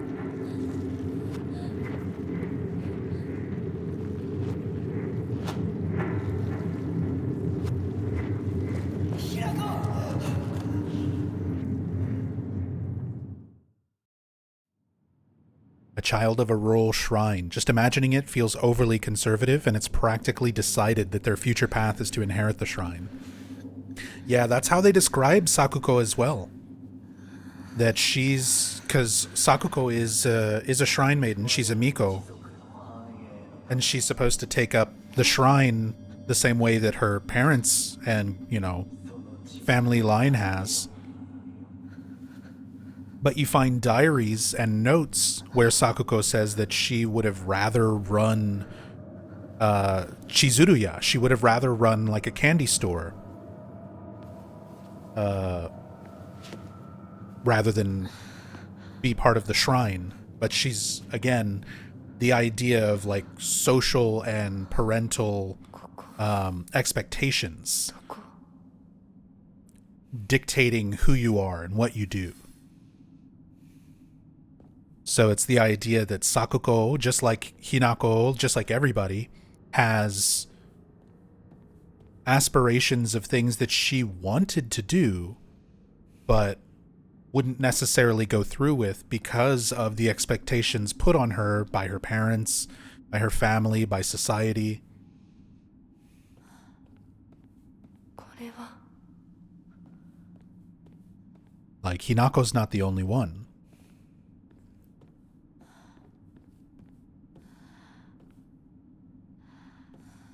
If you go by the diary, she's also a medium. Yeah. And there's multiple... This game gives multiple perspectives for, like, everything. So even when it comes to Sakuko, you could view it that her family lineage, because they all have been involved with the local shrine, they have some sort of divinity to them, that they're able to tap into the voices of the gods, or, you know, have visions, things like that, the way that Sakuko describes it. Then you also have the note that you find in Sakuko's mailbox where she's diagnosed with autism, and they try to like kind of hand wave some of it as like, well, maybe she's hearing things and seeing things just because she's autistic. Then there's like, and it literally says like autism. That's not me making something up. That is literally what's in the note. So there's like multiple reasons for almost everything in this game, where you have a somewhat like real world reason for things to be happening versus a more supernatural and spiritual reason for things to be happening. And it never really tells you what's real. It never really tells you, like, is it the more grounded, realistic explanation, or is there actually some sort of supernatural thing going on? They blur that line.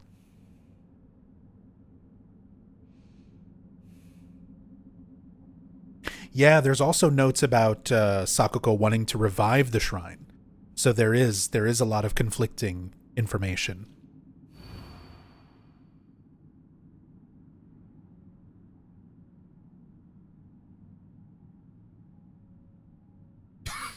Excuse me.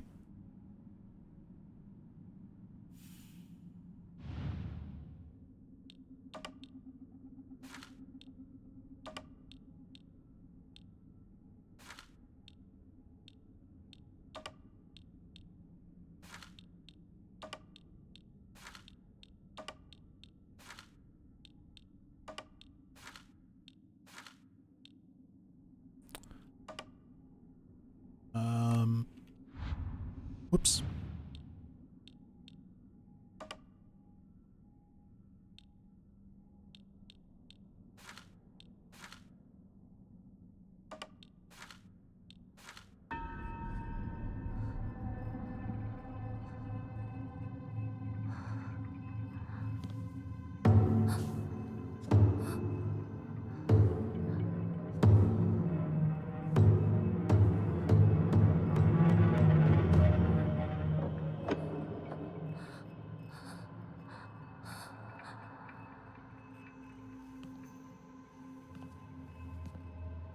The game presents so many possibilities, it frankly feels like leaving things up to player interpretation is less in a classy way and more in kind of a lazy manner. I wouldn't necessarily say it's lazy, but I agree. I don't like the way it's presented.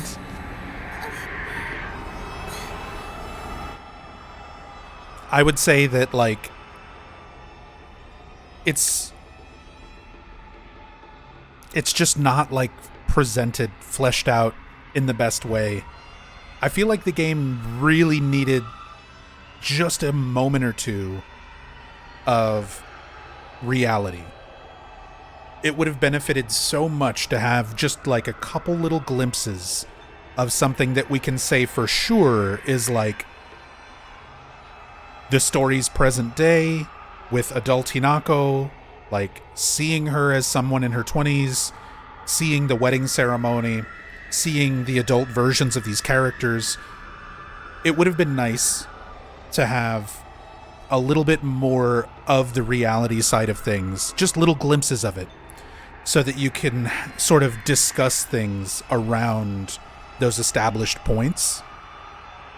Because the way the story is presented as it is, absolutely everything in the game could just be like, maybe it's delusion. Maybe it's not real. Maybe it's metaphorical. There's very little reality to grasp on, to like form a discussion around. Like, it definitely leads to some interesting conversations as far as like how to interpret things, but it's very unsatisfying when trying to think of the story in a, like, what really happened sort of context.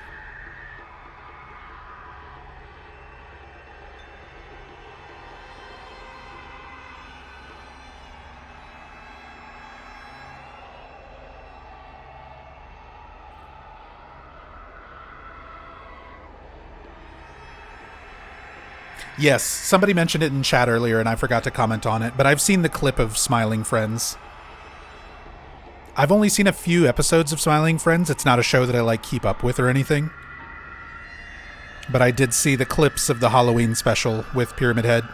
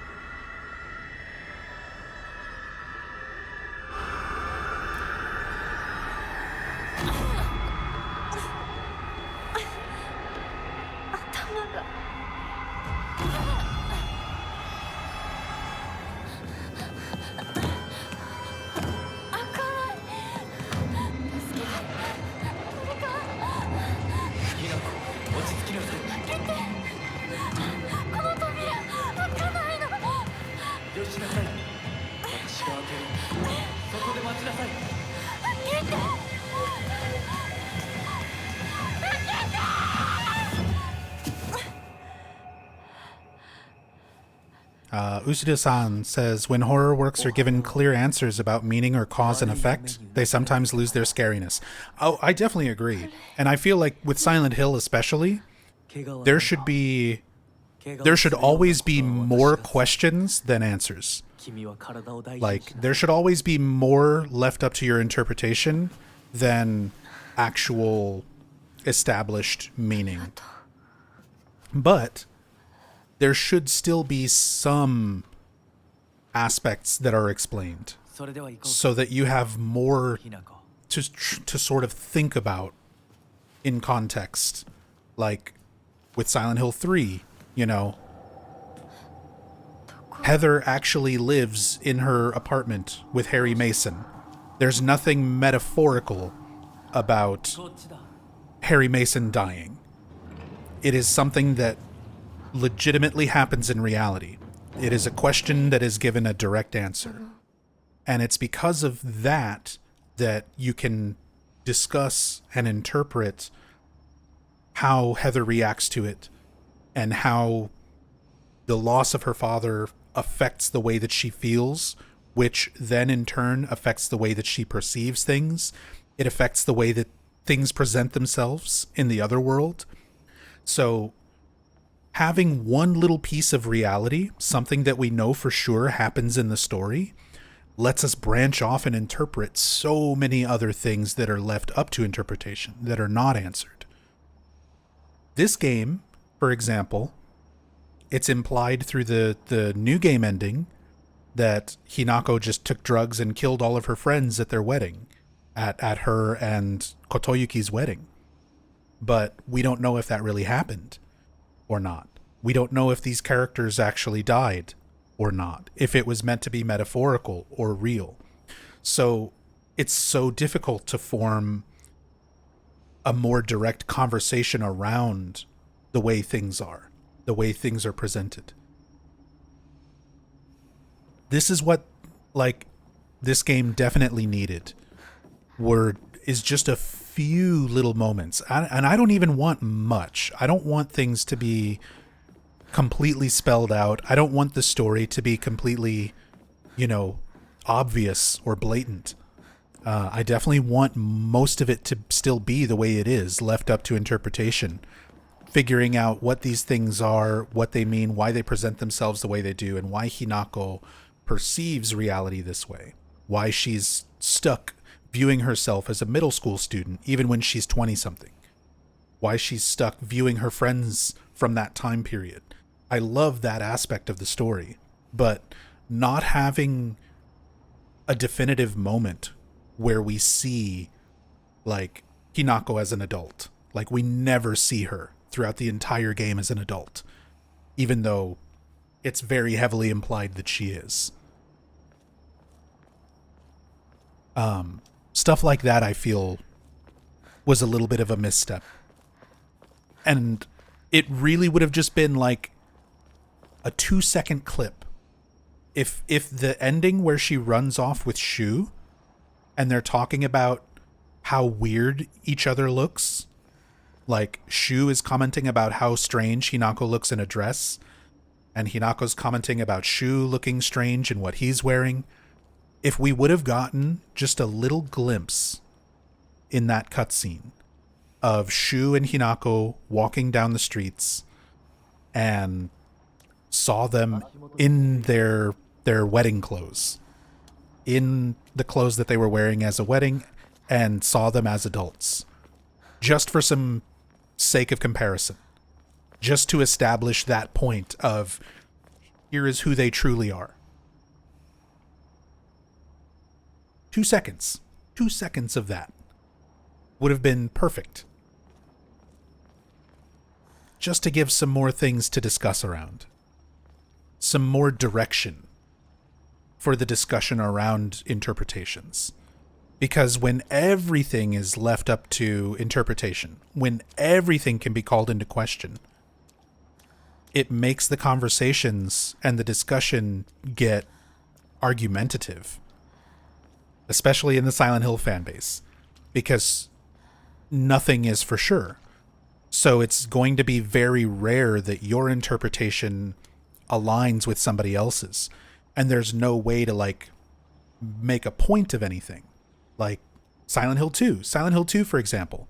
A lot of people interpret that everything that James is seeing is entirely from his mind.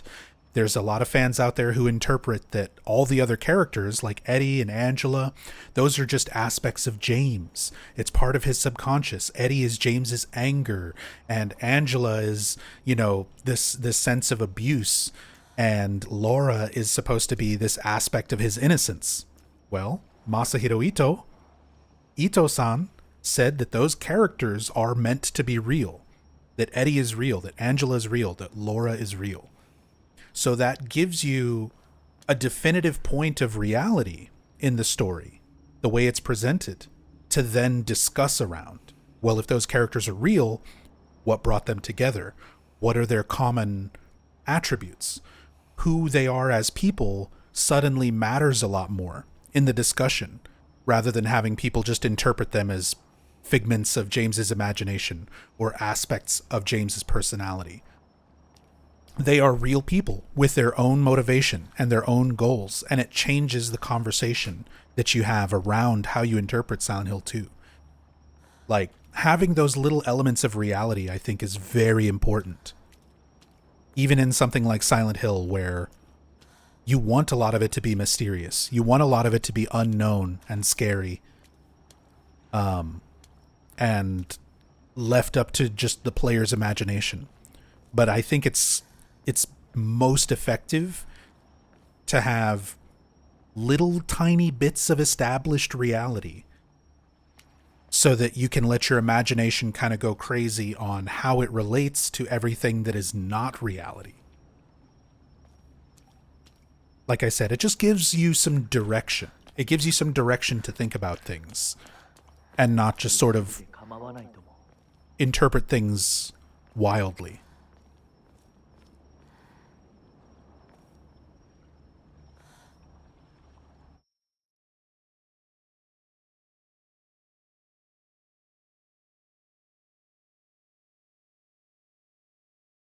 Want to catch up to Fox Mask and then zoom the camera over to him. Look at this blue light following us behind.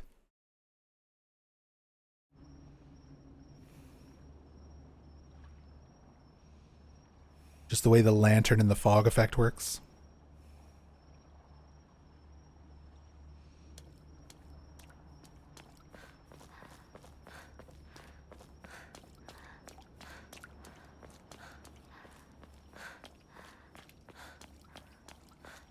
There he goes. I was waiting for him to appear.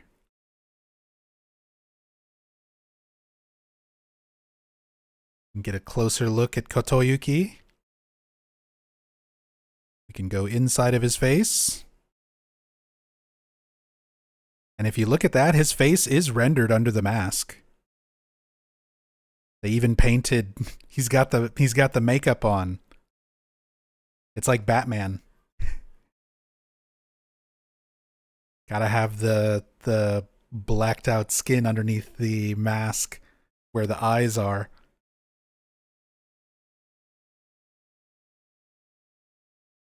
There's his eyeballs.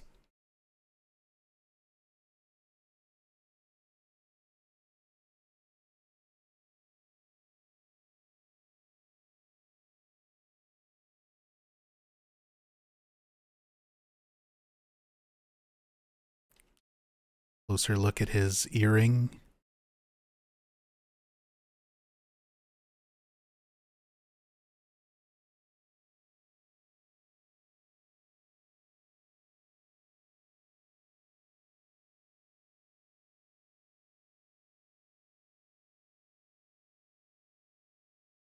All the robes. Oh, it sort of makes like a tail. It's like it is a flower.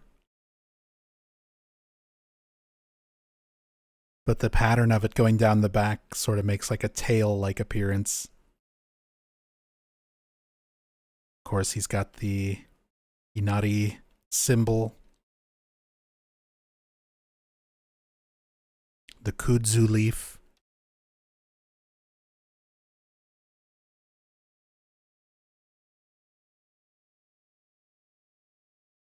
It's got them nails, though. The black nails.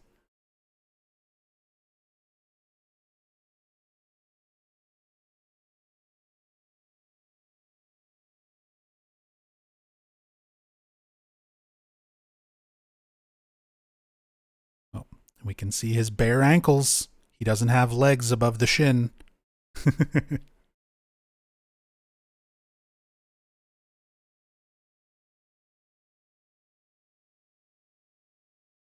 I want to see him turn into Foxfire. Oh, look at the effect on his lamp, too.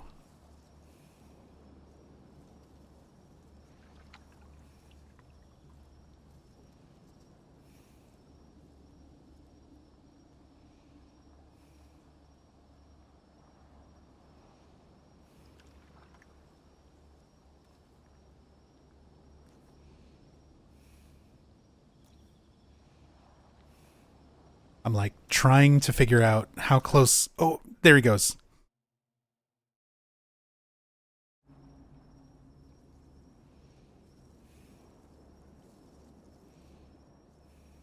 There he goes.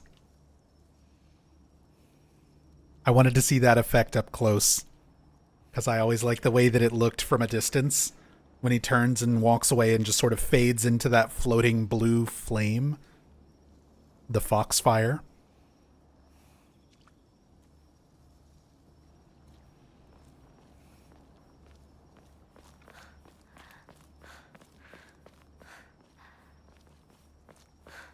あの人についていこう。 Yeah, she won't go off and explore until we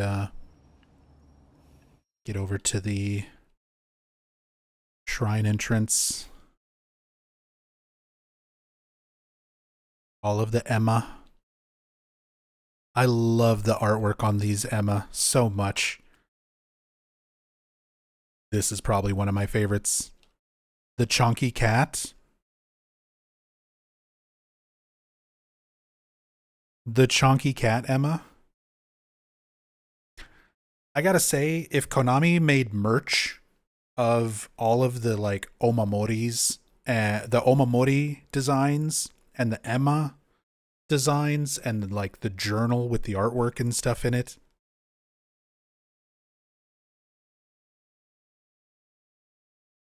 my wallet would be in trouble. Because I love this artwork in this game. Yeah, there's some really cool artwork in the Dark Shrine. Like I said, artistically, this is such a cool game. Have you ever written a wish on an Emma? I have. I have. Hold on. I have a picture. I showed it earlier.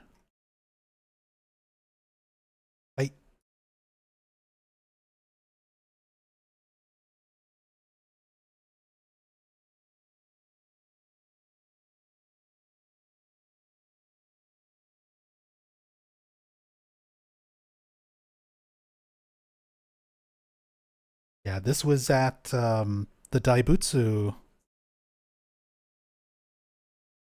This was at the Daibutsu in Kamakura. Yeah. Here.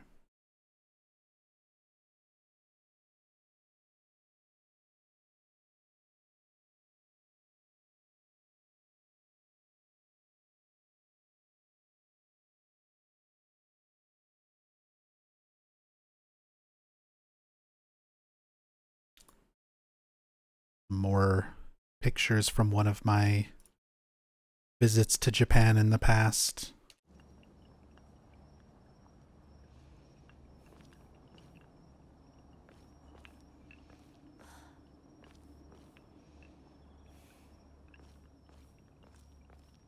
Konami was giving away Omamori, Roguchikuyo Origami, pin badges on TGS.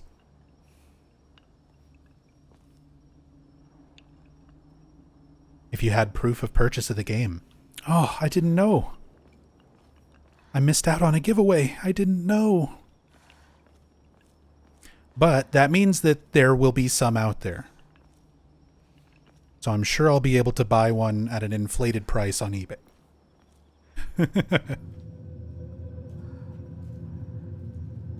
You went to TGS? Oh, was it only for people at Tokyo Game Show? No, I didn't. I wasn't there.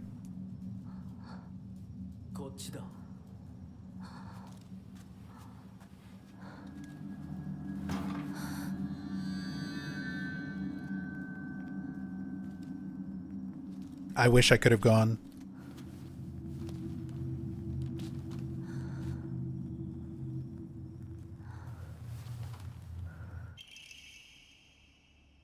Kaiken? I've got my Tanto.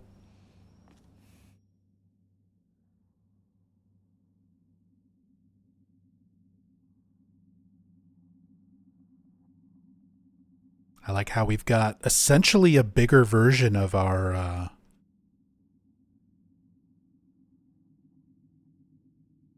shrine here.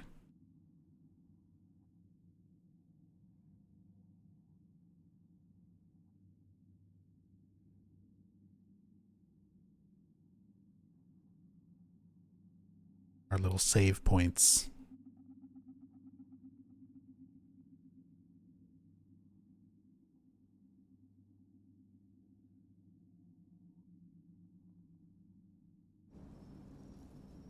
When did I go to Japan?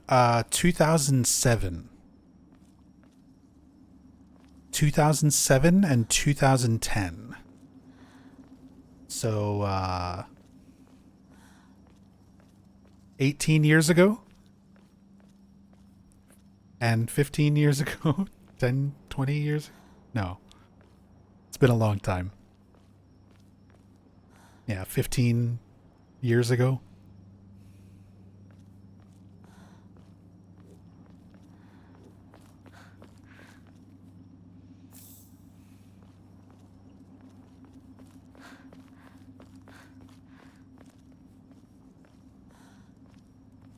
But I loved it in Japan.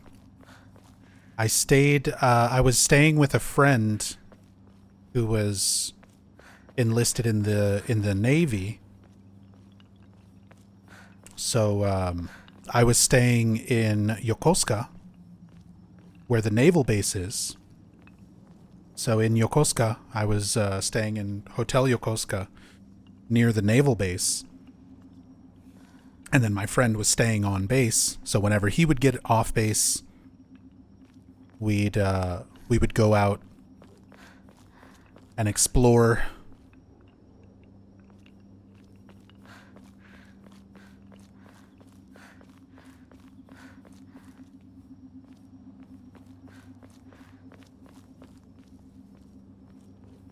Before we met. Yeah, this was way before we met.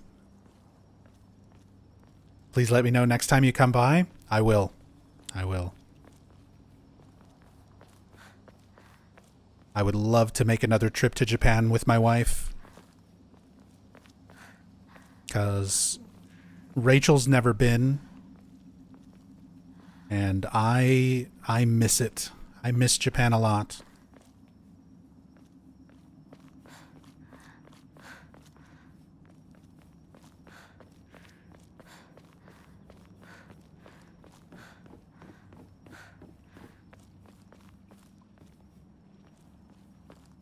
And I have even more friends staying there now than I did back then. Back then, my friend who was in the Navy was the only person I knew who was there.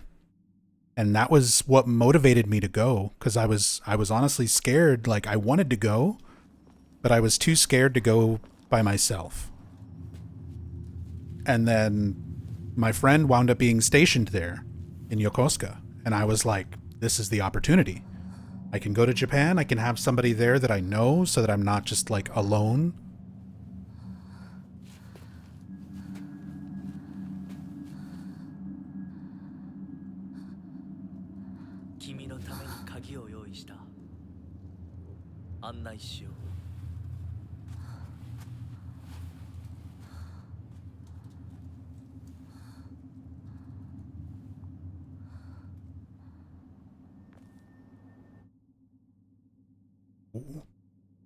Zoom, zoom, zoom.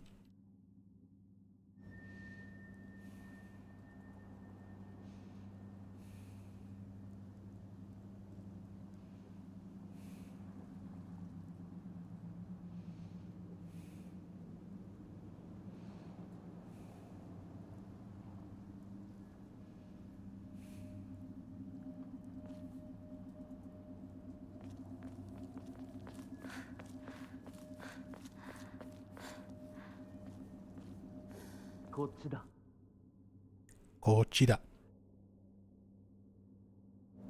Oh.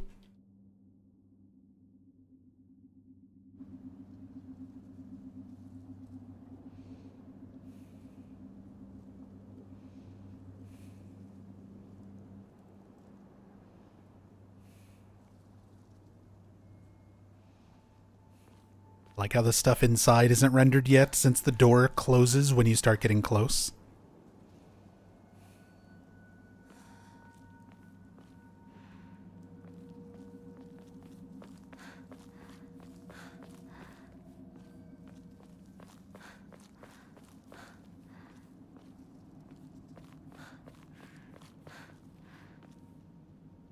If you ever come to Japan, try to arrange for you to speak with Mr. Ito, but I haven't seen Mr. Ito much lately. I mean, I imagine Ito-san's been really, really busy. He's been working on a lot lately. Because I know he was consulting with Bloober on Silent Hill 2 Remake, and I imagine he's probably going to work with them again for Silent Hill 1 Remake. He's been working on his comic.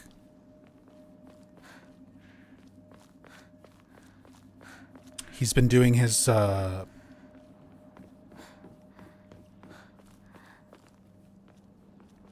main comic that he's been doing for a long, long time. He's been doing artwork for.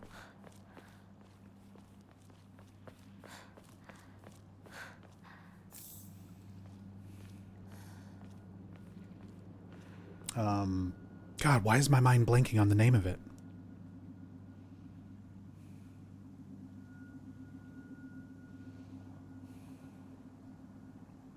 It's like Russian inspired. Acid Buffer Zone. Acid Buffer Zone.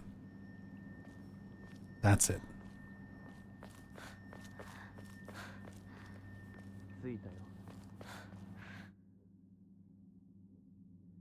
But if I get to come to Japan again, I would love to meet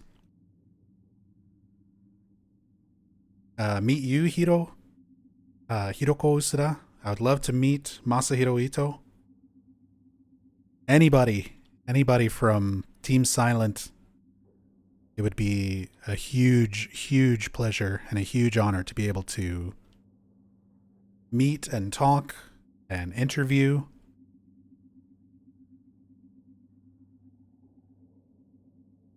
Because trust me, I can talk for hours and hours and hours about these games and about your art.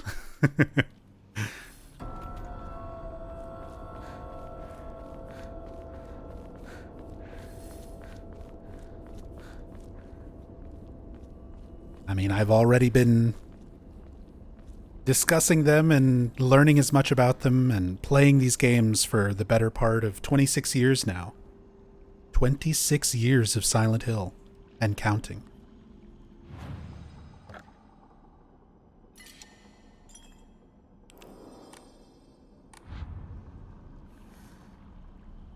But that would be a dream come true.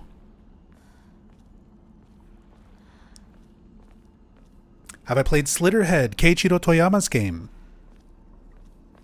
The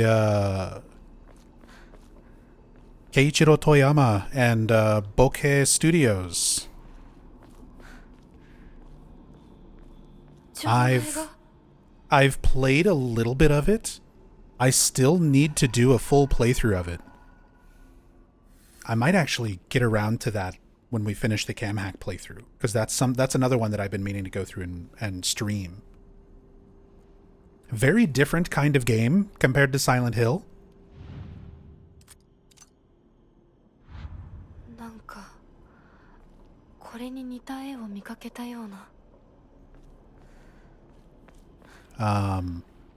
But the little bit that I played, it was a lot of fun. It reminds me a lot of Siren. Keiichiro Toyama's other series, Siren. I feel like the sight jack mechanic is very, very similar, where you're going into other people's bodies, except it's more of a full-on possession.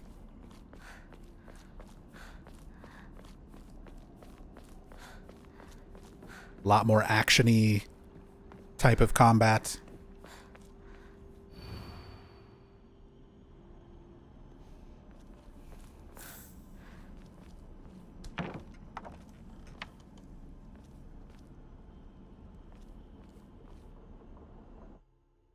Hang on. I want to zoom out. God, I love this skybox. Is there things flying? Oh, it's like a particle effect. Okay. At first I thought there were like birds. It's kudzu leaves. There's kudzu leaves blowing around.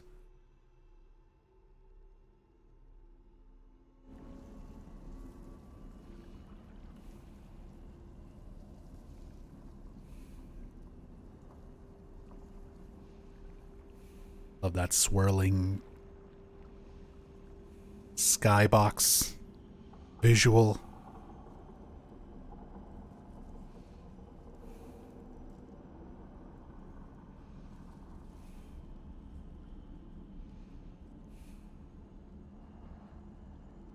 And the doll, yeah, the doll should be here now too.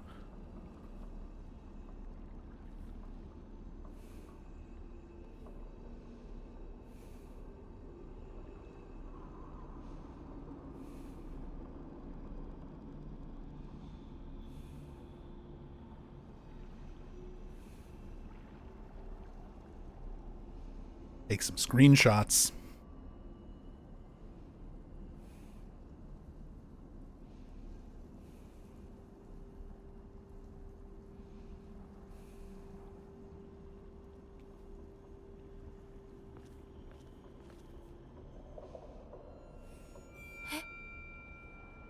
Nande koko ni?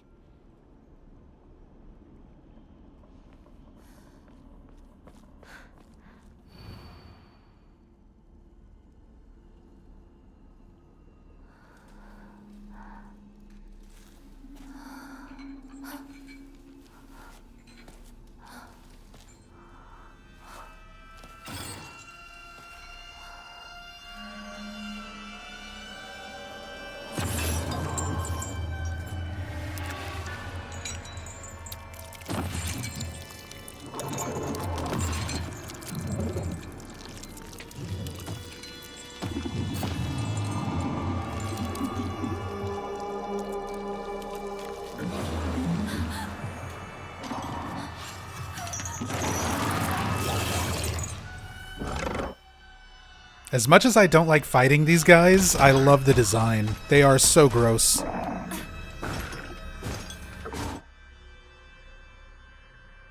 When it shows like the little bugs wriggling around inside of them.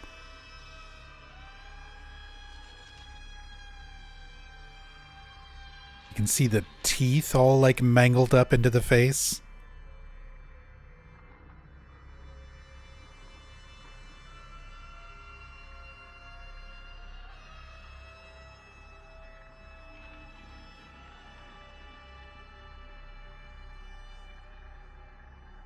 The spine protruding in the back.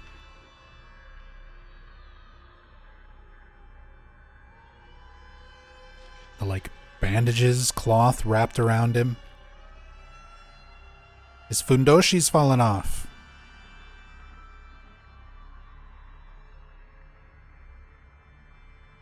The fact that they're, like, shackled in at the ankle.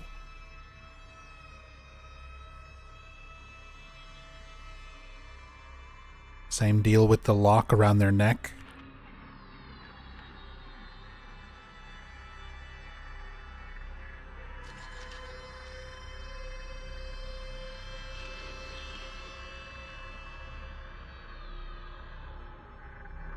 Shackles around the wrists. And it's like metal? Little twisted spikes of metal wrapped around it as well.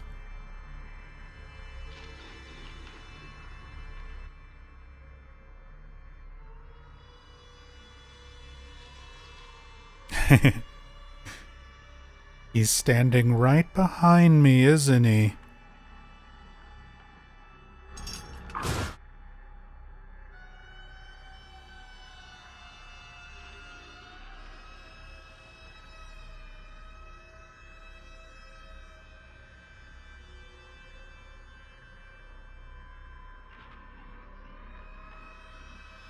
Ugh.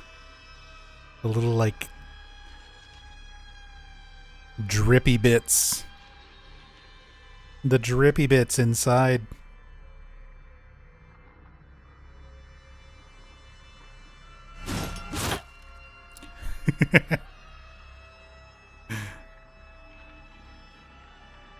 Hinako, I'm sorry.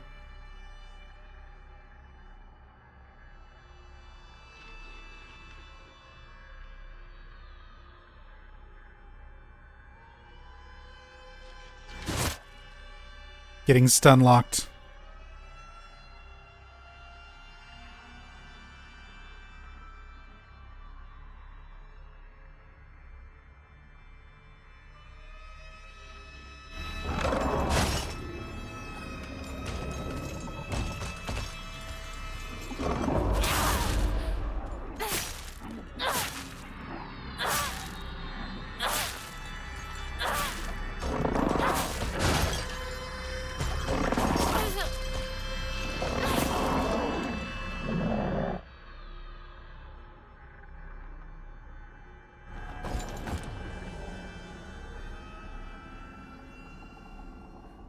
Just want to see a little closer look at this effect when you kill them and they don't just immediately disappear.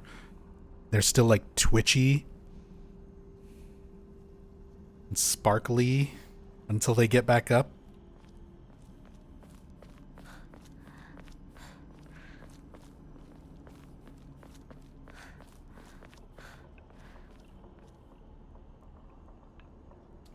Okay, we need serpent.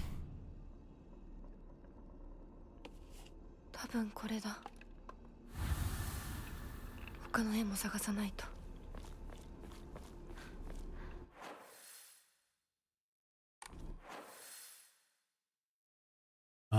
I want to go look at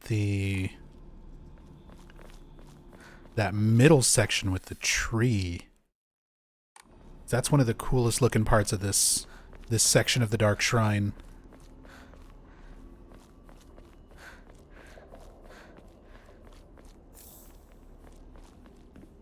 Which you only get access to on New Game Plus.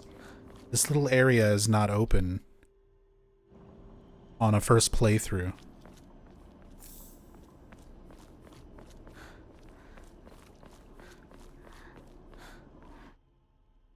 I'm just gonna teleport.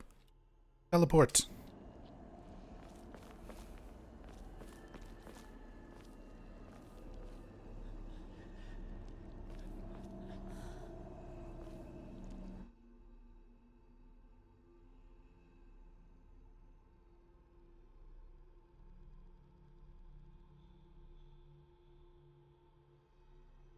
But yeah, there's like all these eyes.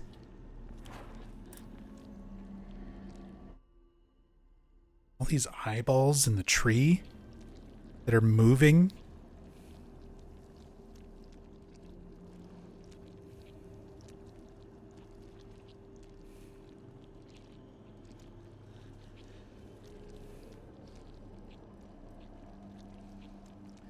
Any connection to the eyeballs at the doctor's house? Possibly.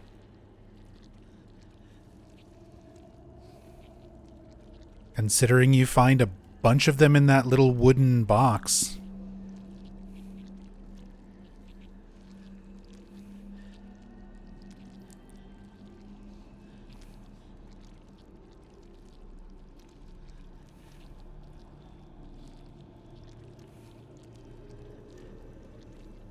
And again, I feel like everything kind of has multiple interpretations the way it's presented in this game. The idea of like constantly being watched by the people around you, people expecting you to act a certain way, be a certain way.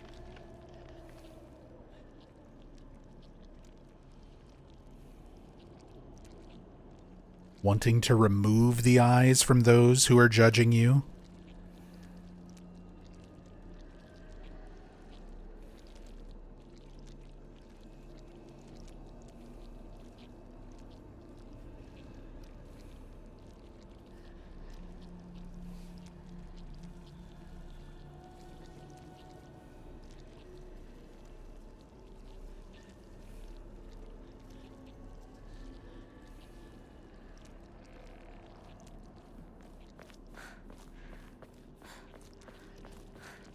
But I just love this little area.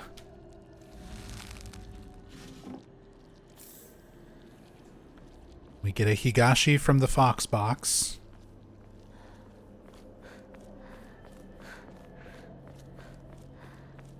The first time you visit this, you get an Emma.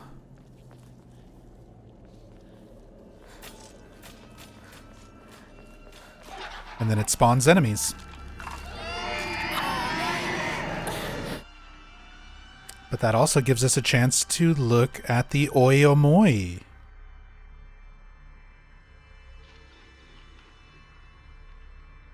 The Oiomoi.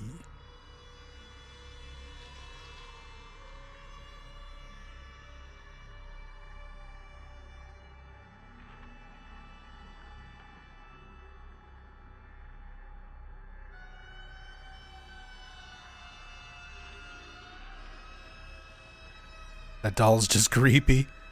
They did such an excellent job with the enemy designs. Even if these things are annoying as hell to fight, there's a lot of things in this game that are like really cool design, but kind of annoying to actually deal with.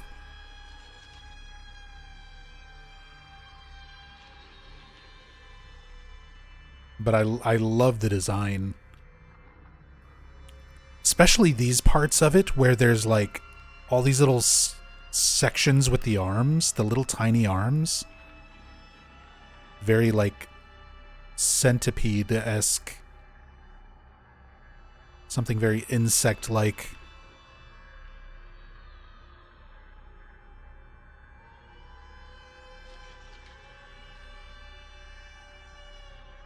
Cute daisy pattern dress. I mean, hey. Keeps in line with our flower and floral theme throughout the game.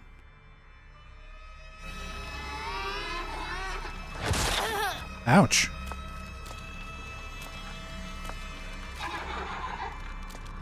Playing hopscotch when they move.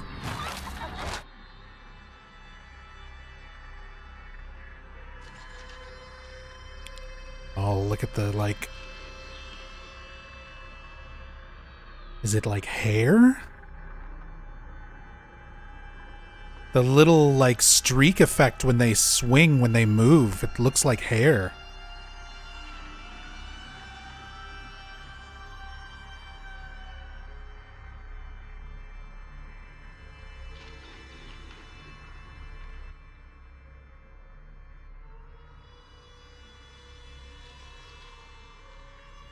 That effect usually goes by, like, too fast to really kind of take note of that.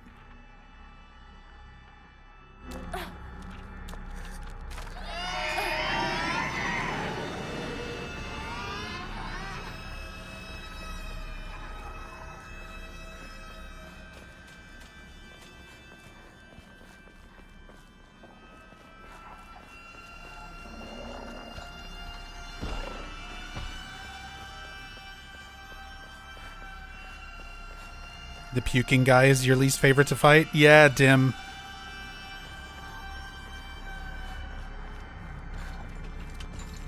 The puking guys.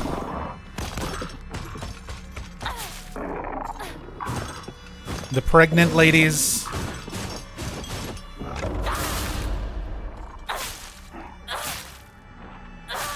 Those are probably the ones that frustrate me more than anything.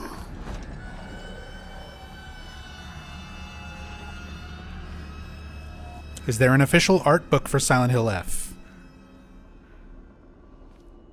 Well, there's the cosplay guide.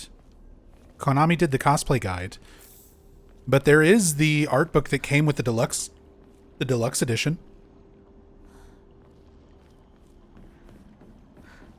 There is, like, all of that. Which I can actually show you really quickly, because we're coming down to the end of the stream right now. So let's make a save so that we can pick this up tomorrow. And yeah, it's a digital art book. I can, like I said, I'll pull it up right now. I'll pull it up right now.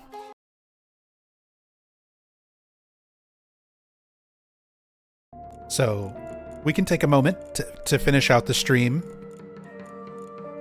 taking a look at the bonus content. So this is the bonus content for Silent Hill F. This is what you get for the deluxe edition. So, like, here's the art book. Characters, monsters, environments.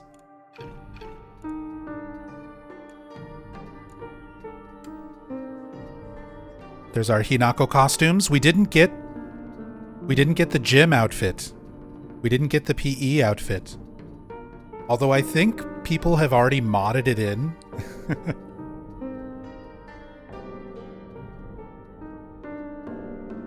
But yeah, here's our deluxe edition artwork, art book. Kotoyuki. Get a good look at all of the details on the costume.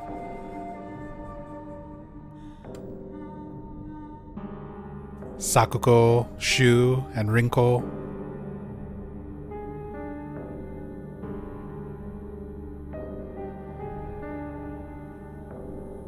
Sakuko looks so cute here. I love these designs in the art book.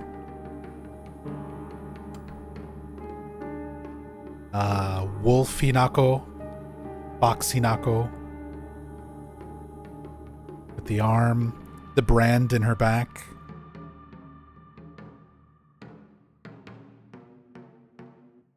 The details on the mask with the little emblem and everything. Gotta go? That's alright. Thank you so much, Jado Kingu. I appreciate your input, helping out with the Japanese translations, the context on all of that. That's a major, major help. I look forward to seeing more YouTube comments as the series goes on, and more comments from you in chat as well. Thank you. Have a great night.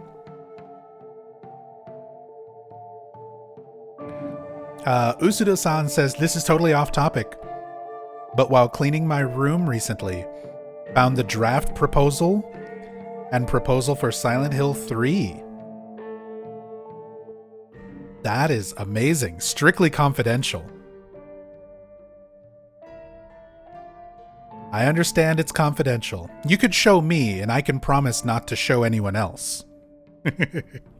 Is that? Well, I guess you can't really answer. But I wonder if that is for Silent Hill 3 that wound up being made, or if that was the original proposal for the Silent Hill 3 that Ito described on Twitter. Because Ito has talked about the first pitch for Silent Hill 3, the rail shooter. The rail shooter idea that never came to be. I mean, there was the Silent Hill arcade game, but that was a completely different project. But the original Silent Hill 3 was going to be a rail shooter. And we don't have very much information. I wonder if is it that draft proposal? Or if it's the one for Silent Hill 3 as we know it, with Heather and the continuation of Silent Hill 1.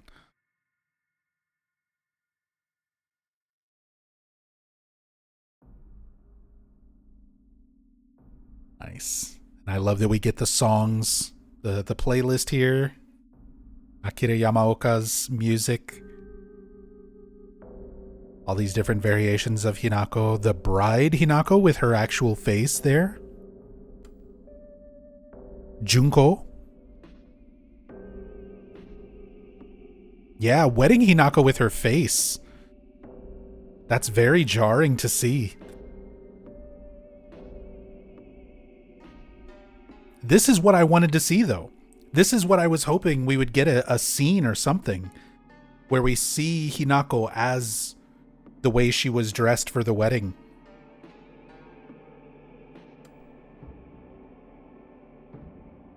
That little glimpse of reality, you know? Junko.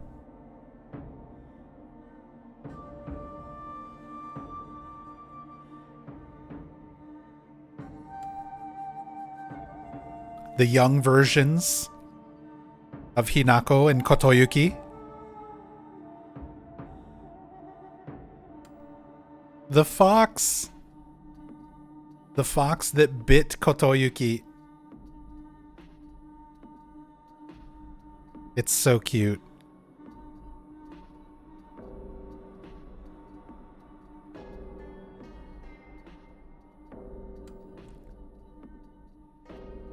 Kotoyuki without the mask. Again, I really wish we would have seen a little bit more of this. See the characters, like, in reality at the wedding.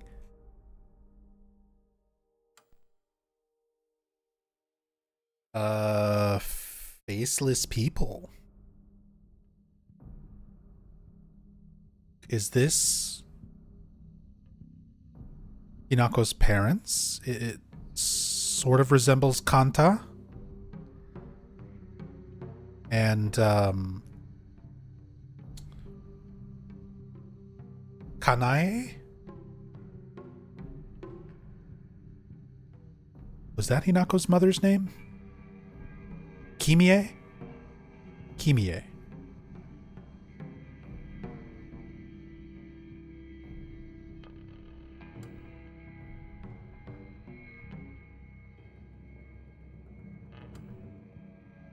Different hairstyles.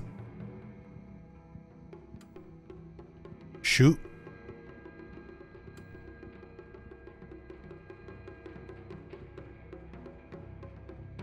Faceless variation of it's like a male version of a Kashimashi. That's not something we ever get in game.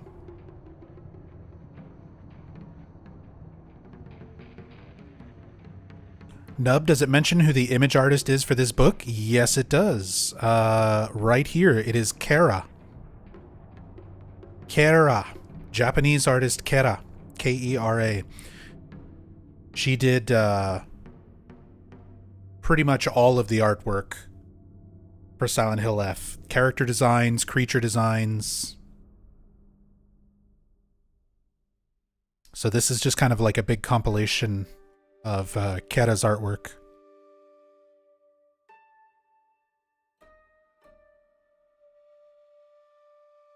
Faceless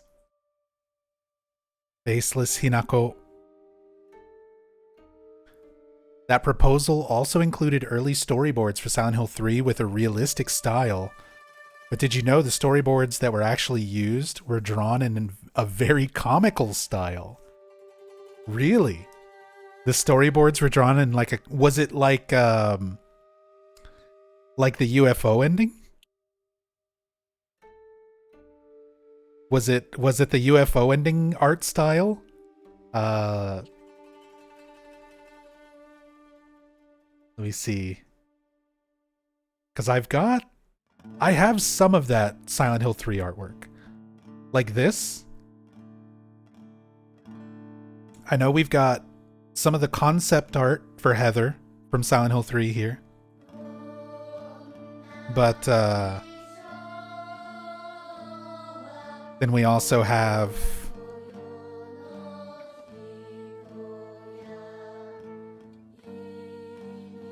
this style.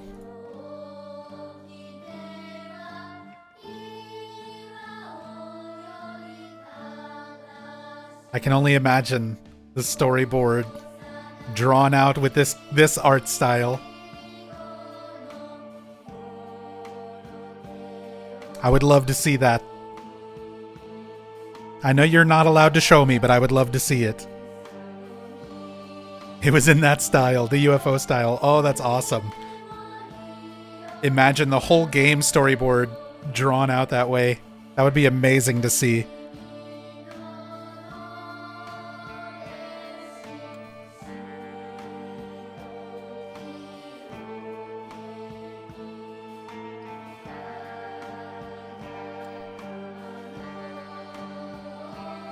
All the other Fox brides.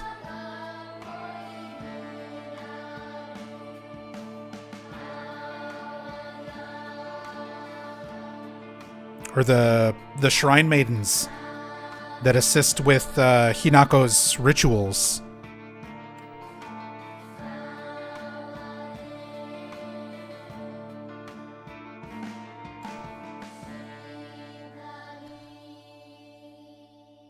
Concept for the Kashimashi.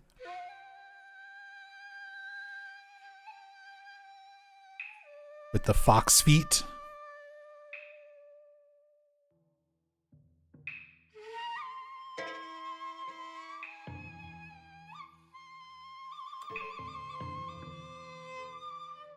These things. The Pukies. I forget what they're actually called. The vomiting enemies. And they're different variations. There are like male and female versions of them. Some that are wearing pants, some that are wearing skirts. They have these eyes like growing out of them.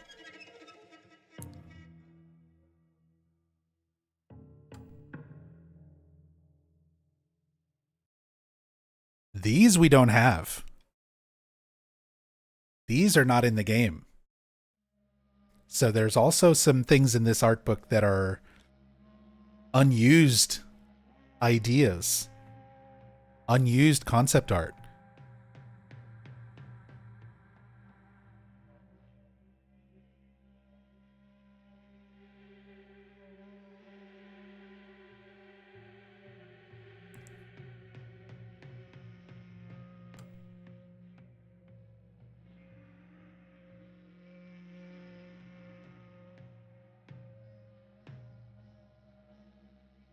These creatures, the lickers,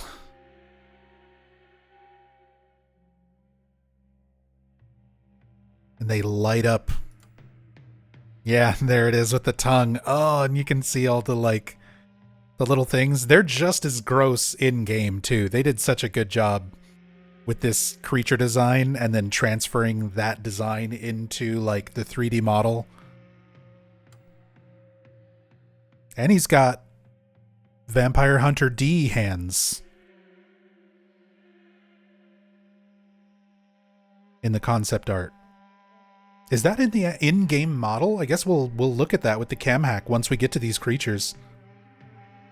If they have the Vampire Hunter D hands.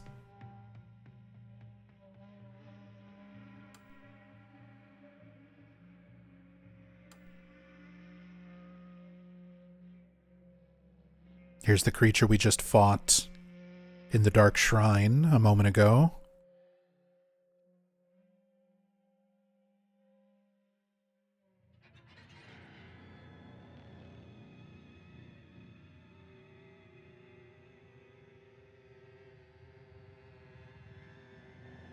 Really cool.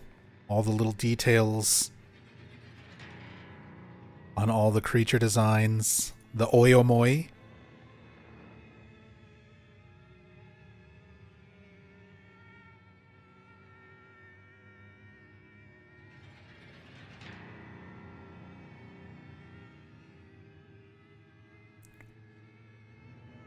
Have you heard of Tomohisa Koike? Silent Hill staff member, yes. Incredibly skilled at drawing realistic art and also created backgrounds. But for Silent Hill 3, he handled the demo storyboards and wrote some very comical storyboards. Oh, that's awesome. But yes, Tomohisa Koike did some of the backgrounds and environments for Silent Hill 1. Some of the room designs in Silent Hill 2. Silent Hill 3, I think in the credits, he was... they credit him for dorama camera.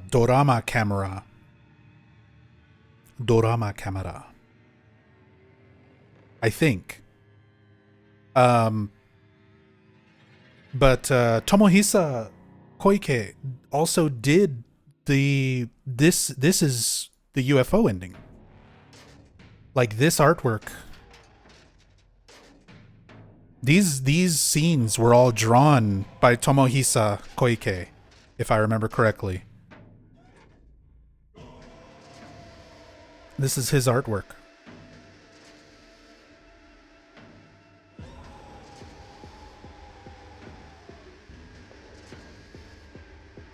I would love to see those storyboards. I would love to see those.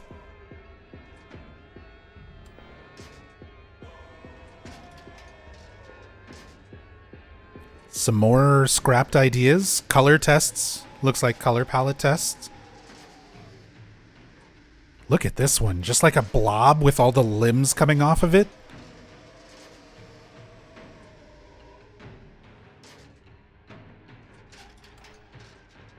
Hey! This was such a cool boss fight. I loved fighting the Fox Gods in Ending 3 and Ending 4.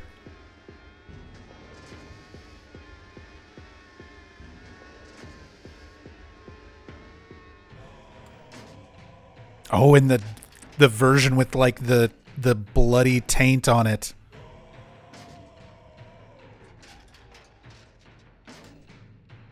Oh, and the full grotesque version.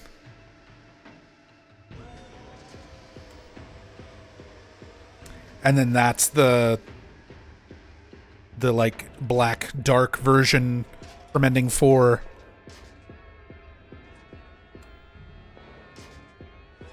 Look at the face.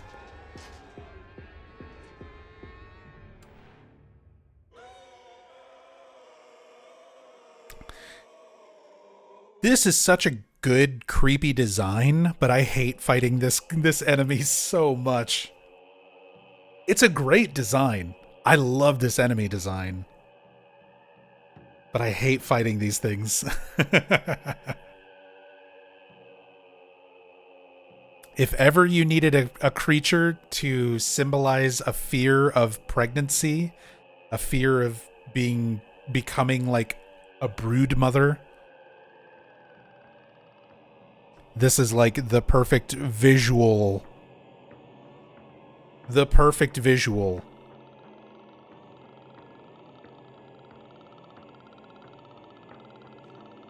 Listen to the sound. in this soundtrack, hearing it without all the other game audio on top of it. It sounds like it sounds like Ju-on. You hear that clicking in the background? It's Toshio. Toshio. It's Toshio from The Grudge, from Ju-on. No. Kayako. Kayako does the creaky noise. Does Toshio also? I have to rewatch Ju-on now.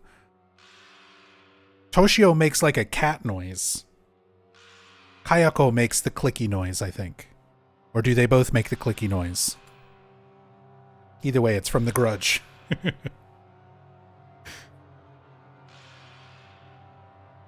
Different variations of the pregnancy creature. Earlier concept. Oh, these are Rinko's dolls. The like when you're fighting Priestess Rinko, when she's got the flame whip and she makes these doppelgangers, doll versions of herself that chase after you.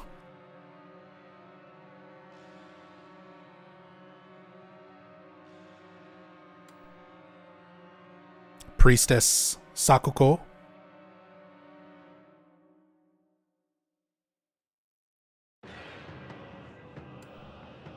There, yeah, this version, Priestess Rinko.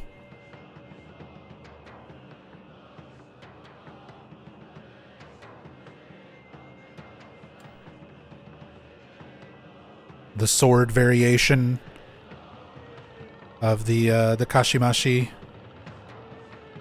Different faces.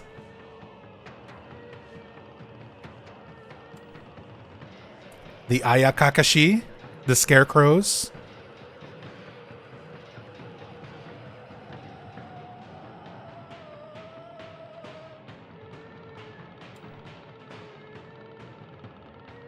Bride Hinako.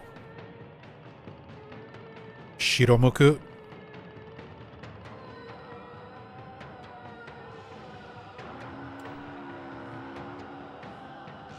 Some more Shiromuku concept art.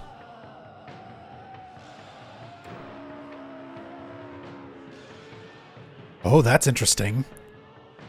A version of the Kashimashi that has like something else inside of it. Like another creature emerging from it.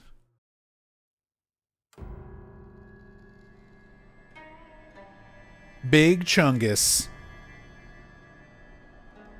Even though I know this creature is called the Ara Abare, it's just going to be Big Chungus. Forever in my heart. Knife Chungus. Knife Chungulus. Again, I really like this creature design too. It's like a variation of the insane cancers from Silent Hill 3.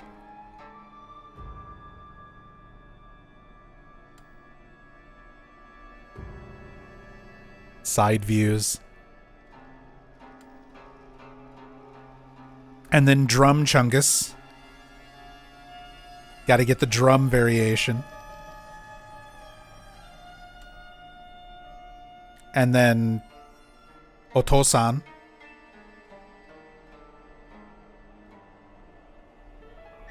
Daddy Chungus. With a transformation sequence and everything represented up here.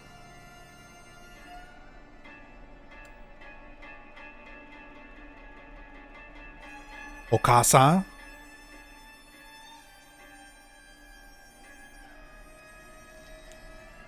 The emphasis on the spine being removed.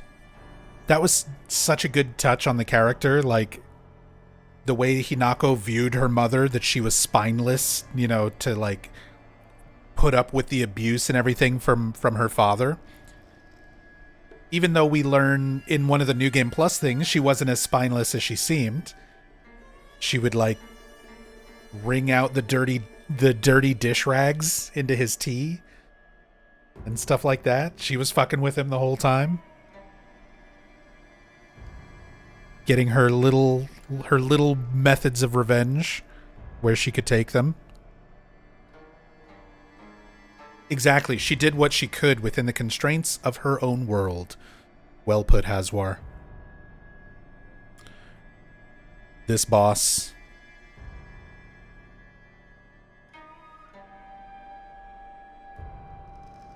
Such a cool boss design. With the doll. Since we fight two different versions of this, we fight one where the doll is in the chest and one where Shu is in the chest. Depending on the ending. And then environments. All of these environments. All the concept art. Ebisugaoka looks so good. If I get to visit Japan again, I do want to make a trip to Kanayama. I would love to take a trip to Kanayama if I make it to Japan again in my lifetime.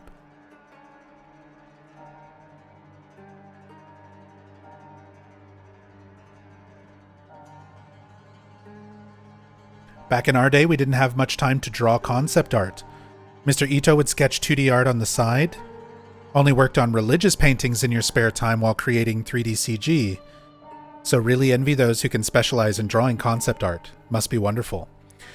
But I think that's what made those original Silent Hill games stand out so much.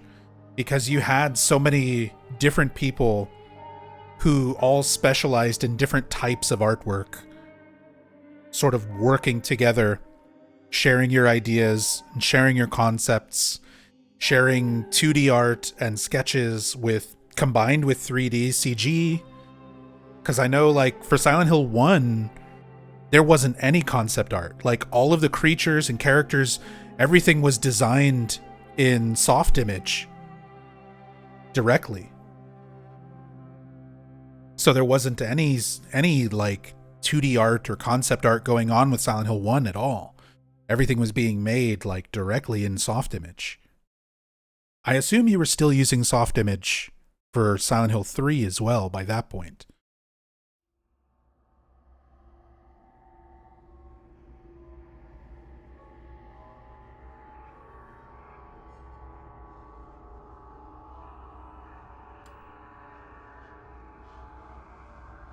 That's a great shot. The lighting on the stairs, all the pipes. Hinako in the shadows there, her silhouette, her scale.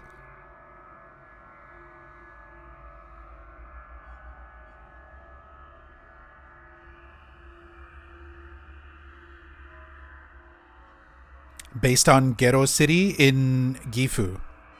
Kanayama.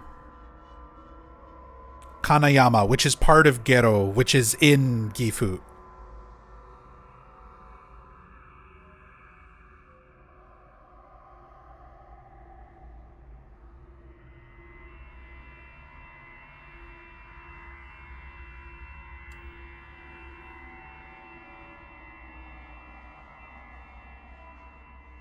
Personally, I think it might have been better we didn't have a division of labor back then. Learned a lot, so it was good in its own way. Yeah, I imagine having... It's gotta be difficult, because for the time that you're working on it, you must just feel so busy. Like, you've got your hands full trying to do lots of different things. Because you were, like, just for Usuda, I know you were responsible for a lot of the environments, but you also painted the portraits of Alessa and Saint Jennifer and all of those pictures in the church at the end of Silent Hill 3. But then I know you've said you were also responsible for, like, lighting, a lot of lighting effects, and that you were able to bring some of your knowledge and some of your experience with the 3D lighting to create some of the lighting effects for the environments as well, not just texture painting and asset creation. It's got to be frustrating because I know you then also don't get credited for everything that you did, like everything you did on the project. I know pretty much everybody on Team Silent had so many more things that they did for the game beyond just what they're credited for. Right down to like Jeremy Blaustein. Jeremy, he's credited as like the translator, localization, but he also worked directly with the actors. He hired all of the actors for Silent Hill 2 and 3 and 4. So he was a casting director. He was like doing a lot of things outside of just, translation.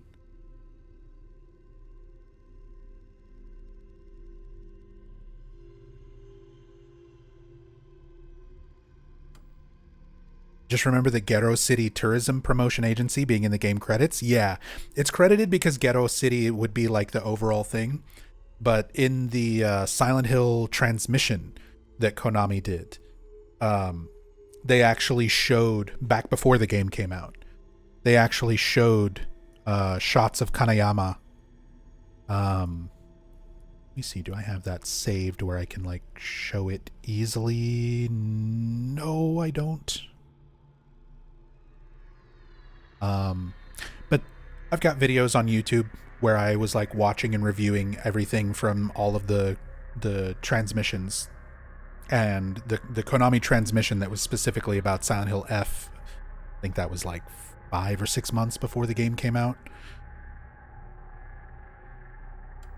Was where it specifically named Kanayama and showed them like using microphones to record the environment sounds that they used in game, and showing photographs of Kanayama where they recreated a lot of these, especially these environments around like the water, where you have the waterways going through and these little like bridges and fences and stairs going around it, the buildings kind of crowded around it. Like they show a lot of that in the transmission. Concept art for the rooms, right down to the calendars. Right down to the calendar. Look at the lighting for this, for concept art. This is beautiful.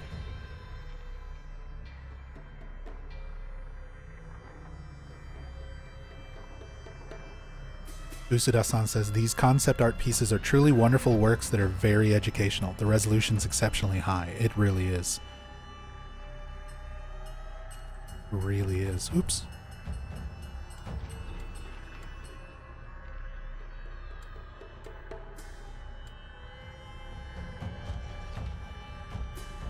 Skipping over some.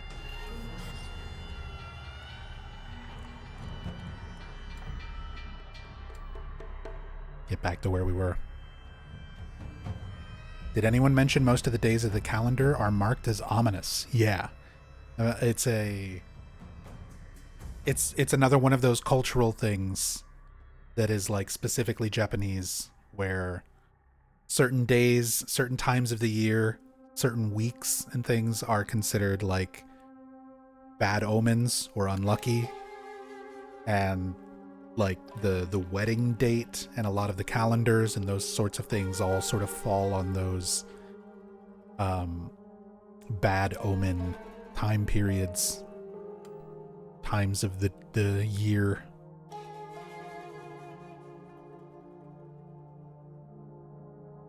First one being Buddha's death. Most important activities should be avoided, like weddings, business deals. There you go. And that's like what the game revolves around. The wedding happening, the dad's business deal falling through, trying to open his restaurant, like all of these bad omen days being sort of associated with all of these things going wrong. Chizuruya. Concept art of that little corner there with Chizuruya.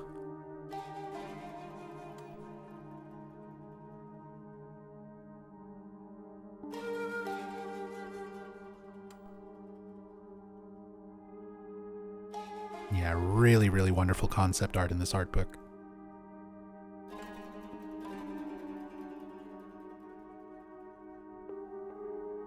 These are interesting to me because, like, this looks like a render.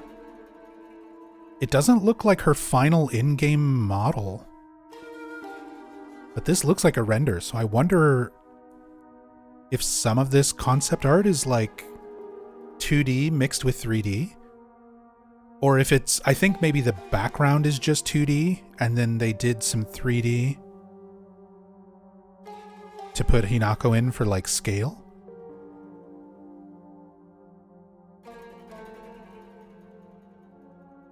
The blood leading out of the window. Looks so good. Sakoko Shrine.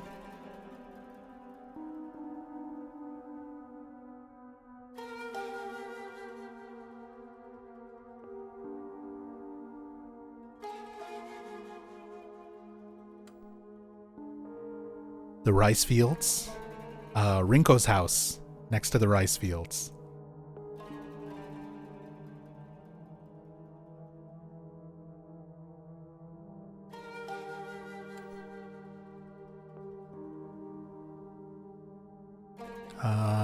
Oh, is this the well? This area got redesigned a little bit. But this is like the well where you fight Big Chungus.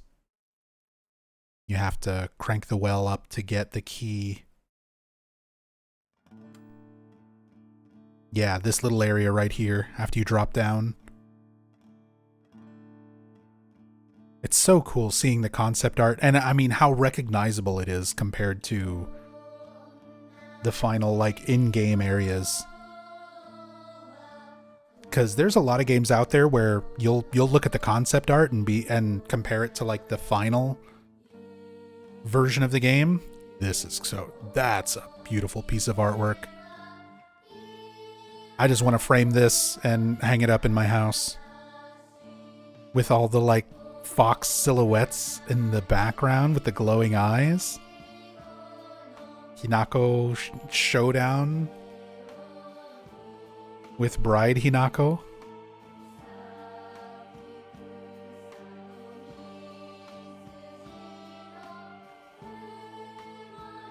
This one's great.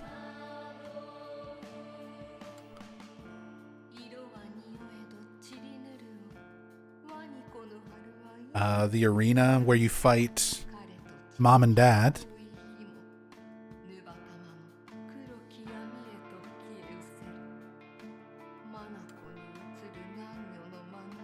Hinako's friends all hanging before the fight with the parents.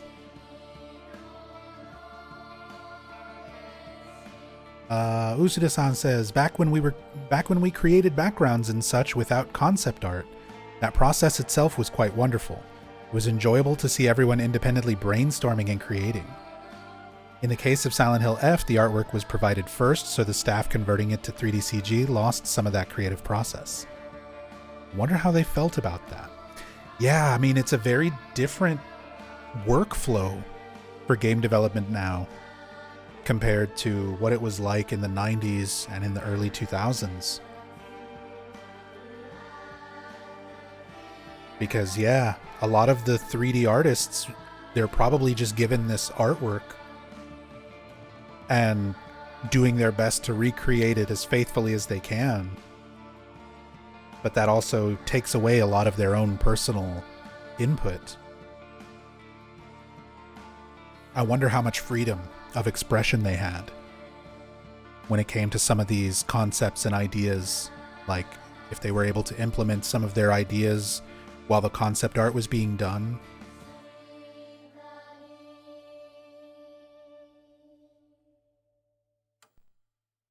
Is it due to time crunch? Probably some of it.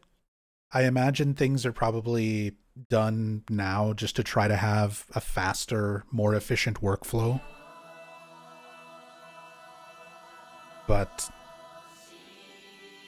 that's where things start to get tricky, you know, with game development, especially with a big production company like Konami. When you've got Konami Publishing and putting up all the money and giving the budget and deadlines for everything, you want to express as much of that personal artistic freedom as you can as an artist, I would imagine. But at the same time, you've got deadlines, you know, you've got budget constraints.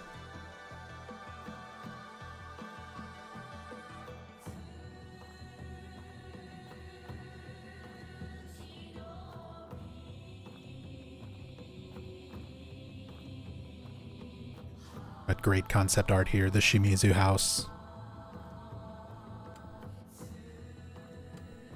Oh, all the different lighting, all the different variations of the Shimizu house. Since you go through like different time periods, different points in Hinako's past, each time you loop through the Shimizu house. So we get to see like each version of it here in the concept art. That's great.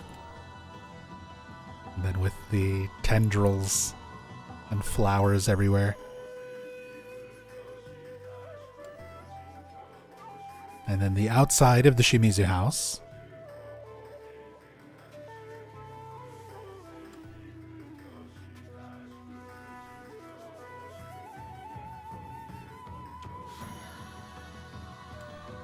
Did I get a brightness contrast bug at second or third Shimizu residence? Not that I can remember. I don't think I ran into any lighting issues in any of my playthroughs.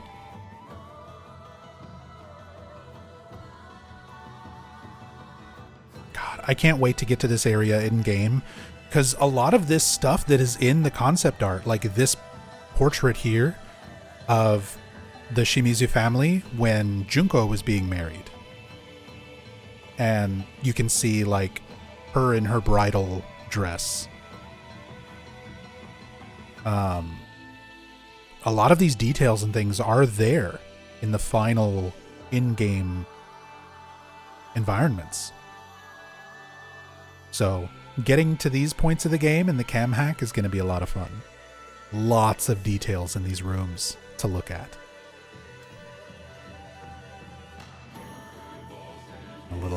This was always creepy. This is in game too, with the hair coming out of the little like wash area.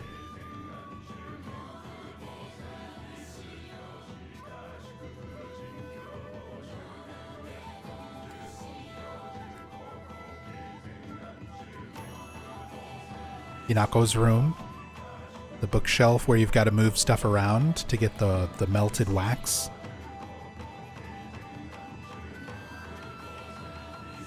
The doll, the celluloid doll, just chilling over here on the desk. Her track and field trophies.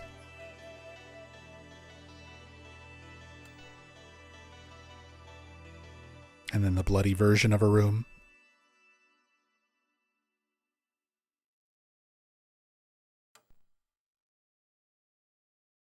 Okay.